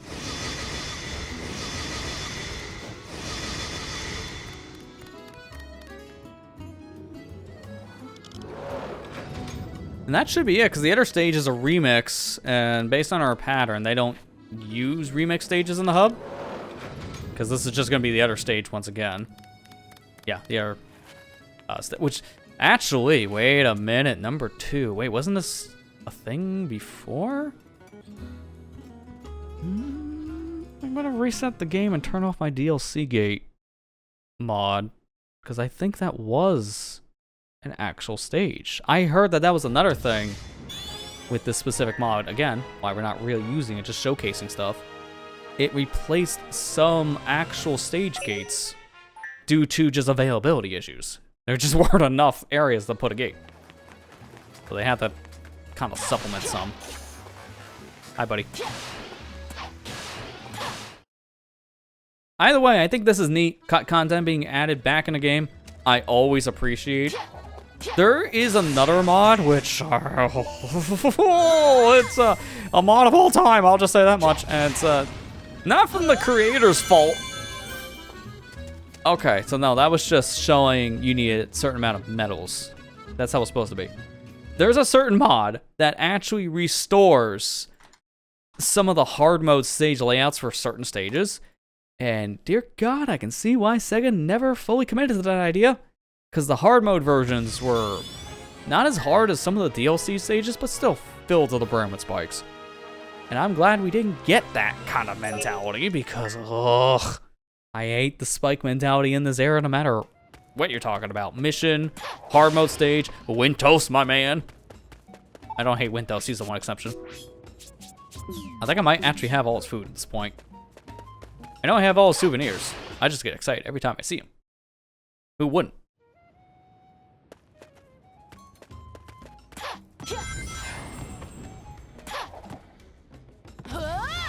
Okay. Okay. No matter what character you're playing as, just getting up this ramp, a pain no matter what. You just have too much speed. Alright, so I don't see any gates up there. I do see one up this platform. Can you even make that jump? Because that's a day stage.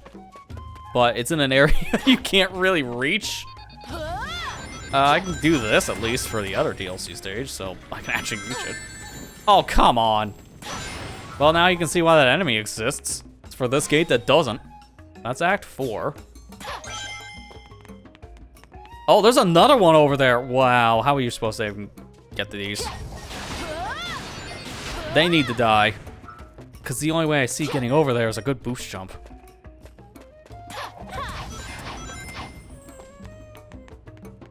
I'll line it up.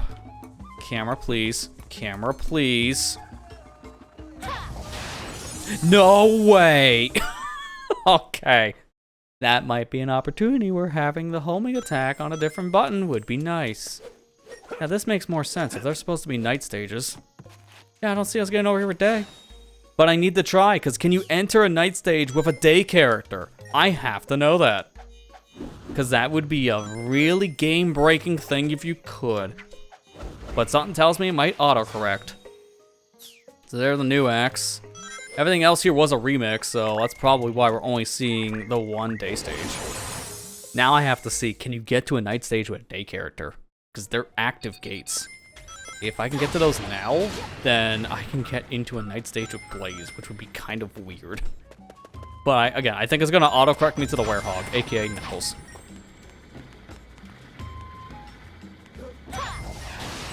And it just keeps on targeting. Like, I'm here. The thing's here, like off screen, nowhere near me, a good 20 feet away, and I still hit the hourglass. That's impressive.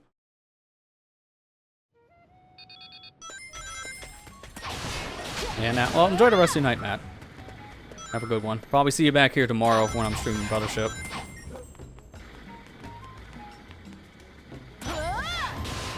Oh my god, how did I not hit it that time? I just want to see if I can get up here, because I'm just so curious now.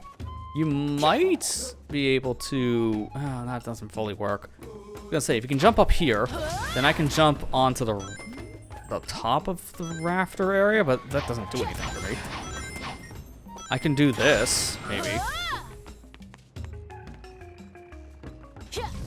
That was not a jump.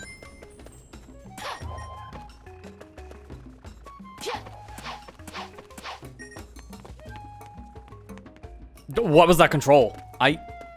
I held up and she went like 3 directions. The camera twirling probably did not help that. But my idea now is if I can stand like at the edge, not too far over the edge, but close enough. Yeah, I can do that. And if I can stand on those rafters, then I can climb to the top and then boost jump over to the DLC stages. It's very janky, but we're not for the jank around here. This is just for my curiosity. At this point, we're not just wasting time.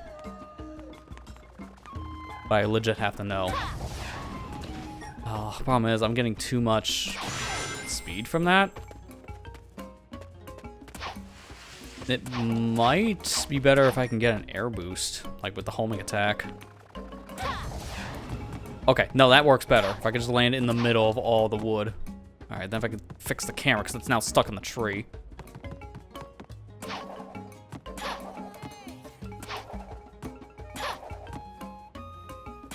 The most you're not supposed to be up here moment, indeed. Oh my god, that worked. This is impressive now. No, I thought that was a fence. Okay, it will work. We can get up there. And now we can answer the question, what happens? Because I'm there. And I can do it again. And I will. It might just take a while, but I will. I need enough boost, though, so I can actually do all this sequence. I gotta be careful on how much ring energy I use. Don't boost too much. Okay, there you go. The camera fixed. Then again, get on the very edge. Then I can jump straight up from a grab point that Sonic doesn't normally interact with. That's a werehog thing. Very, very edge is barely enough clearance. Fix the camera. Boost jump, I think from back here. Okay, we saved it. There is a line there, so the fence is like 1 unit wide. Oh. Oh no, oh, the game did not like that. We got our answer. What happens when a day character tries to interact with a night stage? How much does a new PC cost? Because it crashed, and it crashed hard. And just for reference sake, we're going 1 step higher. I'm doing that one more time. Just to show, that is not because of other mods, right? I disabled everything, except for the DLC gates. That is the only thing that is turned on right now. But, I think that's a consistent crash, no matter... I thought it was Windows again. No matter if you're playing as a modded character, a standard character, because this was never fully designed and finished.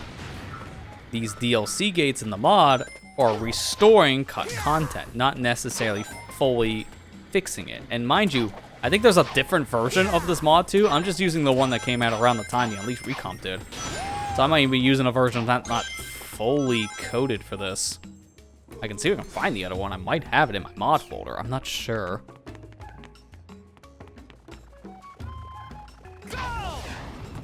Yeah, now I know what I'm doing to get to this point. It's actually pretty easy to get back into the middle of this rafter area and then do these jumps. Get back up here. It's just the boost jump from this section is really precise. Because if I go too fast, then I just fall.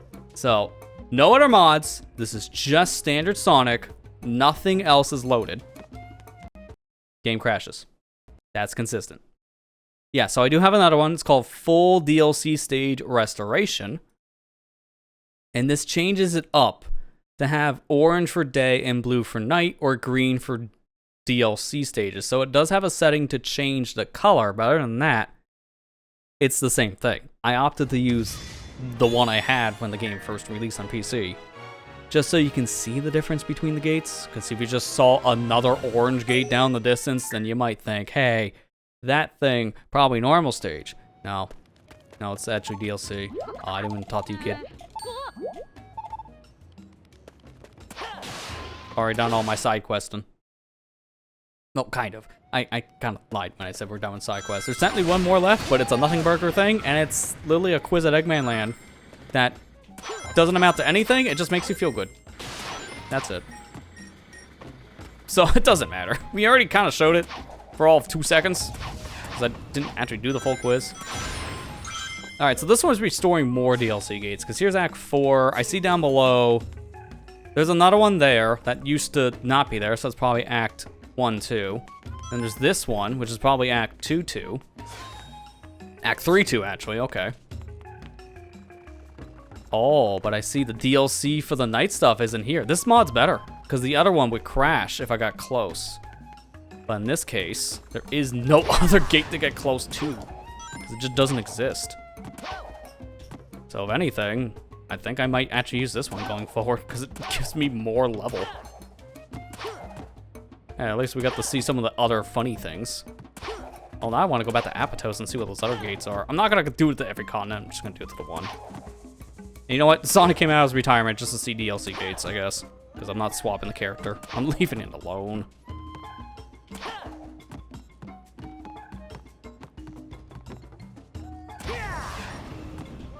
Yeah, gates are disabled on this one. So you don't accidentally crash your game.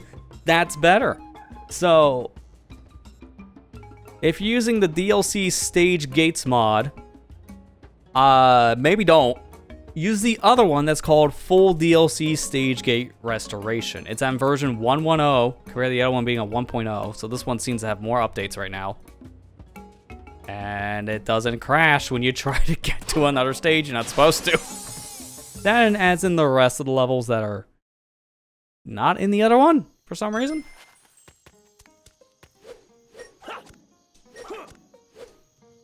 Yeah, these are the other alternate Act 1, so Act 4, and then that one over there is probably Act 3, or Act 2, something like that.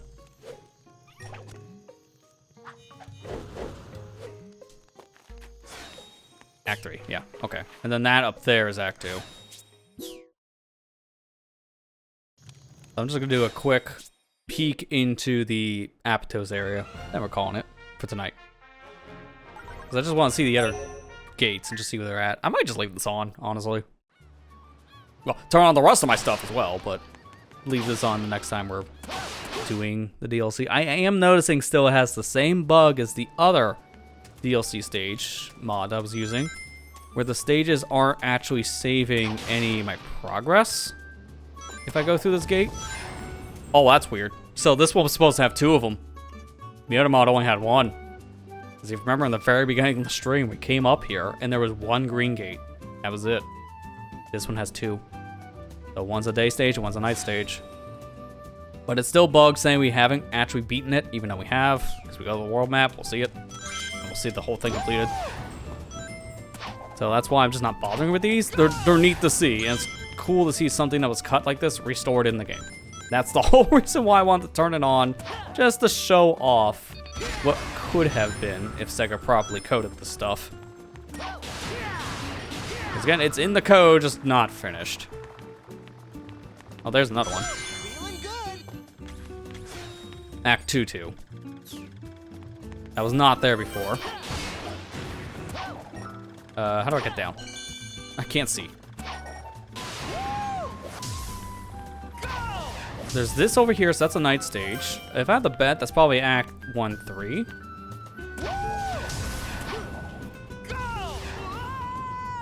I didn't see another day one, though. Because I'm trying to think. That's 1-2. No, it's 2-2. I didn't find 1-2 yet. I got... over here was Act 1. So I think it'd be near Act 1. So this is normally Act 1. That's it. So where's the other one? Where's the other one? Man, I hate this conversation. Too many ones.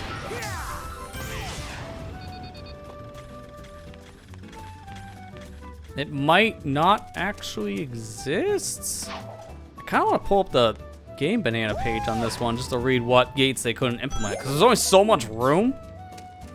Who's that chip character? I don't know them. I miss Mimiku. There's only so many gates they can fit into a small space, so they might have ran out of room.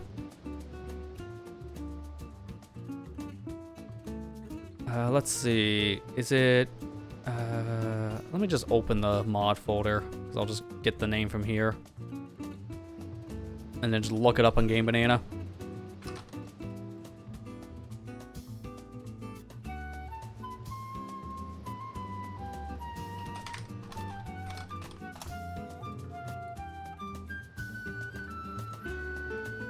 Yeah, I love when I type in a game name, it's like the 5th option. It's like, please, can we have a proper search on that one? Thank you. Okay, here we go. Full restoration of DLC gates. This is the one I'm using. This is still in development. It's 60% done, so there's still a lot more work left on it. So I'm trying to see. Shamar, Empire City, and Adabat do not have their gates yet, according to this. They still need to be fixed. That's a work in progress. There were apparently crashes in the past for when you're standing in Acts 2 and 3. So if you got /2 or /3 act, it could just crash, which, again, why this was never fully implemented in the retail product. But I don't see where I'm missing Act 1, 2 for day. That's the interesting part. But I like this idea. Again, seeing cut content like this added back in the game is cool. I would recommend the one I'm showing here, which is the full DLC stage, gate restoration. I should break it down in an easier way. I'm just gonna load back up my browser feed. So there's 2 of them. This is the one we started tonight with. I wouldn't use this one. Not that it's a bad mod. I think this one's better. Full restoration DLC stage gates. This is the one that's currently being updated. Last update was like 2 months ago. This one here, DLC state gate, or whatever I just said. DLC stage gates. This mod, last update, 4 months ago, right when Unleashed Recomp came out. So it's missing certain things, and even then, they flat out say with their version, X /2 and /3, they don't work because they crash when you enter that said gate. So this has a guaranteed crash with the slash gates, and that could have been what we were running into back over in Missouri for the day Sonic. That could have actually been a /2 act that it just couldn't load. So this one doesn't have all the gates yet, but full restoration of DLC stage gates. This is the version you want to look up on Game Banana if you're going to use DLC stages in your hub, because it has support for pretty much everything right now. Well, most of the worlds, I should say, but pretty much support for every DLC stage. It's not cutting certain ones. And they're all showing up correctly. And it's addressing the problems that were there with the other version of the mod, and it's even like story progression too. So this seems to be a better one to use, from what I can tell. Hey Alan Giffins, how you doing? Interesting question. No comment. Let me see if I can find the night stages really quick, and then we're gonna call it. There shouldn't be as many here, because there's only like 2. And they're both alternate acts. I know where one is, so that's easy enough to find. There it is. This is 1-3, so where's 1-2? I don't even know if there was enough room, because I didn't see a non-marked gate anywhere. Because we were told it would be a nighttime one during the day, because it wouldn't be working. Oh, no, I did. The other one's over here. It's off in the distance. That's 1-2 guaranteed. Because if the other one we just looked at was 1-3, then yeah, that's self-explanatory. Because there's only 2 DLC stages here for the Werehog.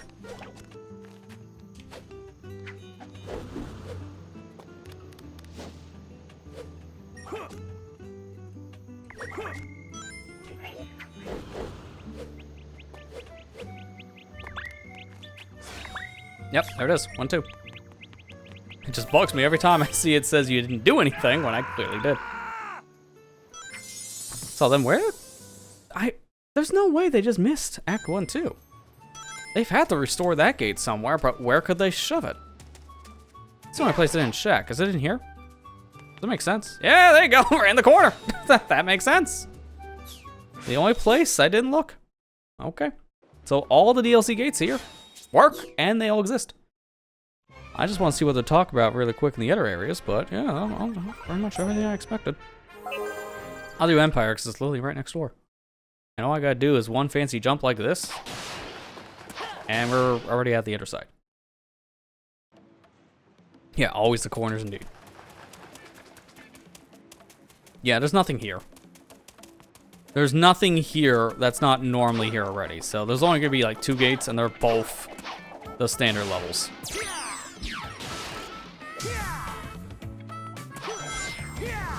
Yeah, there's nothing up there, there's nothing down here, so I can see what the mod page is talking about. They're missing 3 continents currently.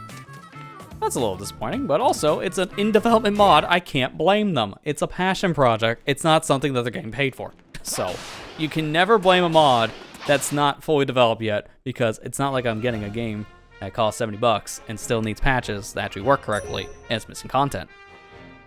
I mean, it's like half the AAA releases nowadays. Oh no. Anyways, though, that's where we're gonna call it for tonight's session of Sonic Unleashed.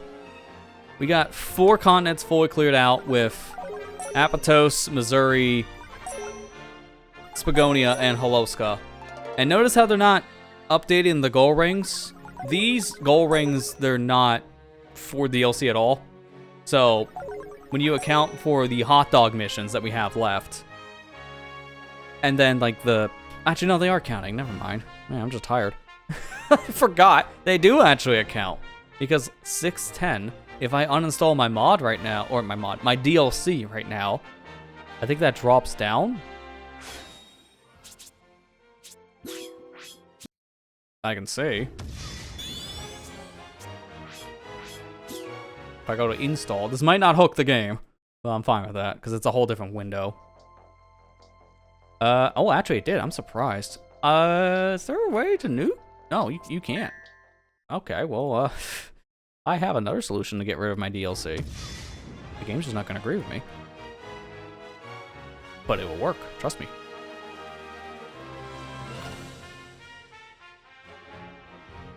I just go here, into the folder, and I just rename it to something else. And then, ooh, I'm missing my DLC. Who would have guessed?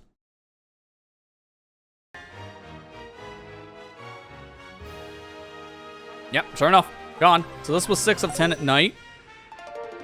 6 of 8, yeah. They do actually count for gold rings. I forgot they updated that in real time. That's neat. Well, call me a liar, because I was saying they didn't count. They do. I mean, I guess in some ways it technically doesn't, because if you don't own the DLC, it's not a part of the 100%. But if you do own the DLC, yeah, it'll be part of your 100% if you want to get all the stages cleared. So, good to know.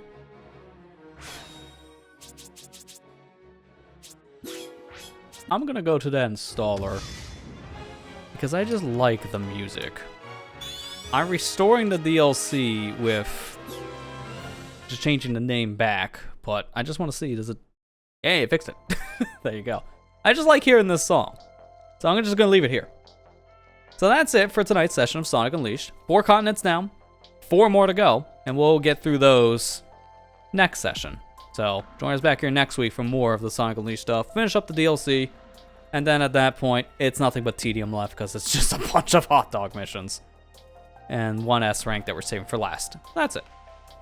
So, not much else to say, just my usual. Go watch the videos that have been coming out. Metroid Zero Mission, I should mention, yesterday it had the finale for the original Metroid NES game. So now we're into the actual Zero Mission part. So not much left to that game, but hey, it's when things start getting crazy. AKA, we're doing everything. Because it's 100% run, so I still have the backtracking to do. And then the final boss is a interesting thing because of the difficulty bump. So definitely check it out. That series should be wrapping up by next week. And then outside of that, go also watch the Ocarina of Time Master Quest playthrough over on LP League. That's been going strong. Good luck trying to follow that if you're using it as a guide. Yesterday's part is a great example of don't, because I like playing games creative. I was worried filming that things were getting a little too off the rails, but just watching back the footage and having the reactions we had in the commentary and just like the overall response for the videos in general, I think people like weird and interesting showcases, so it worked out. But yeah, check out that playthrough as well in the OP League if you haven't. Check out the Metroid stuff on my main channel if you haven't as well. That's pretty much it. We'll be back tomorrow for more Mario Luigi Brothership over on Twitch. And then we're going to be playing some Switch 2 stuff on Thursday. I kind of want to check out the Welcome Tour thing. That's kind of been the meme thing I'm just wanting to try. But to be fair, it actually has some things in it that no other Switch 2 game has right now. So it kind of feels worth trying. Like mouse mode is one thing. 120 hertz, that's another. Not many games actually support either one of those yet. So I might just check that out on Thursday. I'll let people know if things change on that. But that's the current plan for this said week. But with that said, that's going to do it for tonight's session. Thank you all for watching. Hope you enjoyed. I'll see you back on Twitch tomorrow for more Mario Luigi Brothership. Take care and have a good night, everybody.